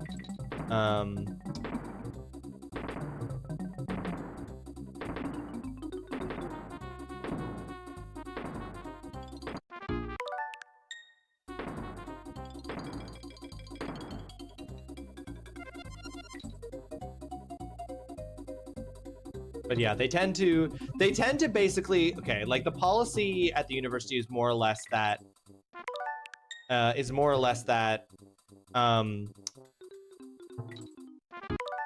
outside of examinations, outside of exams, basically, and what by examination they mean anything that is tested in the classroom. Basically, their logic is that anything outside of that is something that needs to be worked out between the professor and the student, which obviously I do that in the case of my classes. I do that's such a funny. That's so funny. Don't worry about it. I do what's called an accessibility check-in with, why can't I jump? I can't jump far enough. It seems crazy. I do something called an accessibility check-in with my classes, which is where I basically let's not talk about this when we look back on Donkey Kong Country 3. I don't want anyone to talk about this.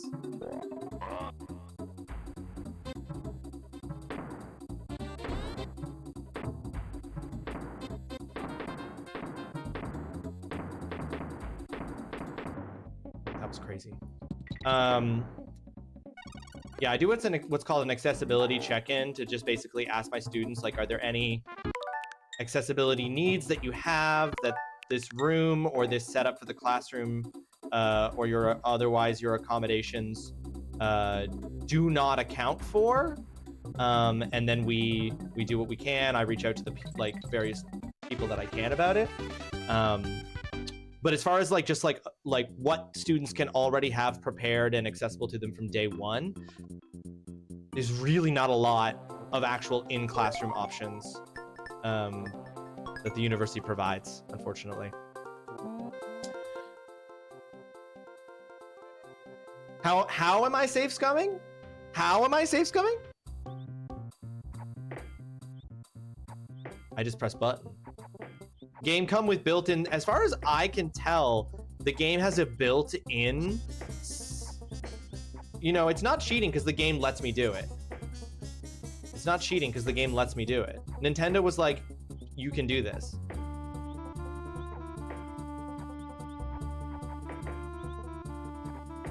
So it's not cheating.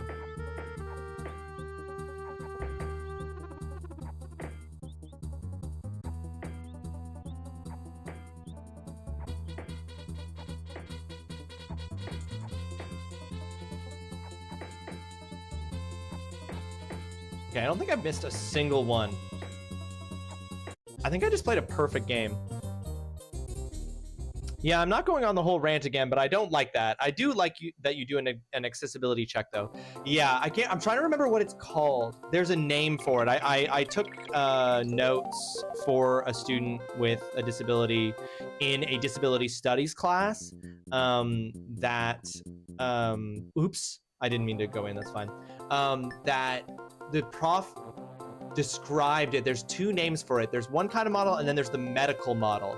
And the university that I attend uses the medical model, which is that every student is responsible for reporting their own disability needs, rather than the university making any disability needs that any student might need available just like by default, which they have the capacity to do. Students have to request it. And then the form of those requests are limited to a certain number of things that the university says are like all they'll provide. So for example, one of the things that they don't provide is that they don't provide any accommodations by default in the classrooms for students who might need it. They offer things for examinations, and then yeah, the student is responsible for basically the medical model is it's always on the person who has the disability to get the help they need, rather than the model where the university just provides those things normally, because, and this is an important part of that, like the argument for why that's a better way to do things is that almost every accommodation that helps any student who needs it is also something that helps students that don't need it, right? Like, for example, captioning.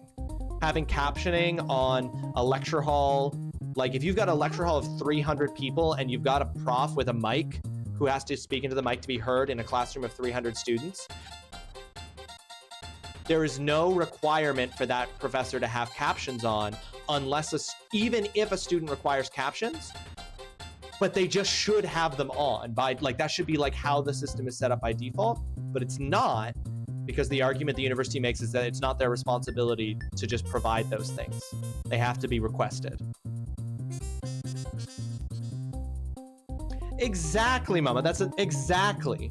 It's like you want someone who is probably already in their life experienced stigmatization and who have had difficulty expressing what their disability means and how it like affects them. People who already have difficulty with that, they are required to perform this vulnerable act to get the basic thing that they need, which is a thing that just could be provided. Like by default, every university classroom could be set up so that the mic automatically creates captions, and the fact that they aren't is a deliberate choice that the university I work at does. And I don't agree with it, and I think it's really fucked up that they do that. So I have to ask my students on the first day of class, basically,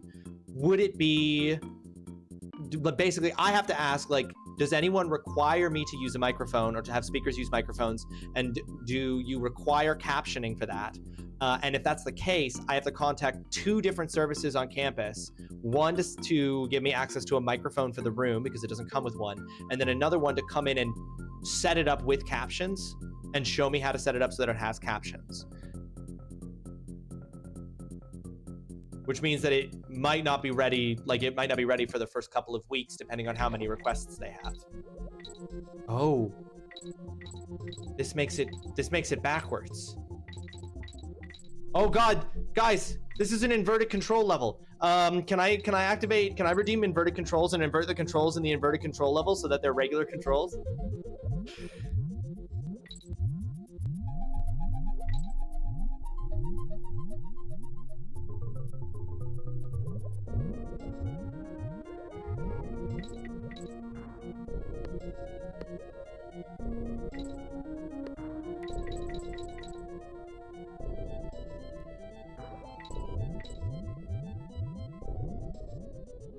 Anyway, that's my slight rant about the way that disability accommodations work at...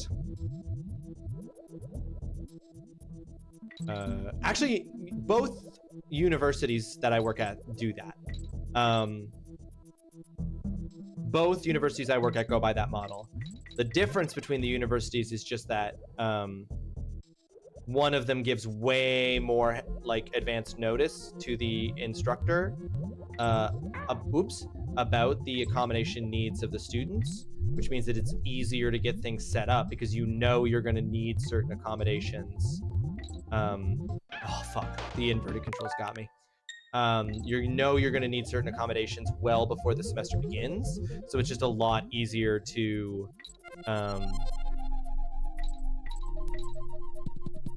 get those set up in advance of the class starting, as opposed to finding out literally the day the class begins and knowing that whatever accommodation needs the student has outside of their examination needs, I just won't have them for day one of the class.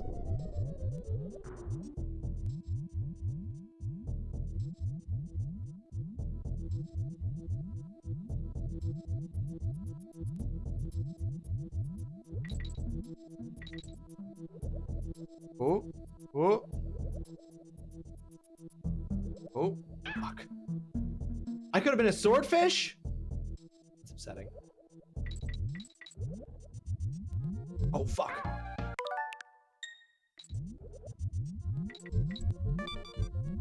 Oh, I'm at 4. Okay, I'm at 4 lives.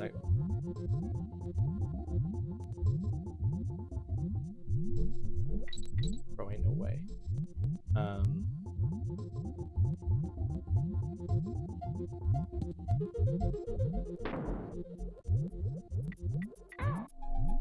I should have realized.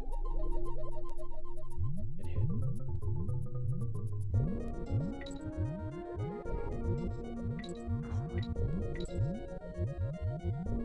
What? Oh. I see. Oh, fuck. The inverted controls.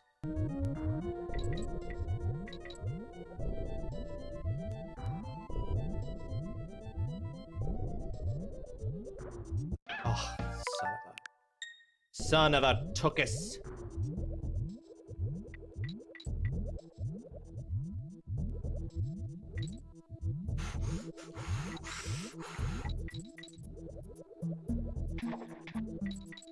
Woo! Yeah. No, there's quite a lot wrong with it. Mama. There's quite a lot wrong with it, and I'm not a fan of it.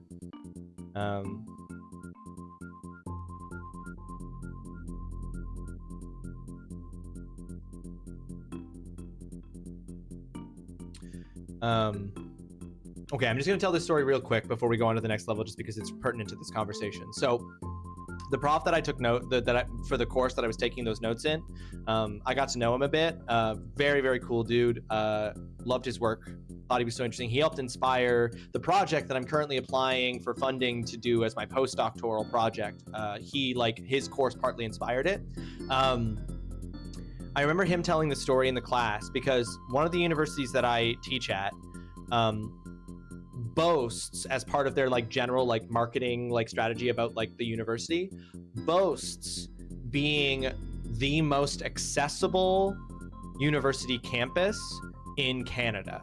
That's one of the things that they claim, is that they're one of the most accessible university campuses in Canada.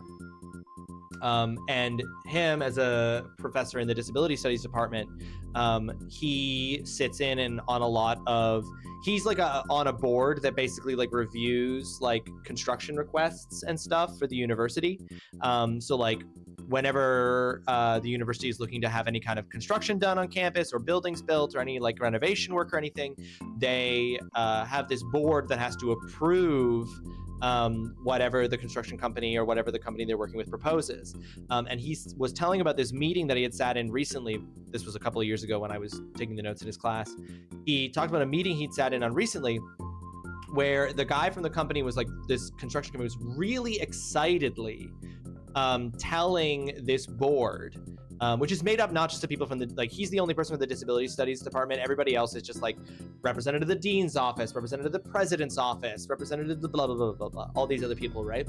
And this guy from the construction company who's pitching this project is like so excited. He's like really enthusiastically telling them about this idea that they have to renovate every single door on campus in every single building, to replace every single door in every single building on campus with a motion activated sensor and pitching this as for accessibility, right? He's like, every door in the entire university will be replaced with an electronic door that is opened via a motion sensor on the wall. And this was a multi-million-dollar renovation project that they were proposing to the university, like to do and years to do it, right? To like shut down because you'd have to shut down floors of the buildings, like multiple floors at a time, probably, to replace all the doorways, basically meaning you don't have access to these floors, and sometimes whole buildings for huge stretches of time, where they become more difficult to access because of the construction. So a multi-million-dollar, multi-year project to replace every door with an electrical door with a motion sensor. And they're like, for accessibility. And every single person on that board was like, that sounds great, absolutely, approved. And then this prof was like, I then had to be the villain in the room, because I had to be the one who pointed out that rather than solving every disability issue that you might encounter, that this project would actually create a bunch of disability issues in the like name of solving them. Because he pointed out, for example, he's like, okay, what about people on campus who use service dogs? Service dogs are trained to press buttons, right? And that's one of the reasons why the buttons are often lower to the ground, is because service dogs are trained to press buttons to open doors. They are not trained to trigger motion sensors. So they won't know that the motion sensor is the thing that they're supposed to interact with. The proposed project also showed the motion sensors being placed at a specific height, which would be difficult for people in wheelchairs to reach. It would be difficult for people who are like temporarily immobile, like for example, using crutches, because they would have to take their hands off the crutch to trigger the motion sensor. There was individuals who have like sight impairment or who are blind. He asked how they would know where the motion sensors were, because the motion sensors were recessed into the wall. So rather than it being like a square that's jutting out from the wall, rather than a square jutting out from the wall, it was like recessed into the wall. So you wouldn't be able to find it. Like if you're a person with vision impairment and you've like found the doorway, you wouldn't necessarily be able to find the motion sensor unless you knew where it was. So these are all little issues, like some of them little, some of them big, honestly, probably really big for the people they affect. But he was the only person in the room who presented all this. And he said that his like presenting all of these left the person from the construction company absolutely dumbstruck and like unable to answer any of those questions, because of course he thought he'd slam dunked it, this like multi-million-dollar project. And like they ended up not going ahead with it because of all of these issues. Mama, yes, a dog would absolutely be able to trigger it. You're right. Like a dog, like you know, the motion of a dog like jumping up onto the button, for example, like would probably still trigger it the same way that the motion would. The issue that he was pointing out wasn't that a dog wouldn't be able to do it, but that a dog wouldn't know what it was, right? Because it doesn't look like the big buttons. Like it doesn't look like the handicap buttons that currently exist.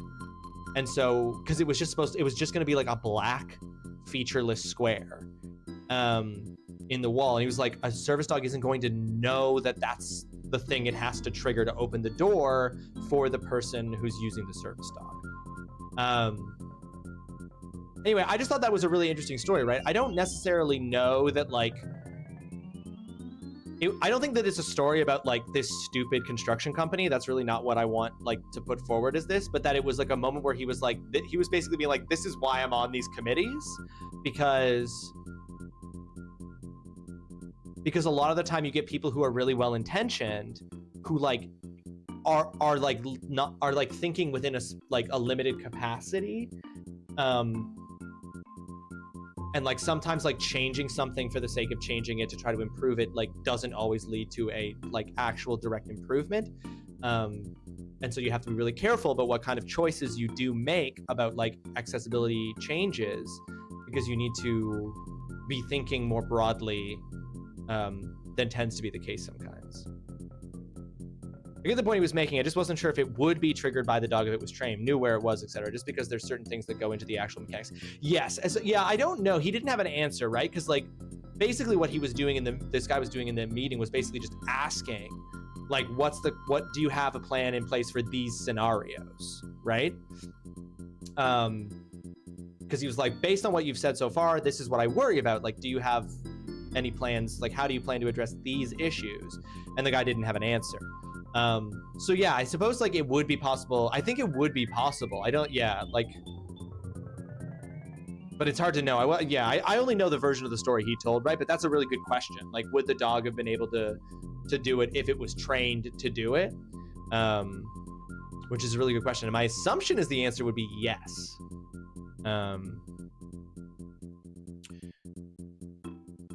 Yeah, my assumption would be the answer would be yes, that it would still be triggerable.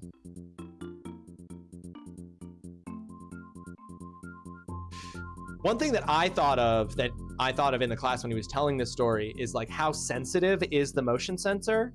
Like, how deliberate does the motion have to be? Because like if students are walking by in the hallway and the hallway is crowded, is somebody walking too close to the motion sensor, who's just like walking close to the wall because the hallway is really crowded, going to trigger the door opening? Meaning that like you could be in the middle of teaching a class in a small classroom and somebody just happens to like walk close to the wall outside of the classroom and like the door to your classroom just opens. Because it's electronic, like any of those they make sound, you know, they create like, you would just have this thing like where your door to your classroom is just sometimes like, depending on if you're in like a really busy hallway, just like your door to your classroom is constantly opening. That was the thing I thought of.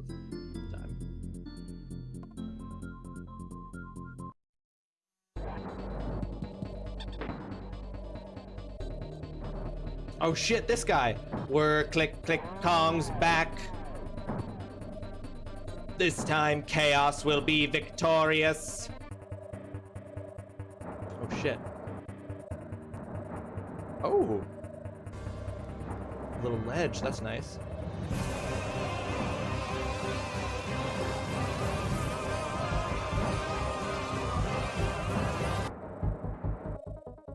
Oh, does he? Oh. Okay.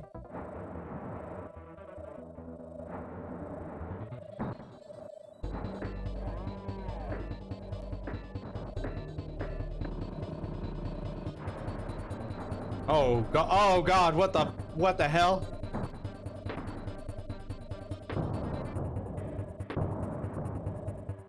Oh fuck.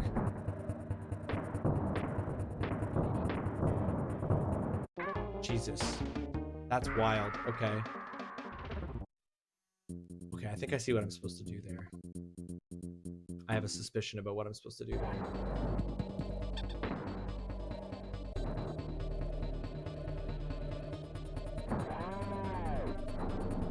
That's such a good sound effect. Wow.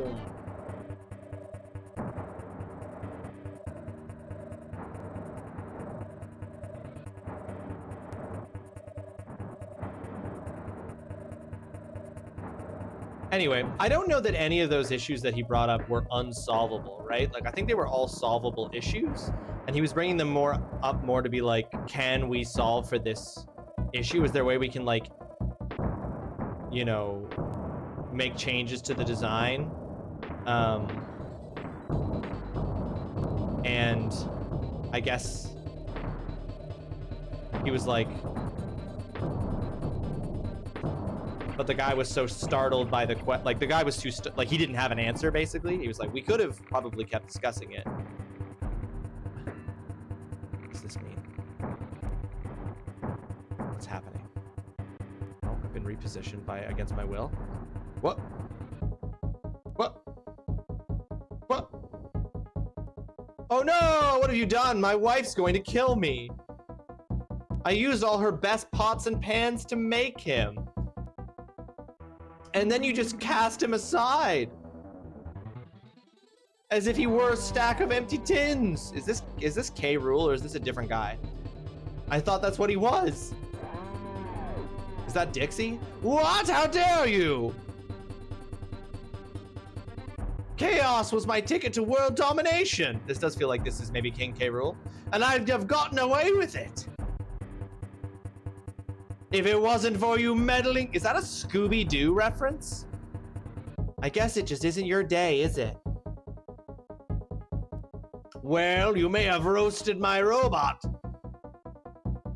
But I'm the master chef around here. And I reckon it's about time your goose was cooked. With my penis. Is that what he's gonna use? I don't know what's... Oh, shit.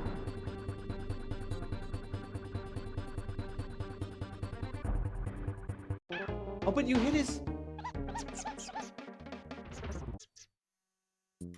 Now, if I have to refight the robot again... Okay, sick. Okay, cool, cool.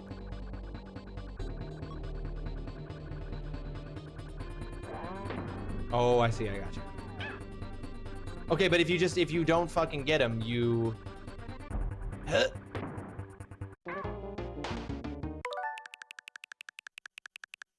Go all the way back to the... Oops. Let's just go all the way back to the beginning of the fight. I need to understand something about what's going on here.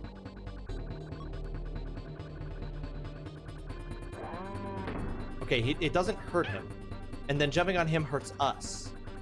So... Oh, is this not... Does this have to reset? What? So he can just... So... Okay, so I can't jump on him. So, okay, hang on. Let's see if... Hold on. No, now what do I... Okay. I can duck underneath him. So if I... Ah, here we go. No, I threw that at him and it didn't hurt him. Okay. Oh, I see, I see, I see.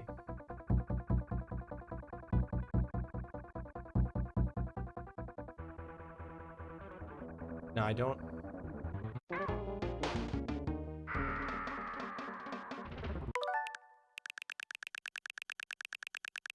Okay. But where do I throw the barrels? Am I trying to throw the barrels at his back? Oh, I have to go for this one first. It would make sense to go for his back, right? Because it's... That's his, like, contraption. Well, that's just upsetting.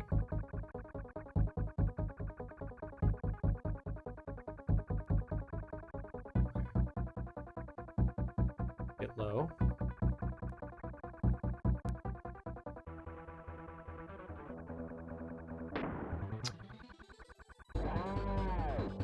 I thought okay, so I have to... I guess I just have to jump.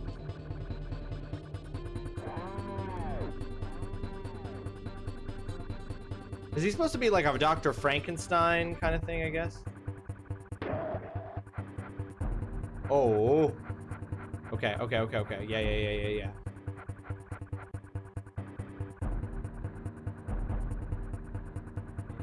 I'm throwing these at his back. Okay. Oh, shoot. I didn't mean to pick it up. Oh, biscuit. I fucked up.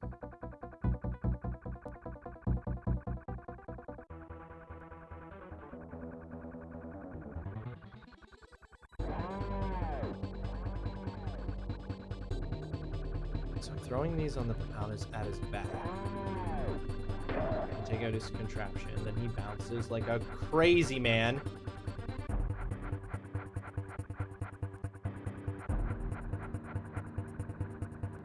Okay, and now and now there's way more of them. Okay. Oh, and now he's chasing. Oh!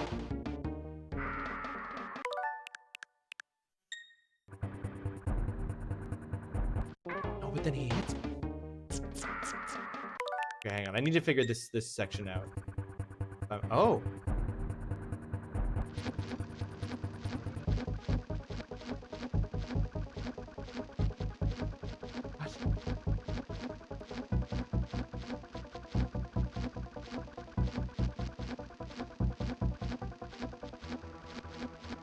That's crazy.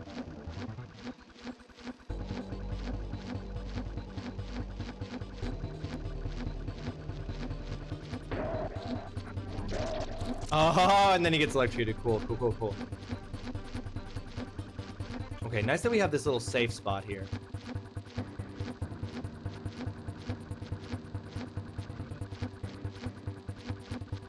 But we have to venture out. Oh, God. Kitty's roll scaring the shit out of me there. Oh, dang. Oh, dingle dangle. He's just... Oh! What now? What now, you sick, twisted monster? Oh, I see. I see what you're about. I see what your game is now.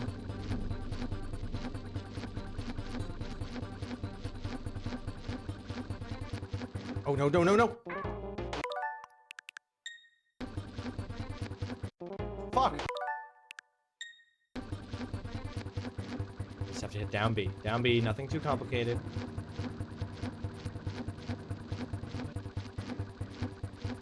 This is actually a boss fight that requires patience. And electrocuted. Okay. I'm gonna have to do this again. Fine. Just pretend I nailed it.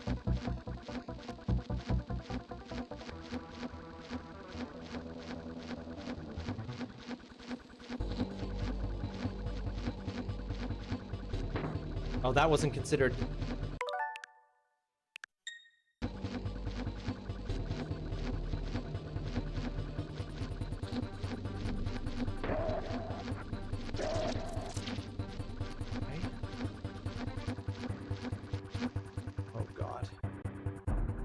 What is he gonna do now? What? This is crazy.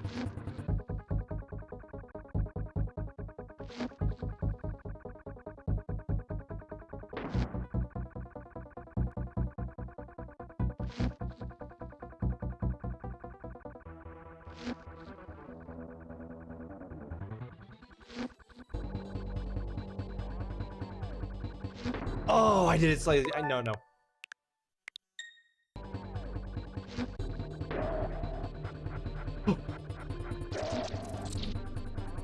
This is cool. This is cool. I really like this boss fight. I don't like that I would have failed it 1,000 times by now. I don't like that part of it. But as far as like, if the game was less punishing, I would love this. Literally, if the game was easier, I would be like, this is a dope boss fight.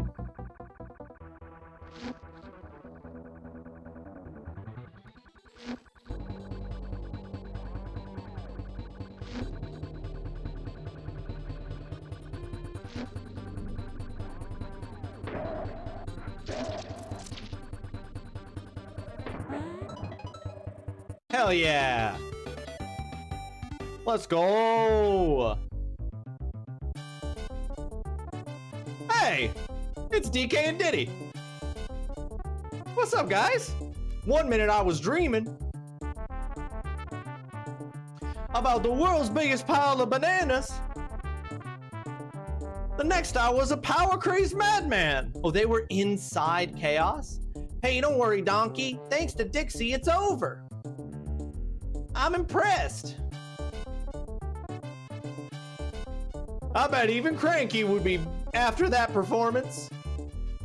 Nope, not really. What a bastard. Right, you got this way, kitty. You go this way, kitty, and I'll go that way. You wouldn't hit a guy with glasses, would you?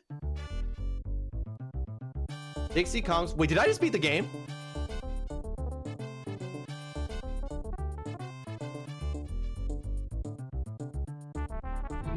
You are watching a master at work.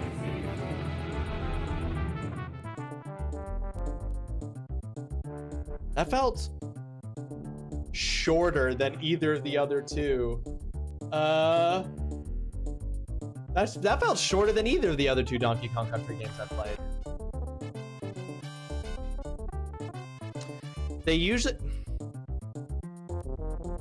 that definitely felt shorter than the other Donkey Kong Country games.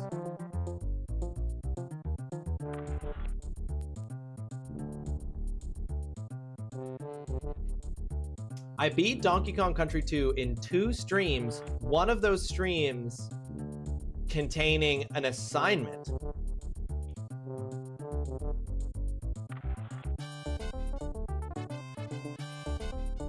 That's pretty good. That's pretty good.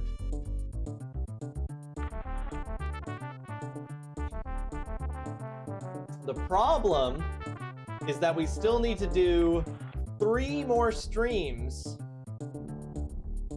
before we start the next game, which is SpongeBob SquarePants Battle for Bikini Bottom, because that's my wife's pick, and she won't be able to watch until the stream on the 17th. So we'll be starting SpongeBob SquarePants Battle for Bikini Bottom on September 17th.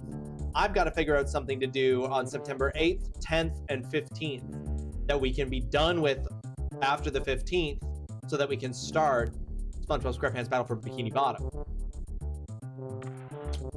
Start again, no rewind? No. Straight, no. No, I beat it, I'm done. Some people have told me that they think that some of their games on the schedule are like 1-stream games. Maybe I can just do an @everyone and be like, would all of the people who ever told me that the stream game that they have on the schedule is a 1-stream affair, please remind me who you are, and then I can do just 3 1-stream games. I could do Twisted Metal if I want. Right, because Holly, Twisted Metal. Wait. Right, because what did you say about Twisted Metal when you were telling me about it? You were like, don't actually do a full playthrough, which would require you to play as every single character.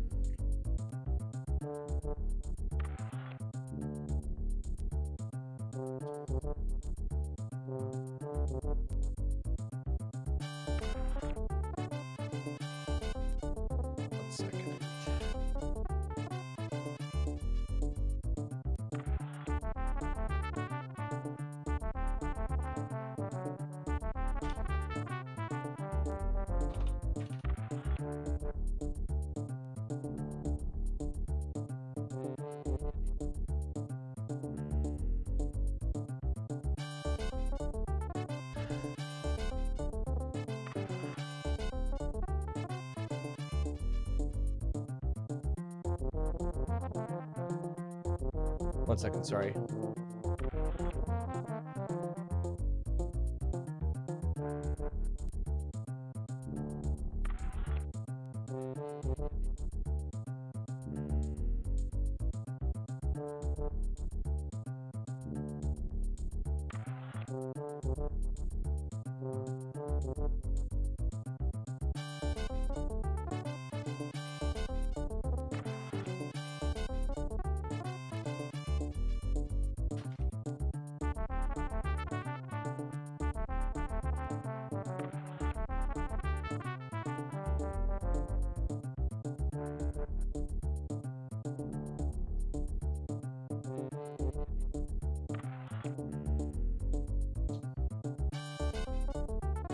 Dang, he beat it. I did, Mez. Welcome to the stream. I hope you're having yourself a fantastic Wednesday. Thanks for joining us. How you doing?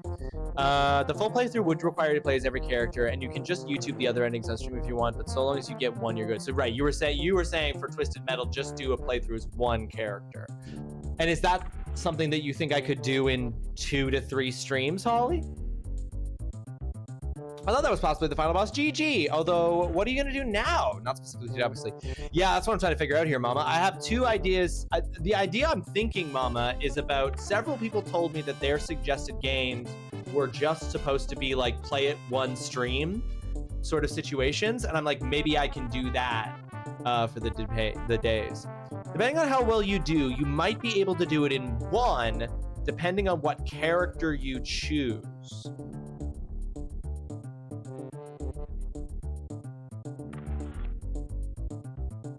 So that was Baron K. Rulenstein. Okay, so that was not King K. Rool. So I might be able to do it in 1 stream depending on what character I choose. Oh, okay. So interesting, because even if it takes more than... So then 1 playthrough might take 2 streams. Okay. And then we could spend the remainder of the 2nd stream watching the other endings if I don't get it done. Okay, cool. Then maybe I will do that. Maybe I will move up Twisted Metal and do Twisted Metal on Monday. Each character has different advantages and disadvantages. That makes sense. That makes sense. That makes sense. Yeah, exactly, Mama. Exactly. Twisted Metal will be fun. I don't know about. I don't. What do you mean by fun? Fun for who? For me? Because I do feel like to a certain degree, Holly has warned me that Twisted Metal isn't necessarily fun. It's much more of the original spirit. Okay, Twisted Metal 2 is on the syllabus. So I could do Twisted Metal 2 on Monday. Don't think too much into it, Ross. No, shh. Just Mez smothering me and forcing me to play Twisted Metal. Okay. Well, cool.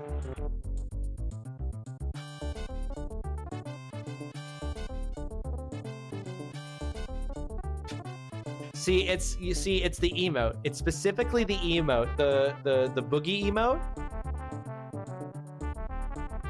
If I'm not mistaken, the Twisted Metal games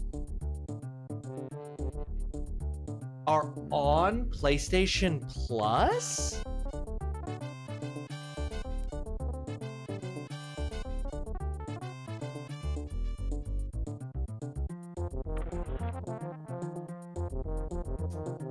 Nope, they're considered classics, so they're on PlayStation Premium. Okay.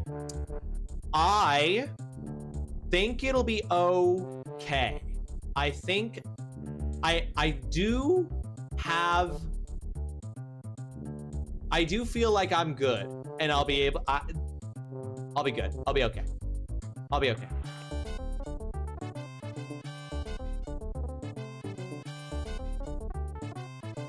This is great timing too, because we're nearing the end of stream.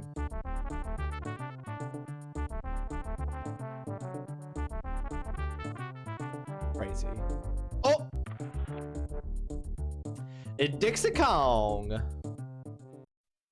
Hey, you know what? I love that the 3rd Donkey Kong Country game is just fully Dixie Kong's game.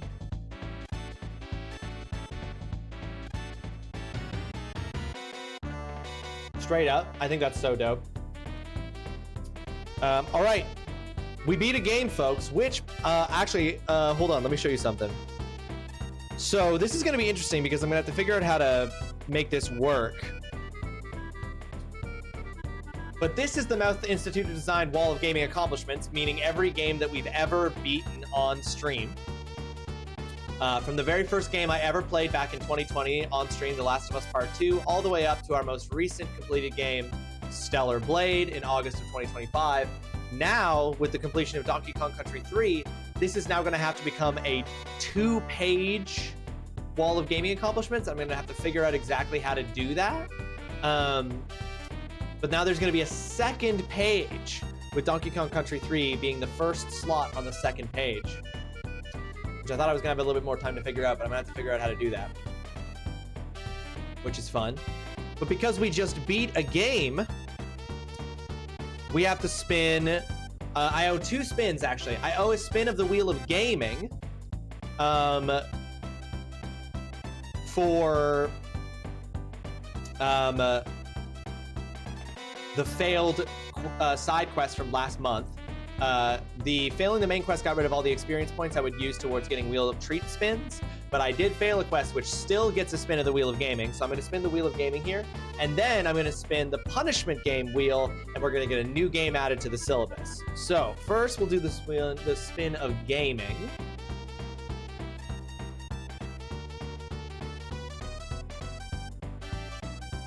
Discord stream once per month. Okay. Sometime between now and the end of September.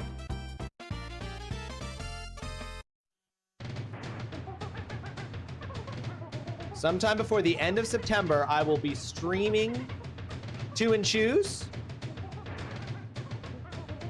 Yeah, it does say the next. Is it?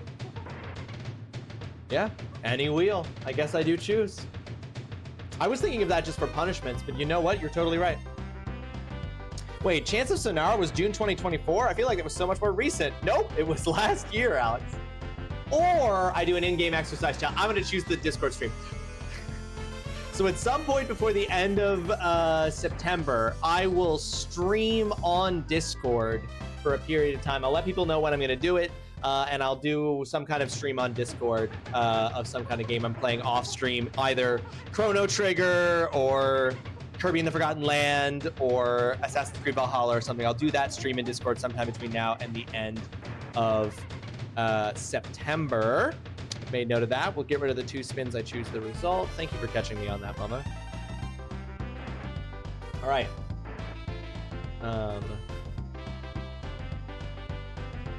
And now we will spin the Wheel of Punishment games to see which game is being added. No, I think it makes sense to do it on that too, Mama. Yeah, totally. Star Ocean, the second story R, TGC. Now, I know I have a standing statement from TGC that all of TGC's games are off-stream games. I'll double check. TGC, if you're here, you can always confirm. I'll double check with him. But that is a new game being added to the off-stream game list. Star Ocean, the second story R. TGC, the game K. There we go. Amazing.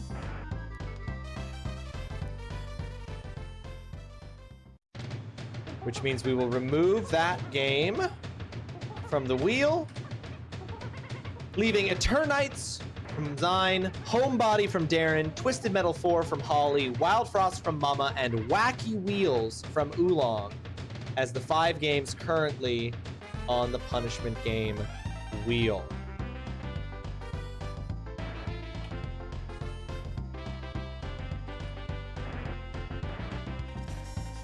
There we go.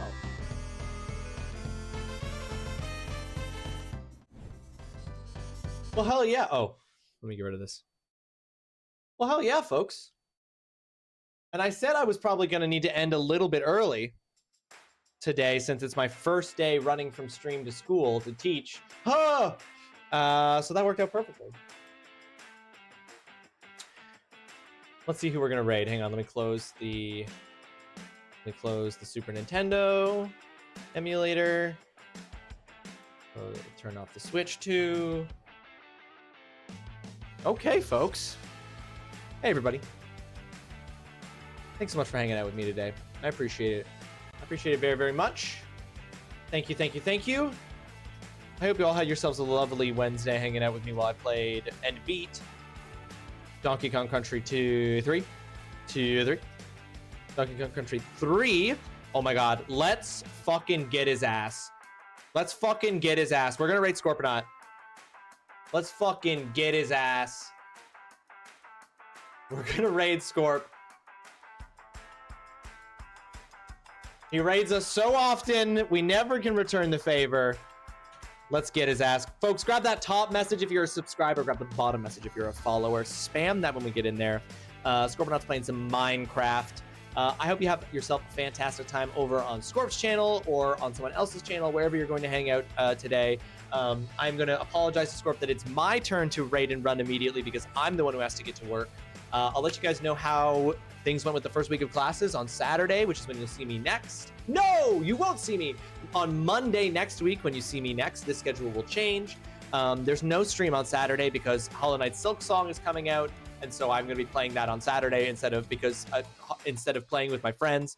Yeah, so I'll see you guys on Monday. We'll be picking up a new game, probably Twisted Metal from the sound of things. But have yourselves a fantastic rest of your Wednesday, rest of your week. Have a great weekend. You'll still see me, obviously, in other streams online and in the Discord and all those various other places. But yeah, I just appreciate each and every one of you. Thank you for hanging out with me. Thank you for keeping me company while I played a really hard game. I still can't believe kids beat that.